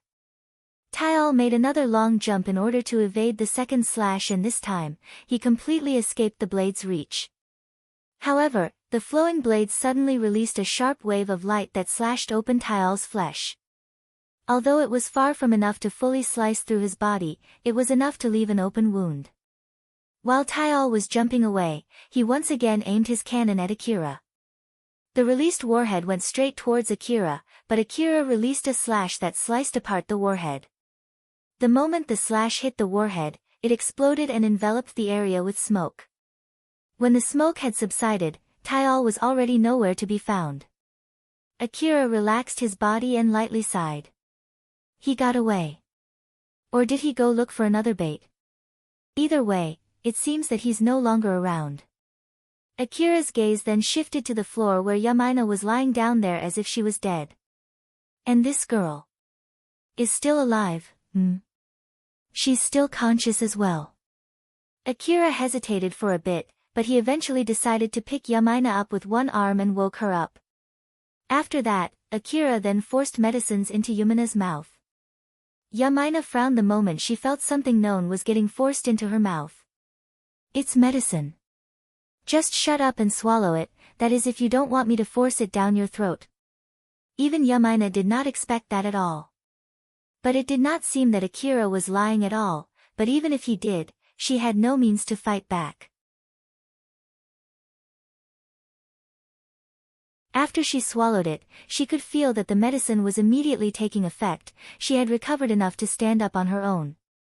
She still had a confused look plastered on her face as she sent a dubious look at Akira. What are you trying to do here? Why did you save me? Negotiation. Negotiation? That answer only confused Yamaina even more. Akira then continued with a serious expression. First of all, I'll let you know this. I bet you're thinking that I'm working with that thing that kidnapped you, but that's a misunderstanding. That guy is trying to make us fight each other. Secondly, I have no wish to fight any of you. You guys were the ones who came at me first, so I was just trying to protect myself. If you guys had left me alone, I won't have attacked any of you. As a matter of fact, I don't mind if we form a temporary alliance. Do you really think that I would belly dash? Shut up. Akira prodded the muzzle of his rifle at Yamaina. The muzzle of his rifle was telling Yamaina that he would just kill her if she kept running her mouth. Yumina's face turned stern as she immediately closed her mouth. After a short silence, Akira had confirmed Yumina's cooperation for the time being and eventually lowered his rifle before continuing. Well, in the first place, I don't believe for a second that you trust me. Naturally, not to the point that you would work with me. But that's also true for me to all of you. That's why I want to negotiate about what we can compromise on. I want us to stop fighting and I want to keep our distance. I want you to go back and tell that to your leader. Though, I bet that you'll ask for proof or whatnot. In that case, tell them these two things. First, the fact that you are able to return back alive. I've even cut that guy to save you, you know. That should serve enough as proof that I have no wish to fight against your team. Also, one more thing, I'll kill that guy and I'll do it alone. If your leader agrees, I'll go fight that guy along the roof. You and your team should either stay on the lower floor of the building or just exit the building altogether. If they have come here in order to save you, then I have already helped them accomplish their goal. But if saving you is their secondary objective and their main goal is to kill me, then I have no other choice. I don't want to die after all. Akira's next sentence was filled with killing intent. I'll kill every single one of you. Even Yamaina could not help but shudder in front of such an intense killing intent.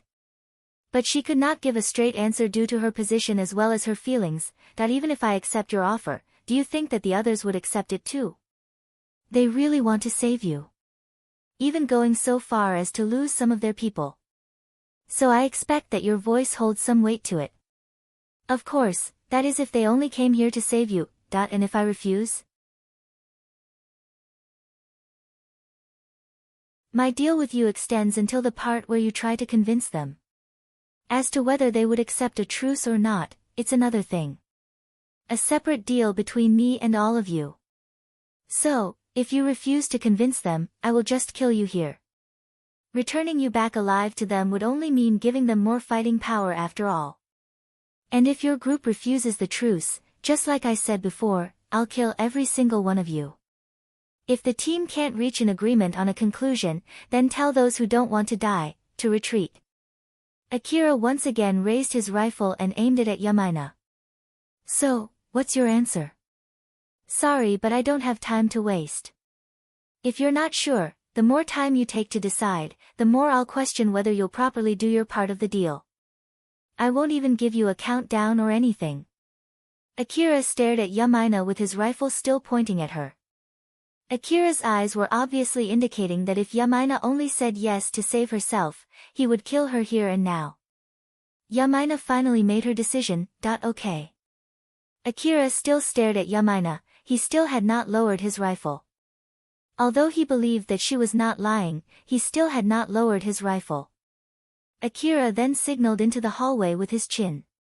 It would be a pain in the neck if you get kidnapped again. I'll at least escort you for a bit, so go ahead and walk in front of me. The moment you look back, I'll take it as you changing your mind and I'll immediately shoot you down. Yamaina raised both of her hands and started walking. Akira followed behind her. After confirming that Yamaina was no longer able to see him at all, Akira finally lowered his rifle and heaved a big sigh. Now then, I wonder how this will turn out. If Alpha was here, she would have been able to tell if this girl was telling the truth or not. I alone can't tell at all, after all. Naturally, it was only given that he did not believe that girl. To be more precise, he did not believe that Yamaina believed him. That line of thought only caused Akira to be suspicious of Yamaina, and that suspicion only grew with time. As such, his thoughts leaned more and more towards something ominous.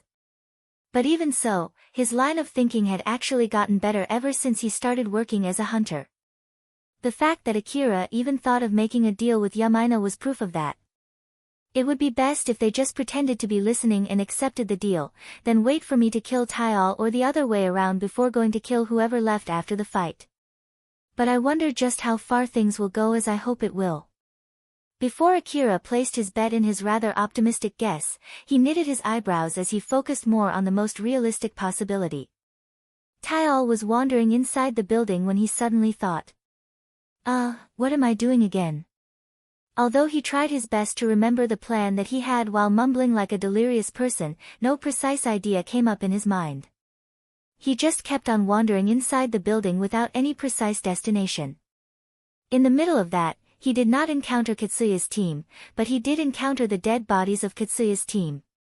The corpses of the dead girls that Akira had killed just a moment ago were scattered on the ground together with their rifles and their other equipment. Tyal stared at that scene and tilted his head. Renewing weapons. No. But I guess I'll need them, huh? He picked a rifle and pulled the trigger, but for some reason the trigger was frozen in place. It was the security feature where only those who had the authority to use the rifle could use it. If someone tried to forcefully pull down the trigger using the might of an augmented suit, it would only break the trigger. Useless. What should I do? After a short pause, Tyal suddenly raised his eyebrows as if he just realized something that he should have realized from the start. Ah, right. I can just eat them. Tyal threw away the rifle. His arm then cracked open, showing a huge mouth with a distorted shape. He used that arm to start consuming the dead corpses scattered on the ground.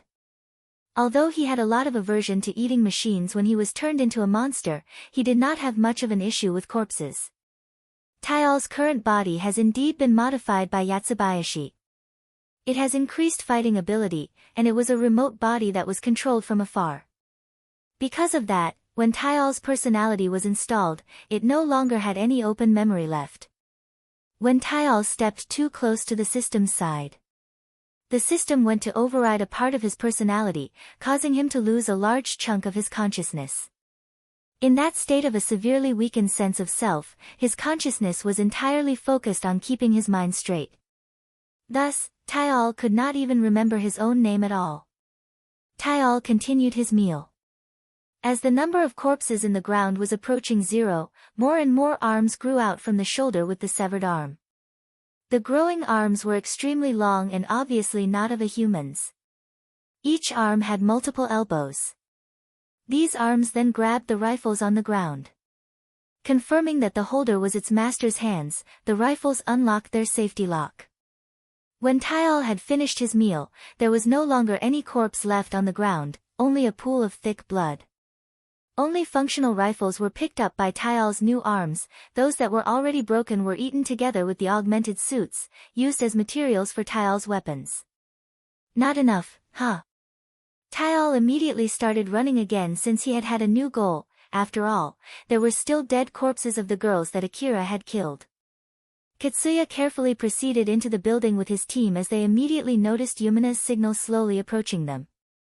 Although they were surprised, they still immediately went toward where the signal came from. Eventually, they reached a long hallway and saw Yamaina slowly walking toward them from the other end of the hallway. Yamaina. Katsuya smiled and inadvertently raised his voice.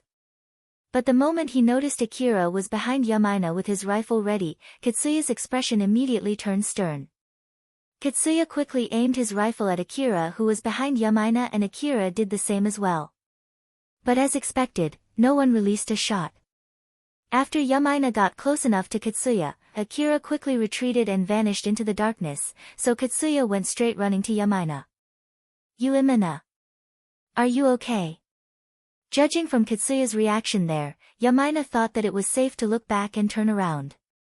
Akira was nowhere to be seen, but she somehow felt that Akira was still somewhere as she knitted her brows. I'm still alive, but I'm not fully okay either.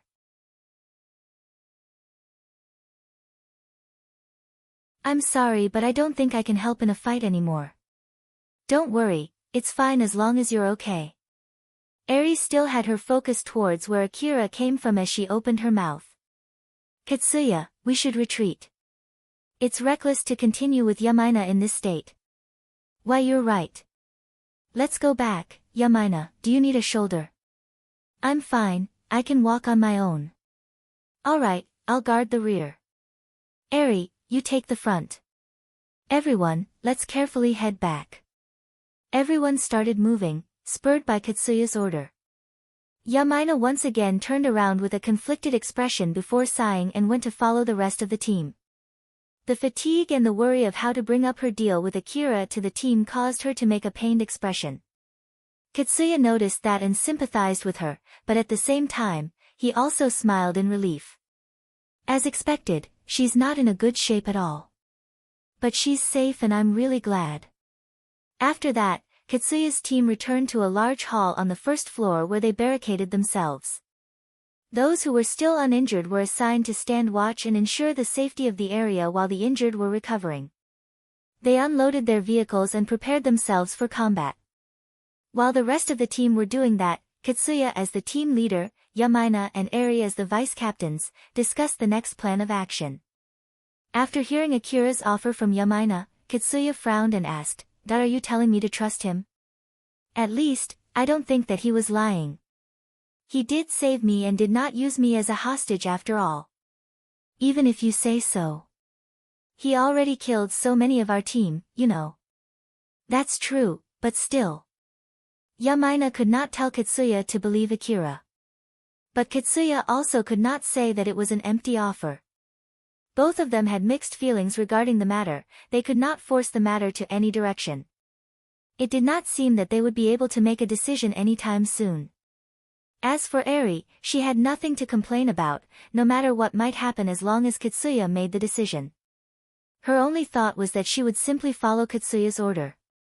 But even so, she thought that it was a bad idea to waste time like this, so she interjected. Either way, for now, letting both of them battle it out is beneficial to us. It's better to use the time to watch how the situation will evolve while recovering the team members. I want to bring them back even if they're already dead. Moreover, we might still be able to save some of them and the situation might change while we're doing so, there's no need to make a decision right away. Some of Katsuya's team members were already placed under emergency life support system. Some, but not all, due to the restraint on their budget, priority, and whatnot. Many were so badly wounded that they would have died if they were common people. Although they were not cyborgs, who could live with only their heads like Nelia, their lives were still somehow maintained. With Eri's reminder that there might still be members who were still alive and savable, Katsuya could not refuse her advice. You're right, okay then, I'll take some people up with me. Eri and Yamaina, both of you stay here. But Yamaina stopped Katsuya. No, you stay here.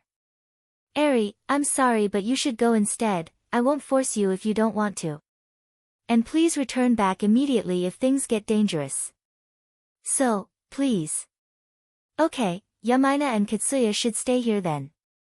I'm counting on you. Katsuya was rather shocked as he was watching that exchange between Eri and Yamaina, which was so casual as if it was completely normal. I can't go too. No. If you go, I bet you will get ahead of yourself like always, right? So no, you absolutely can't go. Yeah. You stay and take command from here. No, no, no, it'll be fine. Both of you really don't trust me, do you? Absolutely.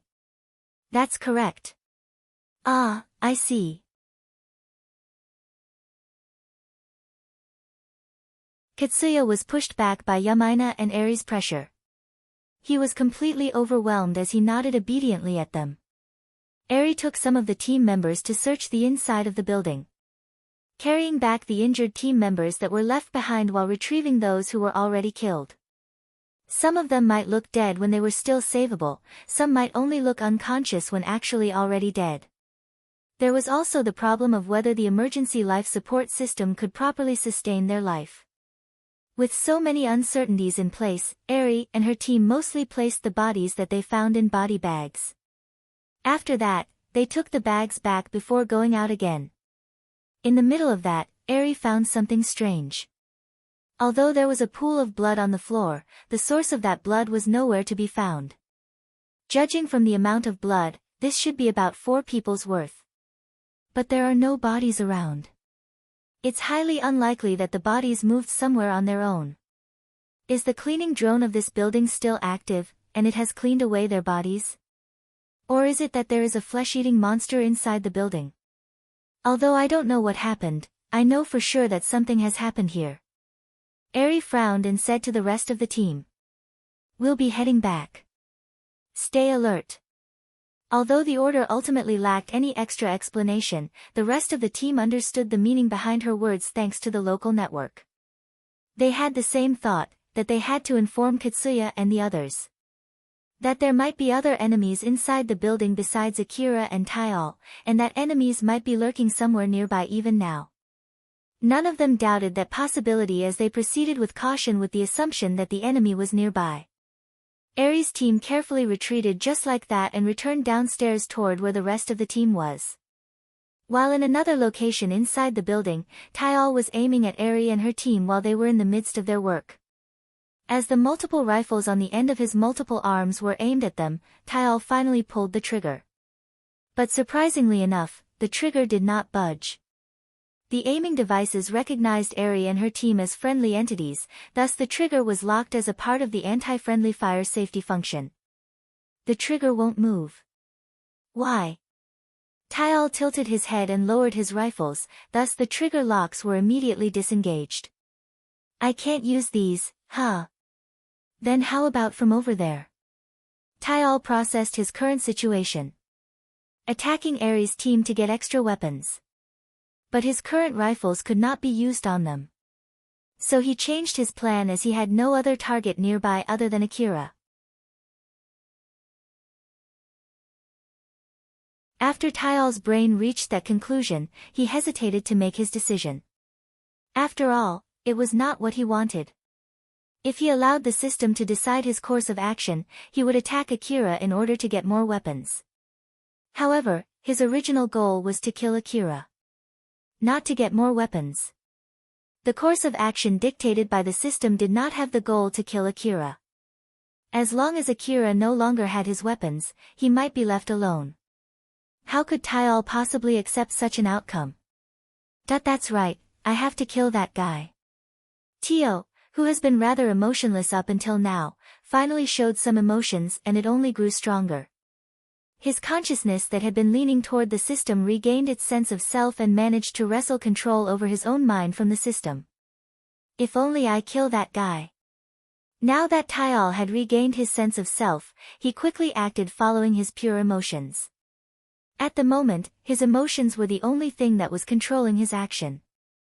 Without even realizing that he had lost a huge chunk of his individualism since the system had overwritten them, Taial went straight towards Akira. Taial believed that everything would be alright as long as he could kill Akira.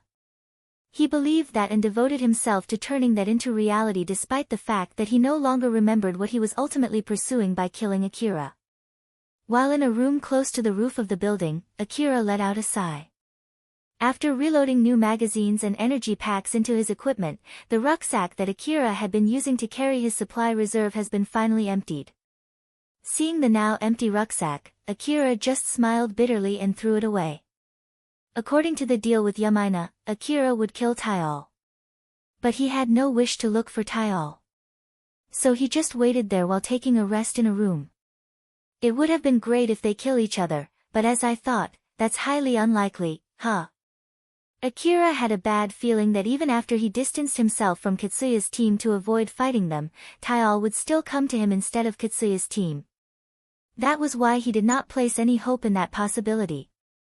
The reason why Akira told Yamaina that he would be the one to go to kill Taial was simply to avoid having to fight Katsuya's team while he was engaging with Taial. Regardless of whether he was able to make a deal with Katsuya's team or not, he had decided to kill Taial right from the start. Akira already understood that Taial did not come to this building simply by pure coincidence. Taial came to that building knowing for certain that Akira was there and he lured Katsuya's team here. So unless Akira killed Taial, Taial would keep doing the same thing again and again. Thus, Akira concluded that it would have been dangerous if he tried to escape the building in this kind of situation. Akira's plan was to kill Taial and then Katsuya's team after that. And if it was possible, he wanted to only kill Taial this time and push back on killing Katsuya's team to another day. Although he hoped so, he knew that would not happen. They just come at me at the same time no matter what for some reason. I really hope they would come at me at different times. Normally, Alpha retrieved information from the information gathering device via Akira. So although Akira had lost Alpha's support, information was still sent to him.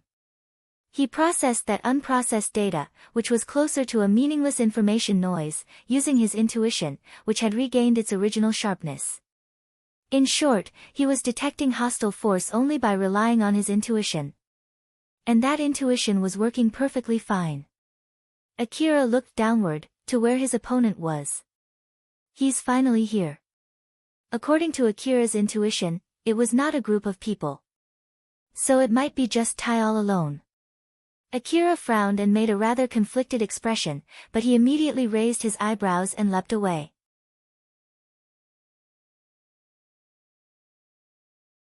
A moment later, a huge hole was blown open under the floor where Akira was standing just a moment ago and Taial jumped out from that hole. He had opened a huge hole from the lower floor using his large cannon. Why the heck do you have to come from there? Can't you at least use the stairs for God's sake? Akira, who had opened up a large distance between himself and Taial, quickly turned around and shot out a few homing grenades toward Taial's direction using the SSB rifle. Seeing the grenades flying toward him, Taial used the multiple rifles that he had with his multiple arms to shoot them down, along with Akira. Although Taial was able to shoot down the grenades, Akira was too quick. The grenades were already too close to him.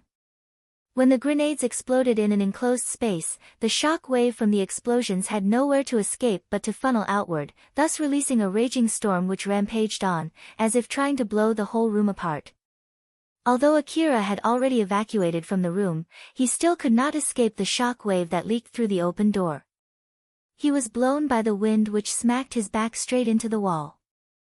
The wall was bent outwards and cracks ran across it from the force of the collision, but Akira did not allow his blood-filled vomit to spill out and just swallowed it back into his system. After all, that blood still contained the nanomachines from the medicines that he had consumed beforehand, which he could not afford to just vomit out in this situation. The shock wave alone was that strong. So Taial, who took that at point-blank range, should not be able to get out unscathed. As Akira hoped that would finish Taial off, he fixed his gaze toward the direction of the hallway through the smoke and the dust. Did I do it? Right at the next moment, the answer showed itself. Akira quickly jumped sideways, evading the hail of bullets and warheads that destroyed the wall which was behind him a moment ago. The heck is his vitality? Is he really as strong as a powered suit? Give me a break already. Akira inadvertently grimaced and spit out complaints as he took cover in the hallway's intersection. Of course, as expected, Taial did not get away from that explosion unscathed.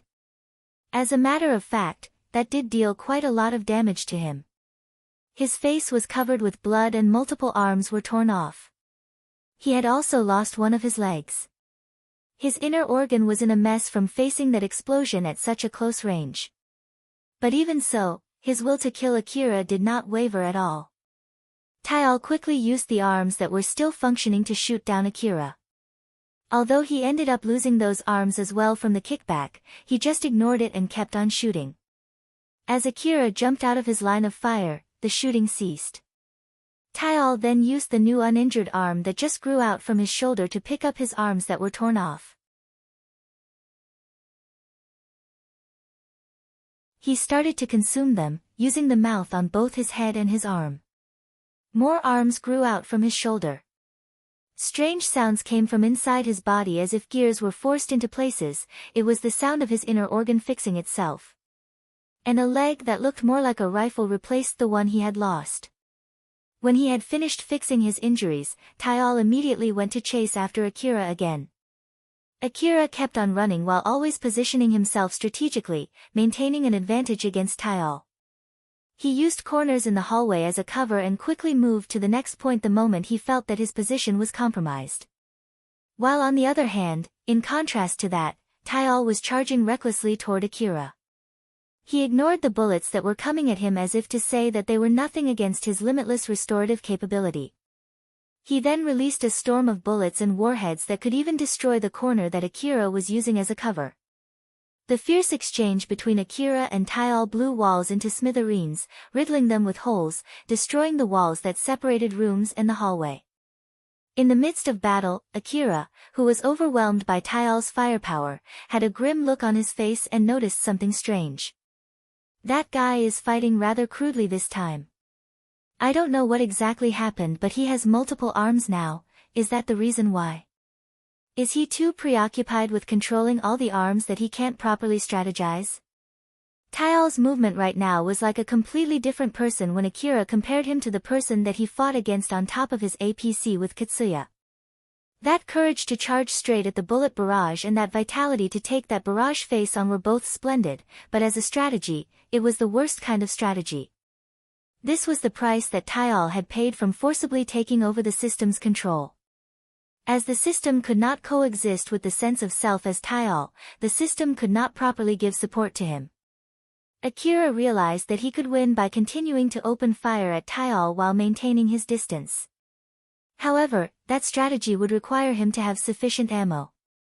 If I use everything here, will that be enough to kill him? Akira thought so for a split second, but he immediately shot that idea down since there was another thing that he had to worry about later as he knitted his brows. No, I can't do that. Even if it's enough to kill him, I still have to fight those guys who will come after him. If I use all my ammo here, I would have to fight them without using my rifles. Or more like, in the first place, there's no guarantee that I can kill him even if I use all of my remaining ammo. At the moment, Akira was being pushed back by Taial. He needed to find a way to turn the table around. So he banished that thought from his mind and focused on a way to turn the situation around. An idea quickly popped up in his mind, but that idea only made Akira frown even more. That I guess I have no other choice but to do it, huh? Akira finally made his resolve.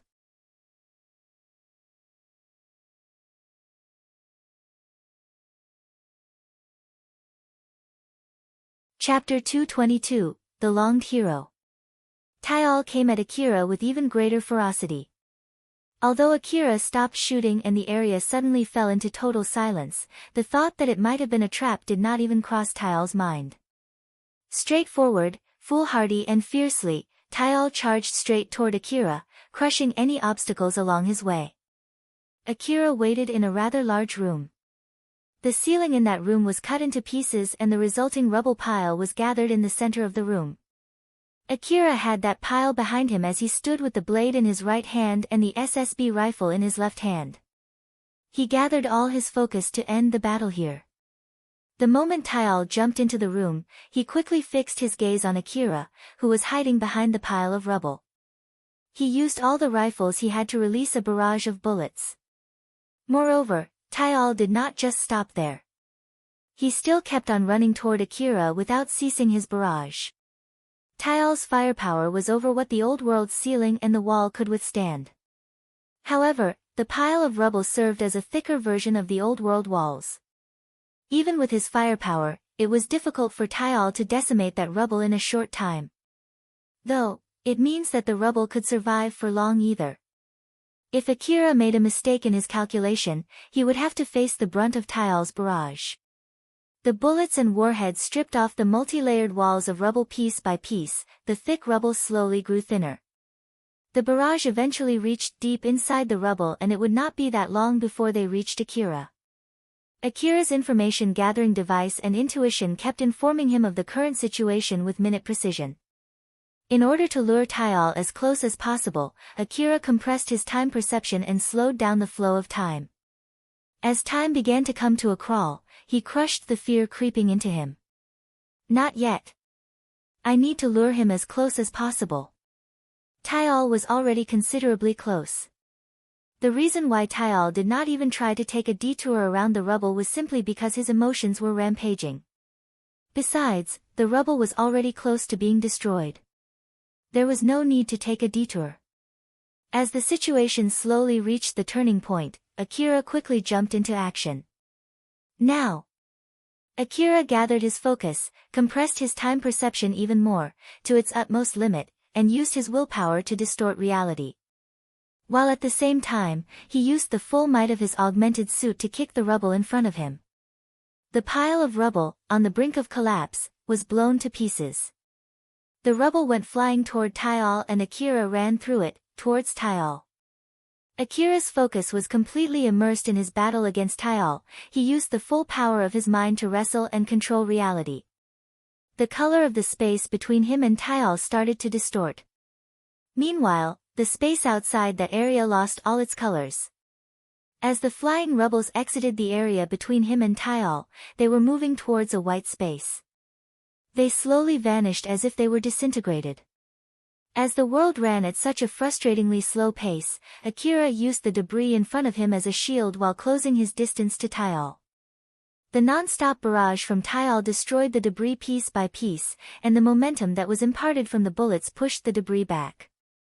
Right at the next moment, Akira sliced the debris in front of him using the blade in his right hand, releasing a glowing wave of light with the power to cut anything in its tracks.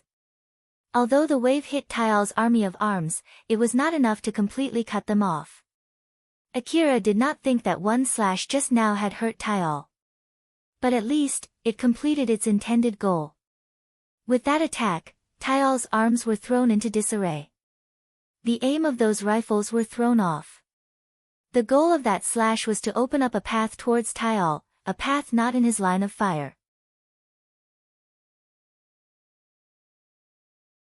Akira turned on the stick contact function to strengthen his foothold, preventing himself from losing balance as he used the full power of his enhanced physical strength to place an enormous force on his leg. This force was enough to even crush the floor beneath him. By Newton's third law, Akira's body accelerated straight ahead. He used the opening he forcefully made and quickly executed a powerful leap, finally managing to close the distance between the two of them. Akira and Tyal's eyes met. Both their pupils reflected their utmost desire to kill the other. Although the killing intent radiating from their eyes would have frozen any normal people, both sides did not falter at all. Even so, they reacted differently to the events that were unfolding, which became the factor that decided the victor and the loser. Tyal's rage was enhanced and he allowed it to dictate his course of action. Tyal reacted with pure emotion as he sent his arms toward Akira like a madman. All those hands tried to ferociously reach for Akira. It was as if they were crazed animals. Because of that, they crashed into each other, which dulled their movement. Up until this point, everything was as Akira had planned. He put all his concentration to increase the sharpness of his movement, increasing his agility to its utmost possible state. That difference allowed Akira to take the first strike. He ducked and waved through the ravenous arms as he got even closer to Tyal, into the reach of melee weapons. He then thrust the SSB rifle on his left hand as hard as he could to the base of Tyal's multiple arms. Tyal's newly grown arms still mostly consisted of raw flesh. It was without the protection of force field armor. Akira forced his rifle deep into that weak point, allowing the tip of his SSB rifle to reach Tail's innards. The rifle was loaded with the rest of Akira's remaining homing grenades. Akira thought of a way to kill Tail in his current state. While at the same time, he also had to keep in mind that he needed to conserve some ammo for the upcoming fight as well. Using anti-force field ammos from afar did not seem to have much effect on Tail. Even if Akira used that special ammunition to release a point-blank barrage, it would not do much. After all, Tail had force field armor that was as strong as those of a powered suits. Thus, Akira could not pin his hope on such action. As a matter of fact, said action would not be enough to defeat Zalmo in his powered suit. Of course, he could use his blade when he was close, but Akira did not think that slicing Tail in two would be enough to kill him. Tail's body had changed so much in such a short span of time since Akira last saw him, and judging from the fact that he had the vitality and regenerative ability to brave a barrage without any fear, it was not strange for Akira to think that Tail was a monster with immense vitality.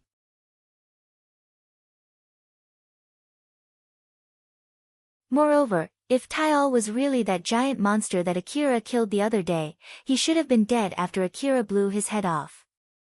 There was also the fact that Tail could easily reconnect the arms that Akira had cut off from him. So Akira did not think that slicing Tail would be enough to kill him. However, Akira believed that he might be able to kill Tail if he sliced him into small enough pieces. Unfortunately, during the course of swinging his blade, Akira was certain that Tail would shoot back at him. At the end of that, Akira would be the first to die.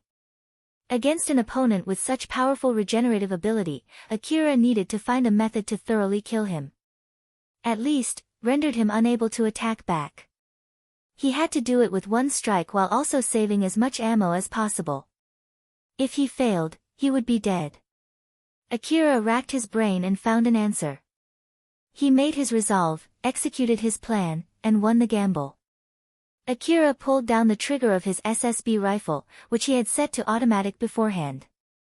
The rifle quickly emptied its magazine and unloaded all the homing grenades inside Tail's body. The grenades then exploded a moment later. Tail's consciousness suddenly returned. Wait. Now that I think about it, why am I fighting right now? The explosions coming from inside his body blew his body into pieces. Ah. That's right. Cheryl. In his last moment, Tail remembered the person that he loved instead of his own name, and with that, his life had come to an end. Akira's body was also thrown off together with pieces from Tail's body. Although most of the force from the explosion was absorbed by Tail's body, it still violently threw Akira's body away as well. His body was smacked to the floor. He then bounced and rolled until he hit the wall. Somehow, Akira managed to stay awake while going through all that. Akira's head was assaulted by pain as he scanned his surroundings. Tail's leftovers were scattered all over the place, so Akira thought that should have been enough to kill Tail for good. If that guy is still alive even after this, then there's really nothing that can kill him. Just stay dead, you bastard. If you're going to rise up again and come at me, at least do it some other time. Akira had already disengaged his time perception compression and his reality-bending mind power. As his senses returned to normal, he felt a strange sensation from his left arm. When he looked at his left arm, it was no longer there.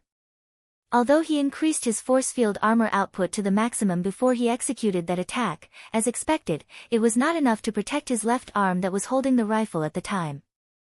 But the fact that he did not sustain any other major injury showed just how powerful his force field armor was. The huge dose of medicine that Akira took immediately went to heal his lost arm. The bleeding immediately stopped. The pain immediately subsided and the exposed part was slowly covered in a strange liquid that came from the medicine. These expensive medicines are really worth the money. Though, it's not good enough to fully regrow my lost arm. There exist medicines that could heal lost limbs. Compared to that, it could be said that the medicine that Akira used were still considered cheap. As Akira thought so, he lightly chuckled and thought. One SSB rifle, the rest of my homing grenades, and an arm. That is the price that the current me has to pay to kill that guy, Huh. To be honest, I want to believe that it is worth it, but I guess I'm being too spoiled if I think that it would have been way easier if only I had Alpha's support. Alpha's support was gone and that was it. Akira said so to himself as he pushed that subject out of his mind and moved on to his next course of action. Just one SSB rifle left and a few bullets. If those guys attack me now, it might be a good idea to kill at least one person with my blade, that way they would be careful of me even after I run out of ammo. Wait, where's my blade? Akira finally noticed that he had let go of his blade when he was blown away as he flusteredly searched around him. When he spotted his blade lying not too far from him, he let go a sigh of relief as he pushed himself up, walked to his blade, and picked it up. That was when Akira suddenly stopped and looked to the side with a grim face. Katsuya was standing there. After hearing Eri's report, Katsuya frowned with worry. The possibility that there was another hostile entity roaming the building other than Akira and Taial was too serious of a problem to him. Eri, sorry, it's not like I'm doubting you, but are you sure? There was no sign of any other hostile forces when we were chasing both of them, you know. It's true that it's just a guess. But it's true that the bodies and their equipment are all gone.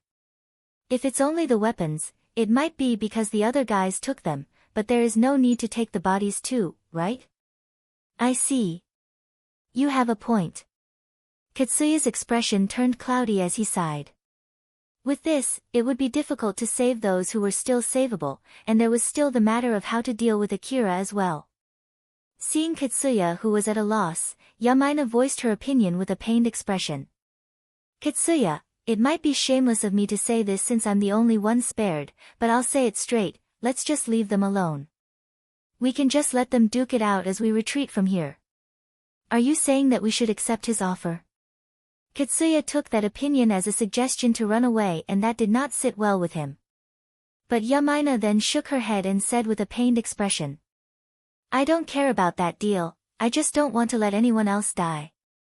In the first place, you could have cut your losses had you just abandoned me. That's why this is also my fault. But he saved me and now I'm nothing more than dead weight. You can go ahead and admonish me as much as you like but listen to me. Katsuya could not say anything back. Normally, it was his duty to make such a difficult decision, but he could not make it. It was true that he wanted to save Yamaina. However, it was not the case that he was blinded by his emotions. He was not forced to save Yamaina at the cost of his friends' lives. In fact, the thought of getting his other friends killed never crossed his mind. But Yumina's harsh words gave him a wake-up call. Katsuya was shocked and hesitated because of a feeling that he did not fully understand was welling in him. Seeing that, Yamaina thought that she just needed one more push to make him decide to retreat. So she brought up the safety of everyone and Katsuya himself in particular to give that last push. You want to save them, you don't want to abandon them. When you couldn't do that, when you couldn't make it, you believe you should at least avenge them. That's how it has been up till now. But, that vengeance, is it something that you should do no matter what even if it means that you'll get more of your friends killed? Yamaina was implying that they should give up here and retreat. That thought reached deep into Katsuya's heart and brought a change of heart that Yamaina did not expect. Katsuya.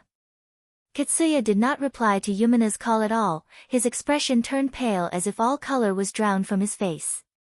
Katsuya was at his core, a good person. He was nice enough to extend his hand even when a stranger that he had met for the first time asked for his help. Moreover, he had the talent and ability to save a lot of people. That was the case in the past. That kind of person then formed a party to work as a hunter. That kind of predisposition and his talent had more opportunities to stick out as he did his best trying to save the members of his team. Because of that, many of his friends were saved and grateful to him. Those that he saved, due to the feeling that Katsuya had been broadcasting unconsciously, also felt the wish to save others and that brought about a huge change in their hearts. There were many who liked Katsuya. That feeling was conveyed as it was straight to Katsuya, which inflated Katsuya's wish to save everyone even more. But it was not like all of them were unconditionally thankful to Katsuya. There were also people who were jealous, envious, covetous of Katsuya's skill and talent. Naturally, those feelings were also transferred to Katsuya as well. If the ones being saved were being awful, then the one who did the saving would feel unmotivated. That caused Katsuya to unconsciously prioritize who he saved. And once there was a bias, it only grew larger with time. Soon, those that had started from positive feelings like gratefulness towards him, started to change. They started to think Katsuya would save them again next time, he would turn the table when the situation got dicey, he would lead the team to the victory. Being a hunter meant that they might die anytime, but in order to get away from the fear of getting killed, in order to reach for splendid results, they pinned their hopes on Katsuya, they leaned on him. They hoped that he would bring the fate that they longed for to them. That expectation, wish, and feelings were directed and sent to Katsuya. Katsuya himself answered that expectation although unconsciously. After all, he was just that talented. It caused others to admire and applaud him even more, while also making them expect even more from him. They wanted him to save even more people, to help even a slum city child when they asked for his help. He wanted other powerful people to recognize his strength. For his strength to be acknowledged even when faced with a situation where he was often mocked as a young hunter. He wanted to perform so amazingly that it would help those who mock him recognize his skill. He wanted other hunters, organizations, and companies to seek him. Katsuya had affected a lot of people with his ability as someone who was connected to the old world domain. But at the same time, many had expectations and wishes for him, which affected him even more than he affected them. He wanted to exceed the expectations of those people who recognized his skill. That wish, that silent wish of his was difficult for him to admit since he never put it into words. Thus, it started to pile up on him. And then, there were people on the battlefield that Katsuya could not save.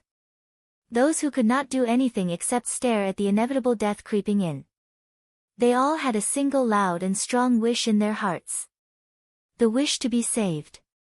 In contrast, there was also blame as to why he would not save them. Both thoughts were transmitted to Katsuya. It manifested as guilt inside him, which pushed him to get even stronger.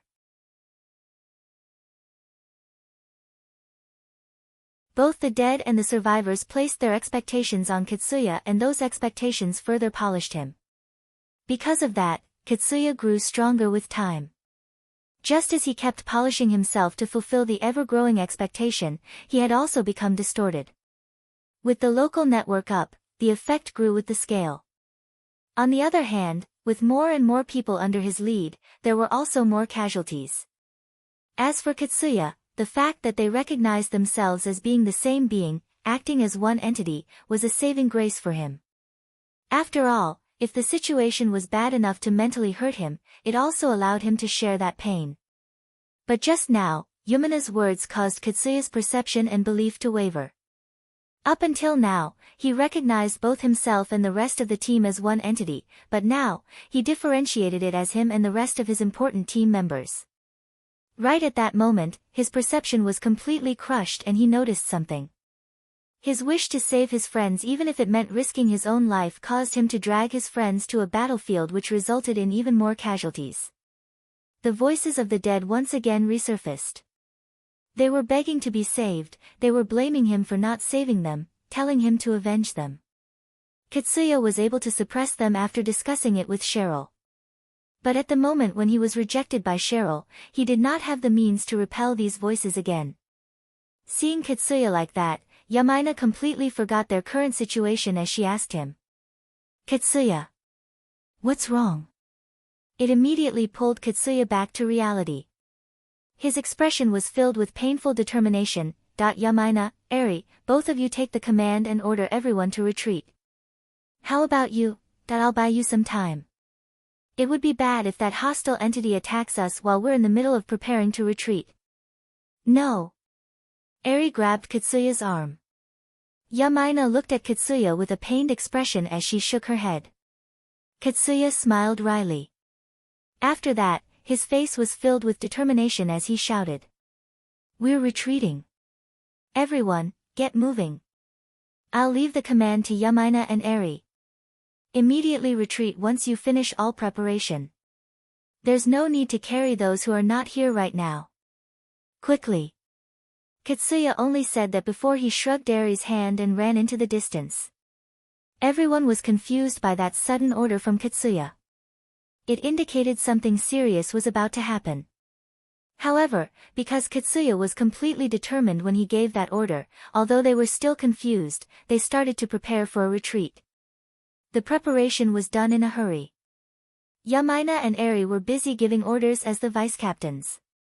But in the middle of that, they could not help but to worry about Katsuya. Moreover, with Katsuya recognizing that they were no longer a single entity, the feeling of having to obey his order unconditionally was lessened. Furthermore, Yamaina and Eri were both against Katsuya's wish to let everyone get away except himself. Eri was the first one to make her decision. Yamaina, can I leave the lead to you here? Yamaina wanted to let Eri go and save Katsuya, but at the same time, she did not want to let Eri go just to get killed. Her conflicting feeling was fully reflected on her face and it took her some time before she could give a reply. That I won't let you go unless your only goal is to bring back Katsuya. Eri's desire to not lie to Yamaina caused her to pause for a bit before she gave her reply. I'll do my best. The difference between Yamaina and Eri if they caught up with Katsuya was that one would only be a dead weight while the other would not. Eri immediately went to chase after Katsuya while Yamaina stayed behind. Yamaina exasperatedly hung her head. I've always thought that even if Katsuya chose someone, I want to at least stay beside him. But it seems that I'm no longer even able to stay beside him, huh? Eri made her resolve and started running. I've always been the one being helped. But this time, I'll save him. And that was when the road of the two girls who had always stayed beside Katsuya, forked. Katsuya was at the top of his local network. The local network was built such that it was not the one who stood on top of the local network that had a great effect on the whole network. Those who were close to Katsuya also had a great effect on the rest of the network. Unfortunately, with the effect of Katsuya being greatly diminished in this situation, the ones who practically led the network were Yamaina and Eri. Those who were influenced by Yamaina stayed behind while those who were influenced by Eri went to follow Eri.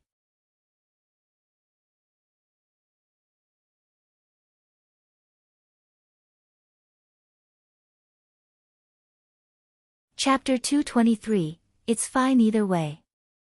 Akira immediately tensed up the moment he noticed Katsuya, but the shock prevented him from immediately shooting at him. Since when did he get there? How did I not notice him there? For how long was I open for an attack? Why hasn't he still attacked me yet? Is he alone? Where are the rest of his team? Currently, Katsuya did not have enough reason to start a fight.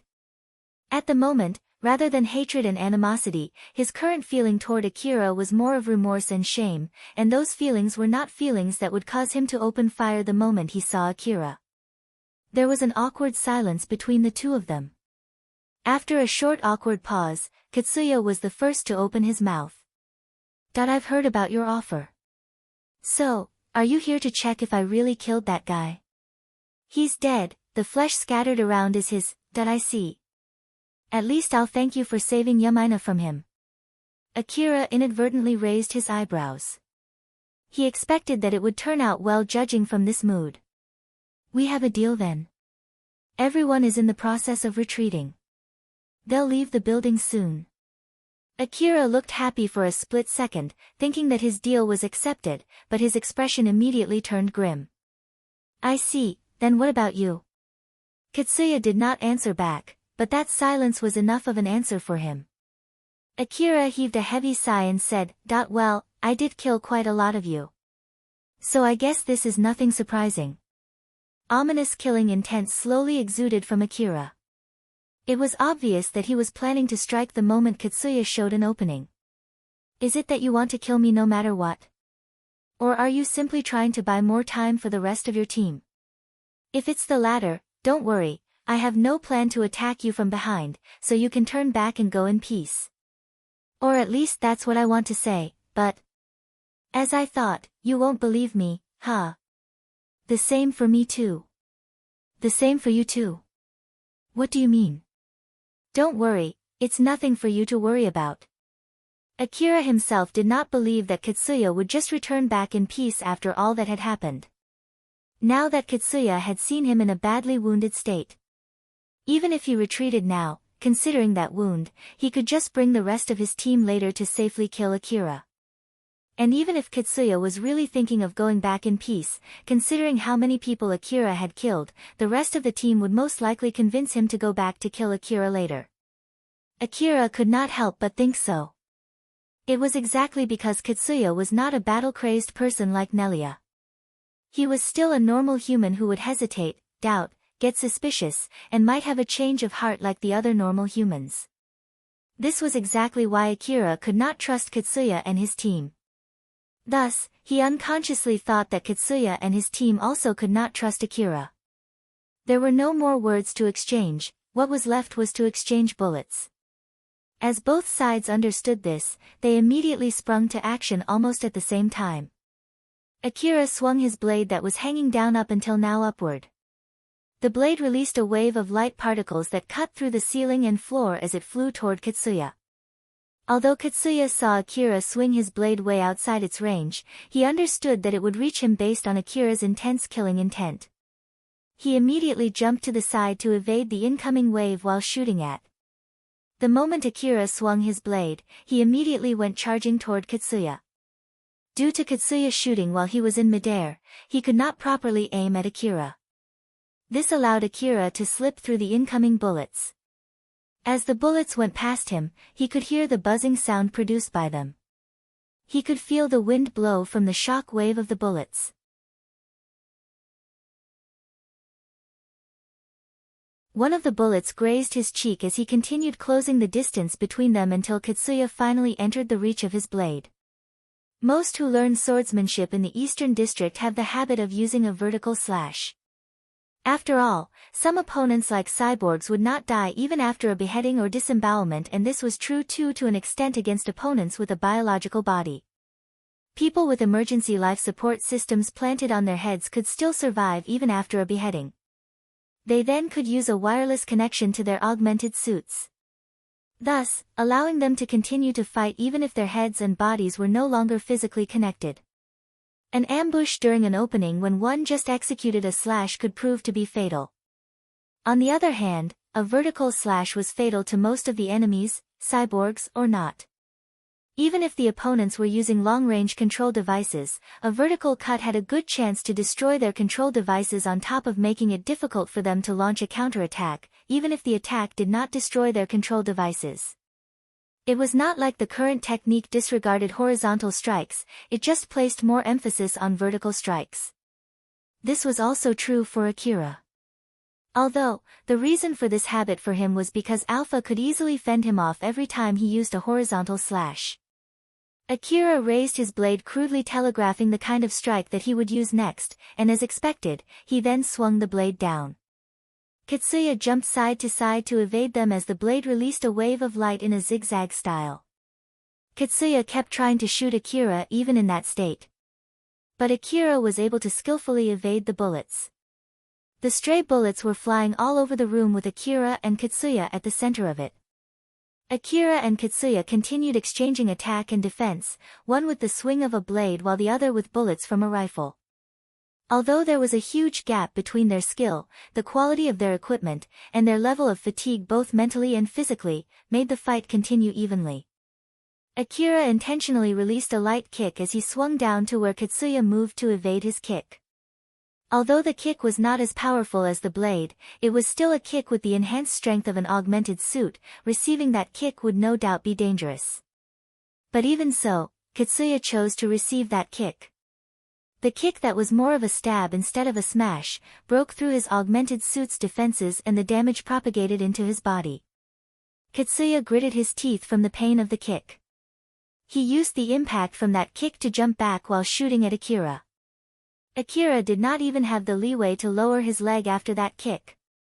Thus, he used the contact stick function of his other leg to lean forward and lunged straight toward Katsuya to chase after him.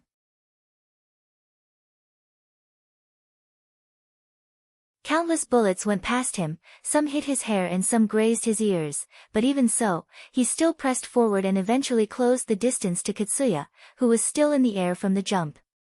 Once again Akira forced the fight into melee combat.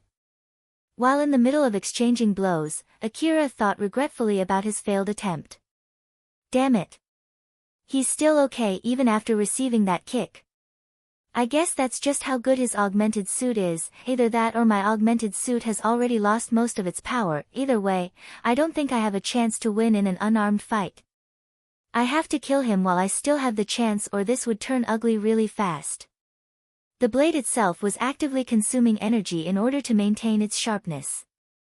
Every time Akira swung it, it consumed energy and also placed more burden on it. If Akira misjudged the durability of the blade, he might end up destroying the blade. While on the other hand, he no longer had that much ammo left. Akira had to finish the fight while he still had both resources, otherwise, this would be the end for him. In contrast to that, Katsuya was slowly gaining confidence. The powerful opponent in front of him did not give him the leeway to think about anything else, it helped Katsuya regain his scattered focus, thus increasing the sharpness of his movement. The fight that was evenly matched up until now slightly tilted toward Katsuya's favor, and the leeway originated from that caused Katsuya to notice something. He has stopped throwing that long-range slashes. Moreover, the cut on the floor is also shallower than before. Katsuya had been making big leaps to evade Akira's slashes up until now, since it felt like the blade would still reach him even if he was outside the blade's physical reach. Akira still tried to slash at Katsuya even when he did not have proper footing. Thanks to that, his blade would oversweep and hit the floor repeatedly. But even so, due to its sharpness, the blade would be able to smoothly cut through the floor. One thing that was obvious, was that the cut left on the floor should have been deeper if Akira was still releasing the sharp light wave. He should not have the leeway to stop doing that just because I'm evading his attacks. Which would mean that it's because he can't do that any longer. Katsuya jumped backwards to open up some distance between them. Akira lunged forward to close up that distance. The smile on Katsuya's face and the pressured look on Akira's face signaled the one who had the upper hand in their exchange. As Katsuya was able to invest less effort in dodging, he could focus more on the offensive. In order to face that, Akira compressed his time perception even further. The burden caused a sharp stinging pain on his head. He kept himself from fainting while desperately looking for an opening to win the fight. But even with all that effort, it did not make their battle even. Time was on Katsuya's side. Even if they were fighting evenly, Akira's augmented suit would run out of energy first before Katsuya's. Katsuya also knew that from Akira's expression. As Katsuya understood that he would win as long as he could defend himself, he chose not to try any risky move and focus more on his defense. Unfortunately, that decision caused his downfall. Katsuya reacted to Akira's huge swing by jumping backwards. Since he wasted to be sure to get away from the blade, he ended up jumping too high. But that downward swing was actually an attack that Akira did in order to take away Katsuya's mobility. He had no plan to cut Katsuya with that swing at all, it was only bait to make Katsuya jump. Akira quickly changed the trajectory of his blade and returned it back to its sheath dangling on his side as he switched to his SSB rifle. Akira used that opening to switch his weapon, which would have been fatal in a normal situation. Akira and Katsuya aimed their rifles at each other. But the odds were not even.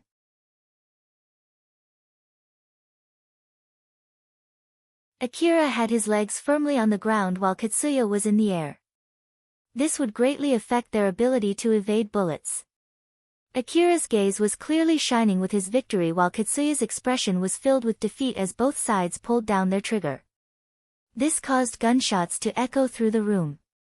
Katsuya was sure that the anti-force field bullets would deal fatal damage to him, but for some reason, he only got hit by a few bullets. Akira completely threw away his chance for victory as he leapt sideways to evade the barrage from Eri and the other girls. Eri and the other girls arrive at a very critical moment as they immediately decide to attack Akira. Akira, who had no plan to end the fight with a mutual death, jumped away the moment he noticed Eri. He then continued running away from that place while shooting back in their general direction to keep them occupied. Eri and the girls then ran to Katsuya, who was just saved from certain death. Katsuya, are you okay? Hey Eri, why are you here? To bring you back. Katsuya had a pained look on his face when Eri replied back almost instantly. I'm sure I've given you my order to retreat. Eri's gaze turned sharp. I have no need to listen to an order from a commander who left his own post. Yamaina should have told you not to go alone too. Katsuya understood that Eri and the other girls came there knowing fully that they might get killed. After all, even after all those fights with Akira, which only resulted in piling up dead count on their side, they still were not able to kill him. Judging from that fact alone, there was no way they could kill Akira with only that many people. I ended up dragging others to a dangerous situation again. Katsuya's mind once again succumbed to self-loathing, but that was when Eri's harsh but gentle words reached him. We die together. If you don't want to get us killed, then you should survive as well. Katsuya was shocked, he then faintly smiled, alright, let's head back then. Katsuya remembered his past self as he pulled himself together. He was working extremely hard as a hunter, taking on dangerous tasks, placing himself in great danger in order to save his friends. Good. Also, one more thing, I have no plans to cover for you if Yamaina gives you a good smacking later. Can you please do something about that? No can do. I think it's time to let Yamaina give you a good punching, but I'll at least help you tend to your wounds after that. I see. Eri smiled lightly while Katsuya smiled bitterly at that light exchange. Now that Katsuya had regained his calm, he once again returned back to his team that he had left once before. Katsuya changed gear and then said with a serious face. Now then, the problem is whether he would let us go back in peace or not. Is it unlikely?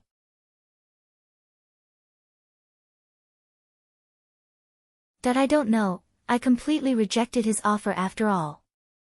If he's really planning to kill all of us just like he said, it would be bad to regroup with Yamaina while that guy is still around. Eri, do you think Yamaina and the rest would retreat ahead without waiting for us? I told her that I'll try to bring you back, so she might be waiting, that I see.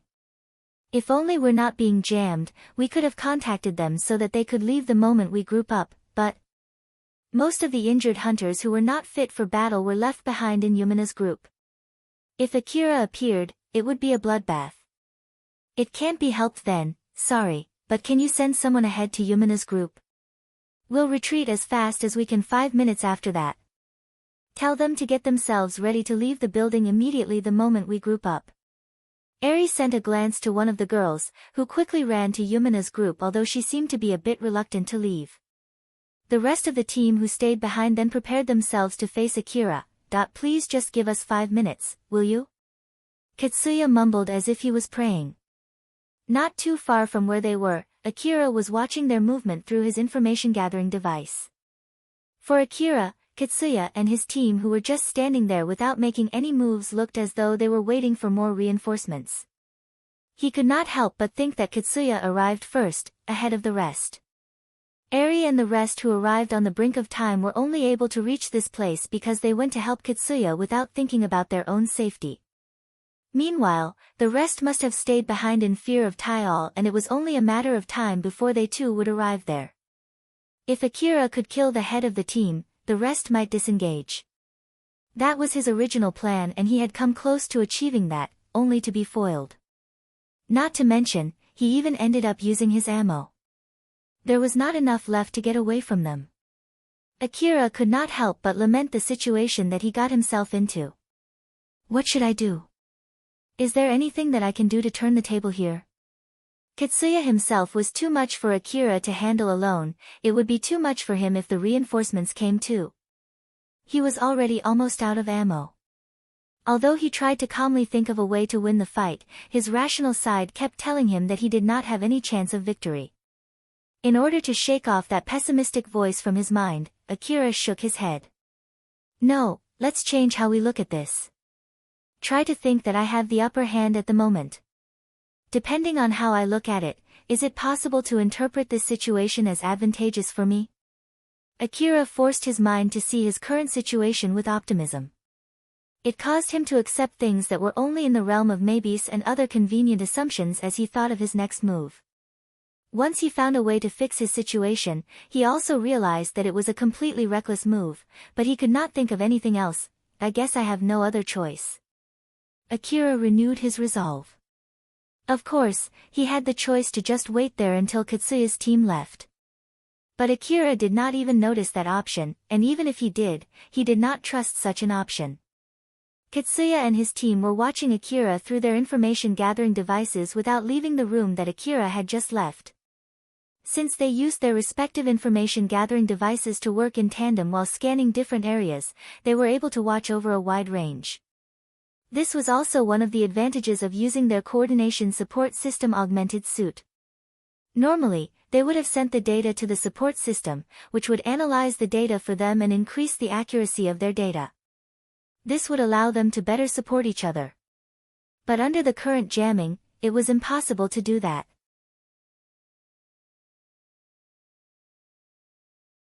Even so, it was still possible to do a limited one through the close-range communication line. Thanks to that, they were able to more or less track Akira's general position. Katsuya was watching the hallway where Akira ran to. Akira was not further away down that hallway. That guy is not moving at all from there. It doesn't seem like he's planning to escape either. But he's not in a position to attack us anytime. Is he waiting to see if we're going to leave first? Or is it that he's afraid we're going to attack him the moment he tries to escape? It's not like I'm going to do that even if he does anyway, we'll just leave too, but... Katsuya smiled bitterly. We don't trust each other, huh? They would have been able to save themselves from the unnecessary fight had they trusted each other. Although both sides knew that very well, they still could not trust the other side. That one point was the only thing that Katsuya and Akira completely agreed on, and that fact really made Katsuya feel weird inside. Akira's signal suddenly showed some movements. Katsuya and the rest of the team immediately tensed up as they aimed their rifles at the hallway. Akira leapt out from his hiding spot. Katsuya was able to follow him with his eyes, but there was something strange. Akira had his SSB rifle in his hand, but he was not holding it by its handle. Akira then threw his SSB rifle at Katsuya as hard as he could. The rifle flew and spun in the air. A moment later, it suddenly started spewing bullets indiscriminately. The SSB rifle could even be used as an autonomous mounted weapon. It could be fixed on the extra arm commonly found on a wasteland's bike and set to shoot automatically. Because of that, the rifle had many extra settings to help with that method of usage. Akira set his SSB rifle to empty its magazine after 10 seconds. He then waited just before that 10 seconds ran out before he jumped out and threw his rifle at Katsuya. The rifle spun and flew almost horizontally as it released a raging bullet storm that did not differentiate between foe or ally. The kickback from the shots threw the barrel off its original trajectory. It was near impossible to predict where it would shoot next. Although the SSB rifle spewed out countless bullets, none of them were properly aimed. Katsuya and his team had the equipment to take some shots, but not multiple consecutive hits. It was doubly true for the team members who did not have equipment as good as Katsuya's. So instead of focusing on Akira, Katsuya inadvertently gave orders to prioritize protecting the rest of the team. While on the other hand, Akira completely ignored the flying bullets. He recklessly pushed through the barrage to close the distance between them. He set the output of his defensive coat to maximum and compressed his time perception to almost stop time.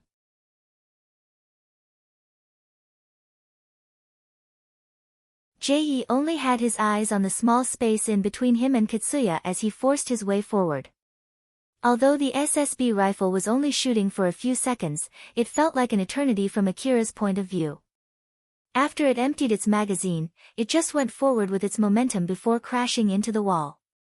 Katsuya and his team quickly peeked out to shoot at Akira, but before they could pull the triggers, Akira threw his other SSB rifle. Inside the slow-moving world, Akira had his eyes fixed on Katsuya. You'll prioritize the safety of your friends now that they're here. The SSB rifle flew toward Katsuya's team. Although it was already broken, Katsuya and his team had no means to know that. In this situation, you'll have no other choice but tell your men to stay back and put yourself in the front. Akira pulled his blade out of his sheath with the full power of his augmented suit. And to save your men, you'll focus on shooting down the rifle first instead of me. That assumption came from Akira's experience fighting Ario's team. There was no guarantee that Katsuya would also do the same as well, but even so, Akira decided to put down everything on this bet. If it was purely about talent, Katsuya had the upper hand.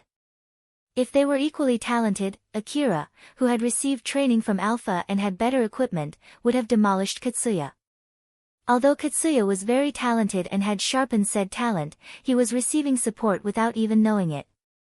This caused him to have a rather crooked evaluation of himself. But in this situation where the jamming caused him to lose that support, the sharpness of his movements was reduced, his ability to fight was greatly diminished. But even so, the ongoing battle up until now together with his talent quickly made an adjustment to that. Katsuya, who had slowly regained his original strength, quickly shot down the SSB rifle and shifted his aim toward Akira, who had been exuding a killing intent that gave him chills. Katsuya was only able to fight back that sense of terror due to his strong conviction to protect his friends. Right before the deciding moment, Akira and Katsuya exchanged gazes. Then in the next second, blood was scattered all over the floor, the winner and the loser had been decided. A body cleaved clean into two fell on the ground. Katsuya was killed on the spot. Katsuya moved exactly just like what Akira had predicted. He pulled his men back, stepped forward, and shot down the SSB rifle. If he had changed priority even for a bit, if he had chosen to shoot Akira first, or to abandon his men, Akira would have been the one to die there. Akira understood that even if Katsuya was dead, it did not mean the fight was over. His next move would be to use the chaos to get away from that place or to clean up the rest of his enemies. But neither happened. The moment Katsuya was killed, suddenly, Akira felt multiple presences appearing out of nowhere around him. What? There should have been no one else here. Akira reflexively swung his blade. But even with the full power of his swing, it was easily stopped. Akira froze in shock as well as because his opponent held his blade. Long time no see. Tsubaki had Akira's blade in between her middle finger and index finger as she threw a gentle smile at him. A small transport aircraft went over Kuzusuhara ruin. It came from the forward base and was now already deep inside the expedition area. It was flying slightly above the tall buildings in the area. It then opened both the left and the right sides of its chassis. Sarah and Shikarabe stood in front of the left door while Valga and Yamanobe were on the right one. They had large rifles in their hands, aimed below them. Meanwhile, Elena was sending them the location of the enemies that she had detected using her information-gathering device. Sarah used that information to fix her aim. Deafening explosions followed suit.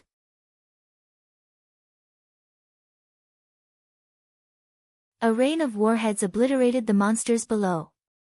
Shikarabe and the rest were also doing the same. They made short work of the monsters that were trying to attack the transport aircraft. Shikarabe once again showed his amazement at the rifle that he was lent. Elena. How the heck did you get this thing? It's not some kind of illegal weapon, right? The guns and the aircraft were both from Nelia. The aircraft was the one parked in the forward base, while the guns came from Yanagisawa's team's reserve armory. Since she was given permission, Nelia went and lent them to Elena's team. I'm sure I did give you a short explanation about it before. I don't know anything more than what I've already said. If you don't feel safe using it, you can use your own instead. Shikarabe still had some questions in mind but decided to stop questioning. Judging from Elena's tone, it seemed that Elena had the exact same questions as he did. However, she also decided to just leave it unanswered. Thus, Shikarabe saved those questions for later and focused on the monsters in front of him.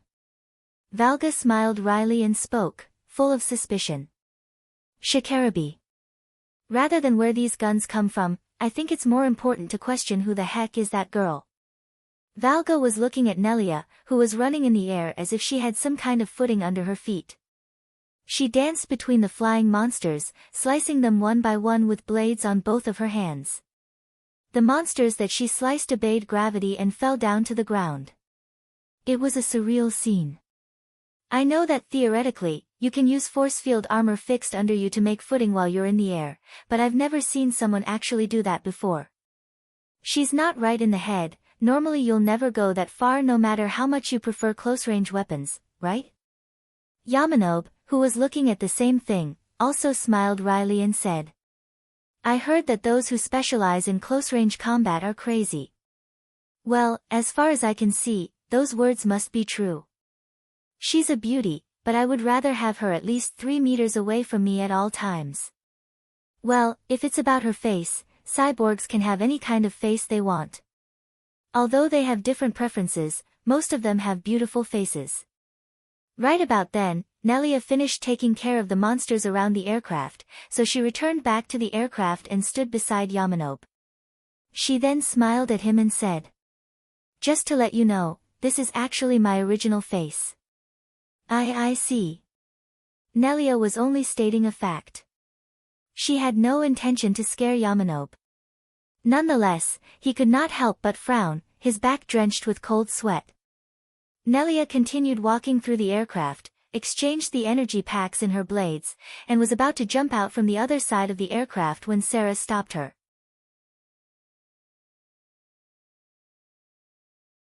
By the way, although it might be too late to ask this, and we're grateful that you lent us these powerful weapons as well as this aircraft, why would you go that far to save Akira? Are you that close?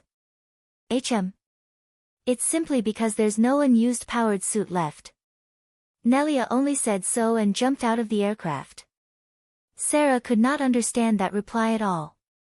Elena, what does that mean? No idea. Elena had the same confused look as Sarah. If there was still an unused powered suit back in the forward base, Nelia would have opted to use that instead. But due to Inabe's order, all the powered suits were distributed to the powered suit squads that were dispatched with the reinforcement hunters to take control of the ensuing chaos in the expedition area. Not to mention, at the moment, Nelia prioritized Akira more than the powered suit squad where she was originally assigned to. Shikarabe then said. So then, Elena, where is Akira? You still can't find him. We don't know his exact location, right? I hope we're not just flying around randomly hoping to spot him somewhere. We'll be doing this until that girl decides to go back. It's not like we don't have any hints at all. I'm using the powerful radar installed on this aircraft to look for the signal from the information terminal lent to Akira. It can use both long-range and short-range communication frequency. But, if only this jamming could go away. I would be able to quickly detect his whereabouts. Elena knitted her eyebrows. Seeing that, Shikarabe also frowned but for a completely different reason. So basically, we'll keep going on as long as we have the ammo and enough energy for the aircraft, huh? I guess it was a mistake accepting this request. Due to his job from Drankum, Shikarabe could not join the expedition, but he was still posted as a reserve hunter at the base. Although he was then sent to join the reinforcement team under city management, he felt like he would be sent to save Katsuya. He was going to be tasked to save a boy who made rash decisions like it was his bread and butter. Thus, he did not like that post at all. That was when Elena called him. Shikarabe did not think much and quickly accepted the request to save Akira.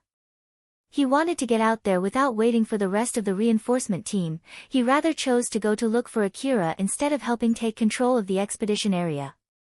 That was why he did not expect to be loaned such powerful guns and a transport aircraft. The furthest he could have expected was this mysterious girl that accompanied him. Shikarabe already heard from Elena and Sarah about the invisible flying drones encircling the expedition area. They allowed people in but not out. However, either it was because the flying aircraft was out of their expectation or that they did not allow anyone who once got out to get in again. Those monsters immediately attacked the aircraft when they got close. He had no wish to blame it on Elena or anything, but it still caught him off guard. The battles that would have been difficult without the powerful guns continued on. No matter how much I hate Katsuya, this isn't worth it at all. I guess it has started to cause trouble for me as well, huh? Shikarabe regretted his decision as he continued shooting at the incoming monsters.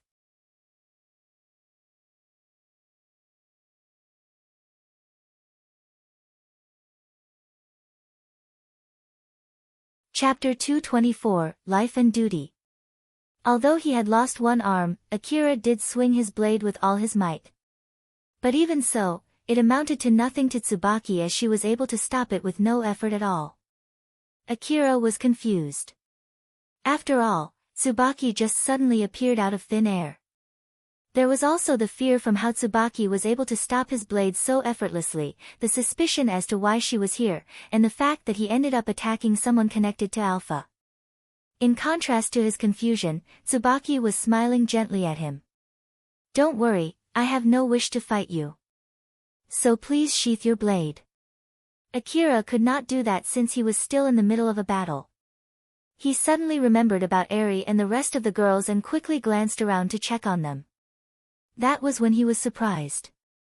Other than him, everyone was unconscious. Akira's confusion only got deeper as he looked back at Tsubaki. His guesses only served to give more questions than answers. Why did you save me? I didn't do anything. Then why are they unconscious? Probably because their local network connection had been suddenly cut off, which placed them under an immense burden. They relied too much on the head of the node to process data. Losing the head caused a big amount of data to stream to their individual nodes. I bet they couldn't withstand the stream of data and fainted. Her answer only caused Akira to be even more confused as he did not understand what she meant at all. Nonetheless, Tsubaki smiled and continued. It wasn't me, and that's the most important part. Tsubaki let go of his blade. Akira was still not sure what the heck was going on, but he sheathed his blade. If Tsubaki had no wish to fight him, it was a good thing for him as well. After all, he did not have any hope of winning in the first place. He understood at least that much. So then, what do you need from me? Just some small talk, if I may. Akira thought that it might be bad to have a conversation with Tsubaki without Alpha around. But at the same time, he also thought that it would be a bad idea to tell Tsubaki that he had lost connection to Alpha. So he deliberately stiffened his expression and gave a vague reply. Sorry, but I'm busy right now. Can you save it for later? With all these fighting around the area. In that case, I can guarantee your safety while you're having a conversation with me. How about that? I'm basically so close to fainting already. I don't think I can talk for long. Don't worry, you can have this to help you. Tsubaki offered a capsule to Akira. This is some kind of medicine. Akira could not help but frown. Some kind? So it's not exactly medicine. It depends on your definition. For example, let's say that there's a treatment to fully grow a prosthetic arm, with the same effect, the form of a pill, which applies to normal people with biological bodies. Will you still call that medicine? I guarantee that it has no bad side effects. Well, that was only an example though. This one won't let you regrow your lost arm. My apologies. Akira hesitated, but he decided to take that capsule and swallow it. Medicines were indispensable, especially when he was already in such a bad state. So he could not refuse it just because it was a suspicious capsule. The moment Akira swallowed the capsule, he could feel it immediately take effect. The stinging pain in his head quickly retreated together with the pain all over his body. It also greatly helped him recover from his fatigue. The medicine was extremely effective as always. Although he found that weird, he decided to put that question for later, thinking that it might be normal for old world medicines. This place is rather dirty for a friendly chat. Shall we change location? Tsubaki just ignored the atrocities on the floor and started walking casually.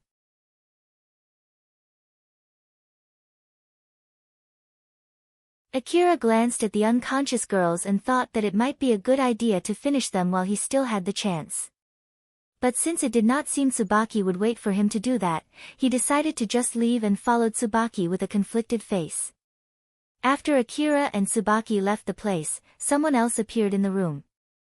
That person went to what was left of Katsuya.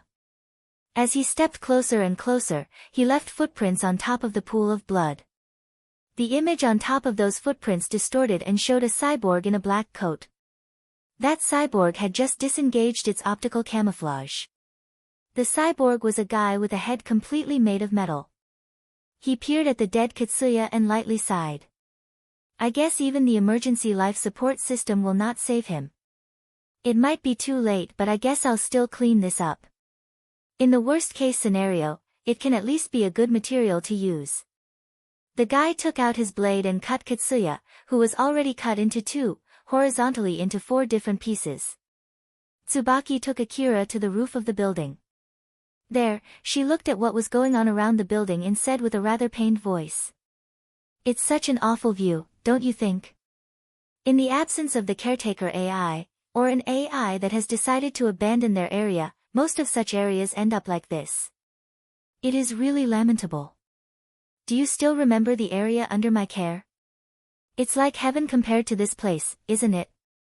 That's because I'm faithfully fulfilling my duties. Ah, right, I see. Akira was a hunter. Basically, he was on the side of those who helped to cause the awful state of the ruin. He ended up interpreting Tsubaki's words as a roundabout way to sarcastically reproach him.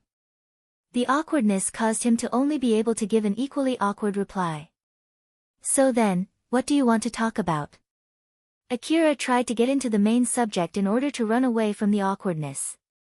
Tsubaki just smiled and stared at Akira, who stiffened his expression and stared back at her while fighting back the urge to look away.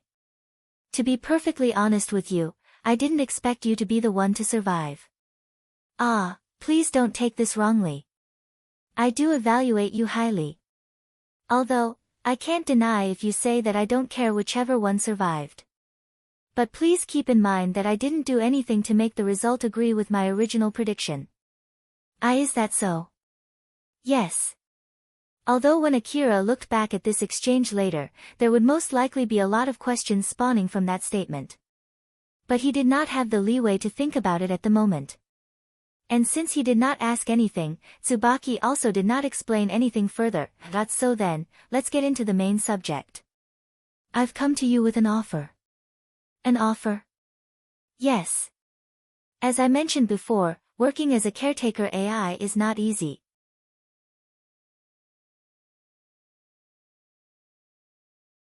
So I want you to help me do exactly that.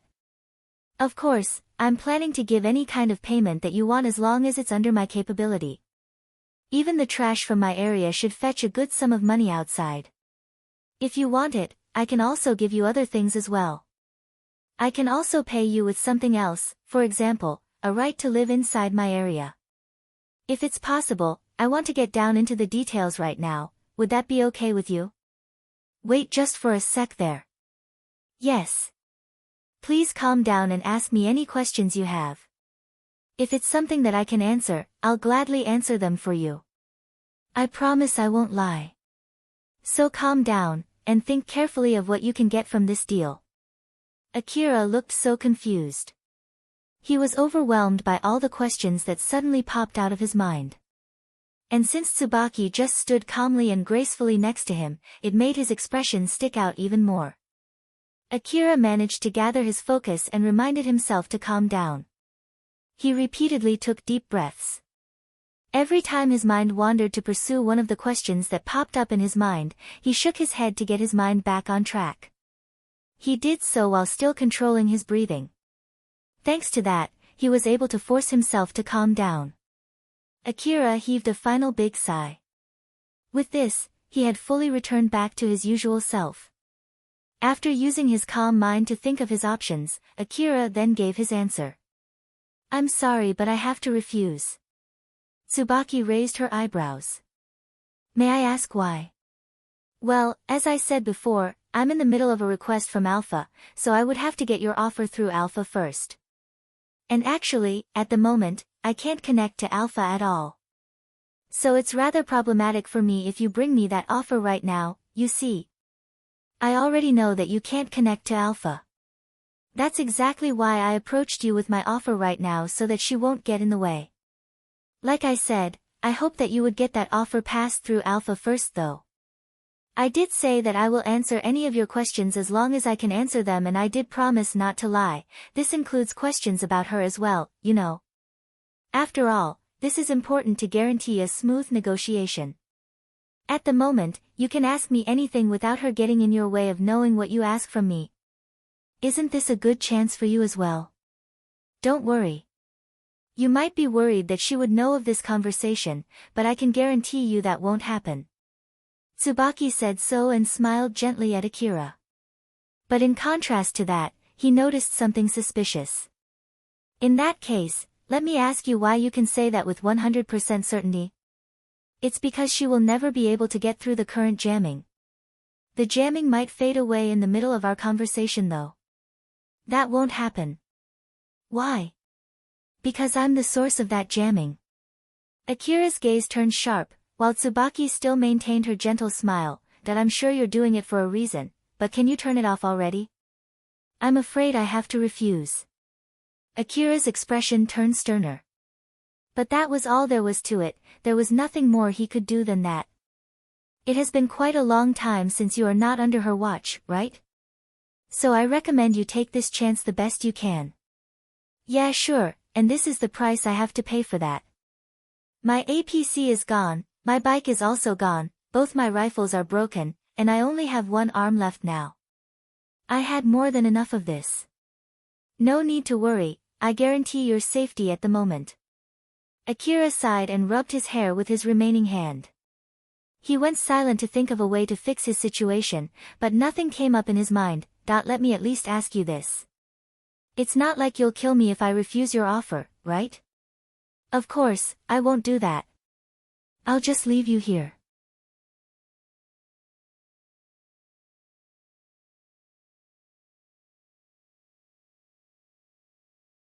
Although, it's not like I will do anything more than that, even if you consider that the same as me abandoning you here to die.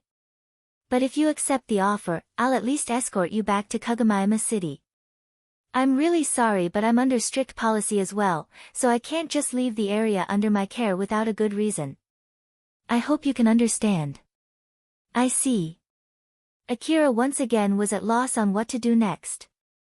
He was hoping to rely on Alpha's support to get back to the city, but in order to do that, he would have to make Tsubaki turn off the jamming. Even if he wanted to postpone the negotiation indefinitely, he did not have anything to offer in exchange. It would have been easy if he just accepted that offer, but that would defeat the purpose of contacting Alpha in the first place. Seeing Akira could not make up his mind, Tsubaki smiled gently at him and suggested. If you're afraid that my request would disrupt your request with her, you can ask me to make sure that won't happen as one of your rewards, and I'll comply the best I can. Akira did not expect it at all. Seeing that, Tsubaki thought that she finally got a reaction from him and deeply smiled. But after a short pause, Akira then said with a serious face.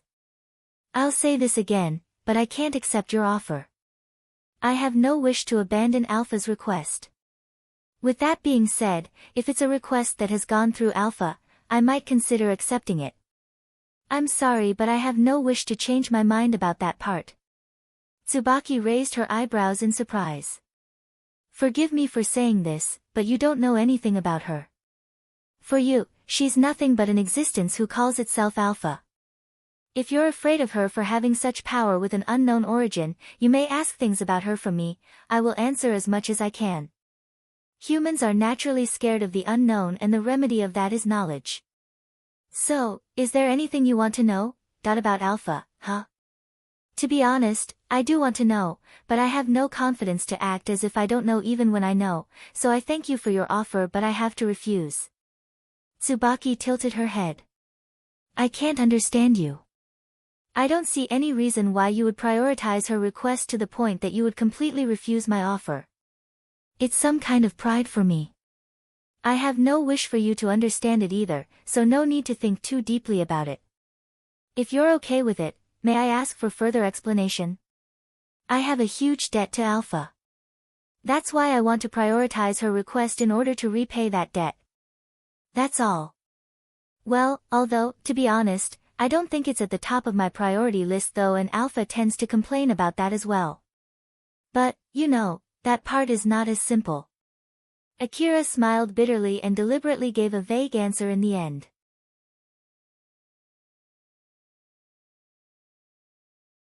Tsubaki did not return that gesture of politeness with gentle politeness. Instead, she then asked with a serious face. Debt, huh? Is it really something that important to you? She did all of that for her own benefit and goal. That debt is nothing more than a byproduct of using you. To be honest, aren't there times when you had to go through more trouble for her? Well, of course, there are. Those weapon dogs that I encountered after I met her, I bet that dog was there because Alpha was the one who guided that monster to me. After all, it seems that some of the monsters can see her. I bet she did that to confirm whether or not I would really follow her instructions.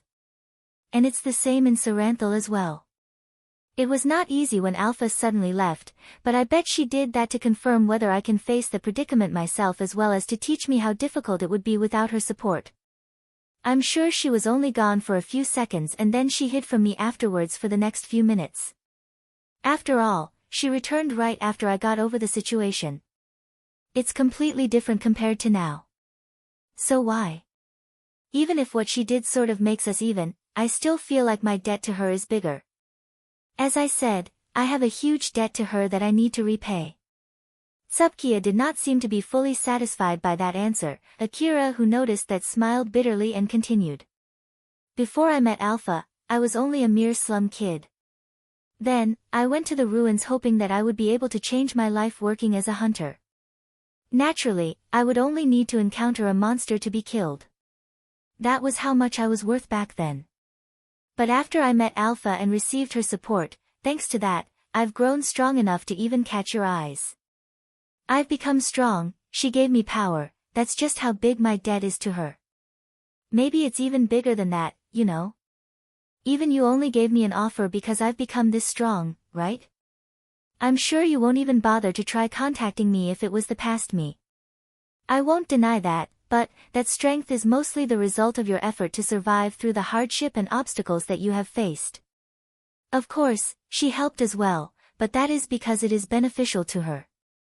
I don't believe there's any need to feel that indebted to her. You might be right. But that's just how meaningful her support is to me. It's something that I experienced for myself, so I have no wish for others to understand that. Even if it's something that concerns your life. If that's what you're worried about, I already had my life on the line from the start. If I had not met Alpha back then, I would have been dead by now. Not only have I received so much support from her as upfront payment for her request, but the current me is also still far away from being able to accomplish her request. I'm not working as much as I should for the payment that I've received. It's a completely different matter if Alpha says that I don't have to repay her. But as long as she doesn't say that, I have no wish to just abandon that debt. That's all there is to it. Akira said so as if to reconfirm his own line of thinking as he smiled lightly. Tsubaki was caught by surprise. But it seemed that she could understand his argument. Her face softened as she commented. You're a very dutiful person. For a slum kid with no money or power, loyalty and life are the only things that I can offer. Just because you have nothing else to offer, not that many people can do the same, you know. Although, you can always find people who would throw those two things away meaninglessly. Tsubaki suddenly seemed delighted and it was obvious from her smile. But Akira found that sudden change of attitude rather strange. Very well. I will not prolong the negotiation any longer. After all, I have no wish to sour your mood. It is indeed very regrettable, but I shall back off. Right at the next moment, Alpha suddenly appeared next to Akira.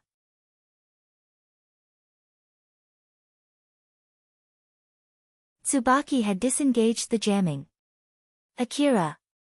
Are you okay? Alpha?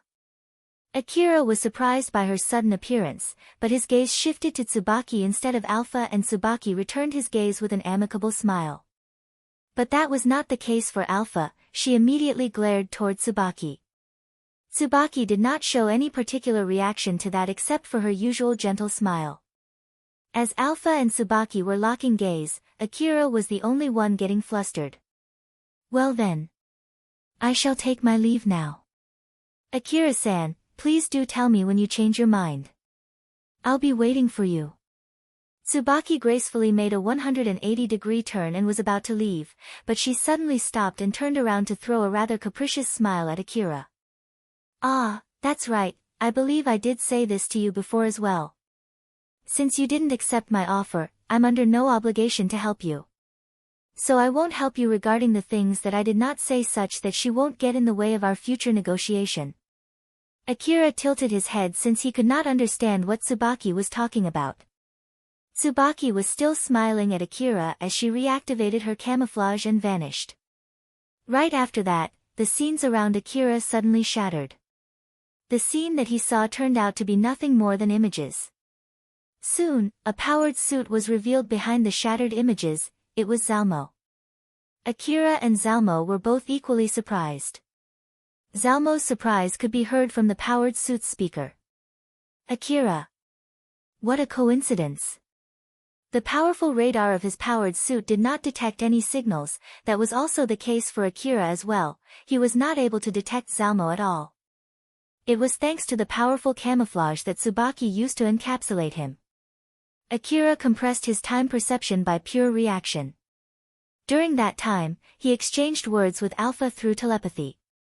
Alpha. Can you do something about that thing for now? Alpha, who was next to Akira, smiled and casually said. Of course, no problem. But, both your body and equipment are in a pretty bad shape, so you might have to do something a bit reckless. Just a bit, okay? I've done more than enough crazy things for today. Akira smiled bitterly and allowed Alpha to take over his augmented suit, allowing him to completely regain his superhuman physical ability.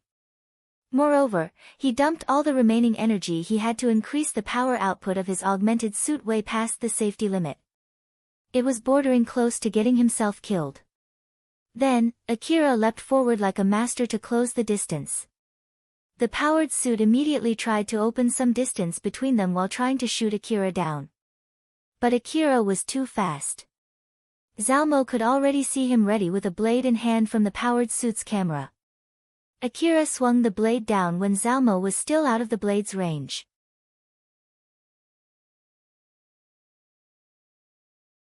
Right at the next moment, the blade could no longer maintain its form and started to crumble. It turned into dust and was carried away by the wind. Due to Alpha's support, Akira was able to execute a masterful swing with that blade. The light extended out from the blade reached the powered suit, splitting it into two. The blade cut so smoothly across the powered suit as if either the blade or the powered suit, or maybe both, were just illusions. The limiter of the blade was already rewritten by Alpha. With its safety feature off, the blade had to be handled with utmost precision in exchange for its overcharged power. Even a small misstep would release a sharp wave of light that would have killed its user. With such a dangerous weapon in hand, Akira executed a quick powerful slice. Alpha was able to accomplish such an act with such a volatile blade and such heavily damaged augmented suit. Zalmo's powered suit was split in half as each piece fell down. Due to its weight, the ground shook and Akira was barely able to maintain his balance. I had so much trouble fighting that thing. But with Alpha's support, it ended in a blink of an eye, huh? And here I thought I'd gotten pretty strong. I guess I still have a long way to go. Akira returned the bladeless handle back to its sheath. He then looked at Alpha with a frown. Alpha, with this, I have no weapons left. Are we going to be okay? Yes, probably. Probably. Akira could not help but make a conflicted expression in reaction to that vague answer. Alpha pursed her lips and commented. I was able to get back my connection with you just now, so I still don't fully understand the current situation. That's why I can't say for sure. If you have any complaints, you can send that to Tsubaki. She's the one responsible for the jamming. Yeah, I heard that too. Alpha raised her eyebrows. You knew? She told me. I see. Just like Akira, who answered indifferently, Alpha also gave an apathetic reply. But deep inside, she felt a strong suspicion. As usual, Although Alpha was smiling from the outside, she was digesting and calculating information while smiling. Due to the jamming, Akira lost his connection to her and he must have gone through a lot of crazy things when that happened. Moreover, he had lost an arm. There would have been no surprise if he looked at Tsubaki with hostility. But Akira did not seem to have any grudge against her. If the loss of his arm was because of something that happened while they lost contact, there was a need for Alpha to know what had transpired. Akira, it would be great if you can tell me what happened while we weren't connected. Akira heaved a huge sigh with an exasperated look on his face. Really a lot of things happened. I'm super tired right now, so I'll tell you later. Alright, later then, okay. Suddenly there was a loud banging sound as if a metallic object just fell over. It was from Zalmo, who crawled out from the powered suit. His body was also cut along with his powered suit. He had lost half of his body, so it was difficult for him to stand up only with one arm and leg. He was only able to drag his body across the floor, but of course, Akira noticed it. Zalmo had a grim look on his face. But there was not a shred of fear on his face. He was looking at Akira with amazement instead of animosity. It was as if he was looking at an unknown object. He then finally worded out the question inside him. Just what the heck are you? I can ask you exactly the same thing. I'm pretty sure I crushed your head, so how are you still alive? I'm one with the great cause. I will only die when the great cause dies. As long as the great cause is alive, then I will never die. The heck are you talking about? Akira rubbed his head. He did not have a single idea as to what Zalmo was saying. But he immediately threw that out of his mind and declared. Well, in that case, you can go ahead and die 1,000 times.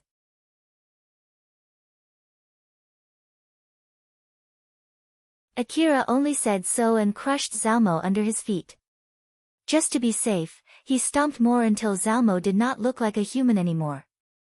A part of Akira was venting as his face was distorted from rage. Alpha, do you remember the 8 people who attacked Cheryl's base the other day and there was one of them who was particularly strong? I'm pretty sure I killed that guy, but it seems that this guy is the same guy from back then. Wait, he did say that, but that doesn't mean that it is true, right? Do you think he's telling the truth? I don't have enough data to confirm if he's really the same person, so I can only say that I don't know. I see. And also, we did fight a huge humanoid monster before, remember? That monster returned back from death and I fought him as well. Alpha could not help but tilt her head. Akira, just what exactly happened when I was not around? A lot of things. Well, I'll tell you everything later. I see, in that case, can you let me know first if she's friendly or not? Alpha said so and pointed her finger to the sky. Akira looked in the direction that Alpha was pointing at and saw Nelia running in the sky. Even Akira did not expect that at all. Just what in the world is she doing there? She's using force field armor as a footing to be able to run in the air. So then, is she hostile? Or not? She's not hostile. I hope. Seeing how Nelia was running at him with blades on both of her hands, Akira could not say for certain that she was there to help him. But in the midst of running, Nelia sheathed her blades, giving Akira confirmation that she was friendly, for now. Nelia landed next to him. She glanced at the split-powered suit first before smiling amusedly at Akira. I'm here to help you, or so I want to say, but it doesn't seem you need it, No, I'm really grateful. And also, why were you running in the sky? I was fighting the flying monsters when I saw you, that's why I came down here. It was a very weird answer, but considering that Nelia was a battle maniac, Akira thought that it was completely normal for her. Not too long after that, a transport aircraft also arrived. Elena's team who boarded off the aircraft scanned the area and looked worriedly at him. Akira, are you okay? Yeah.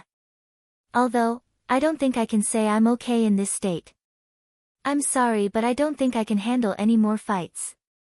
And also, sorry, but can you share some of your medicine? I've exhausted mine.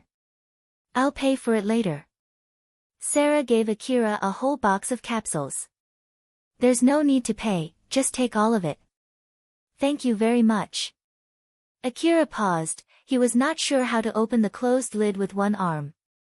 Seeing that, Elena took the box, opened the lid and spilled the contents on top of Akira's palm.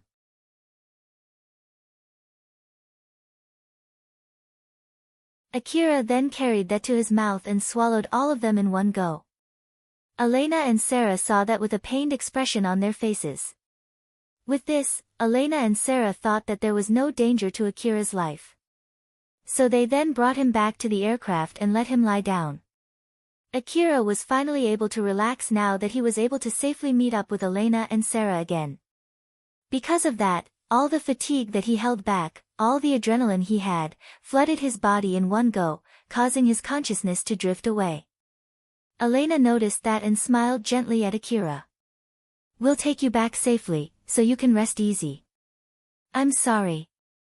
And thank you. Akira could only say so much before he blacked out. You're tuning into the Blissful Bookshelf YouTube channel. We're so grateful for your support and don't forget to subscribe to join us on this incredible journey through captivating stories.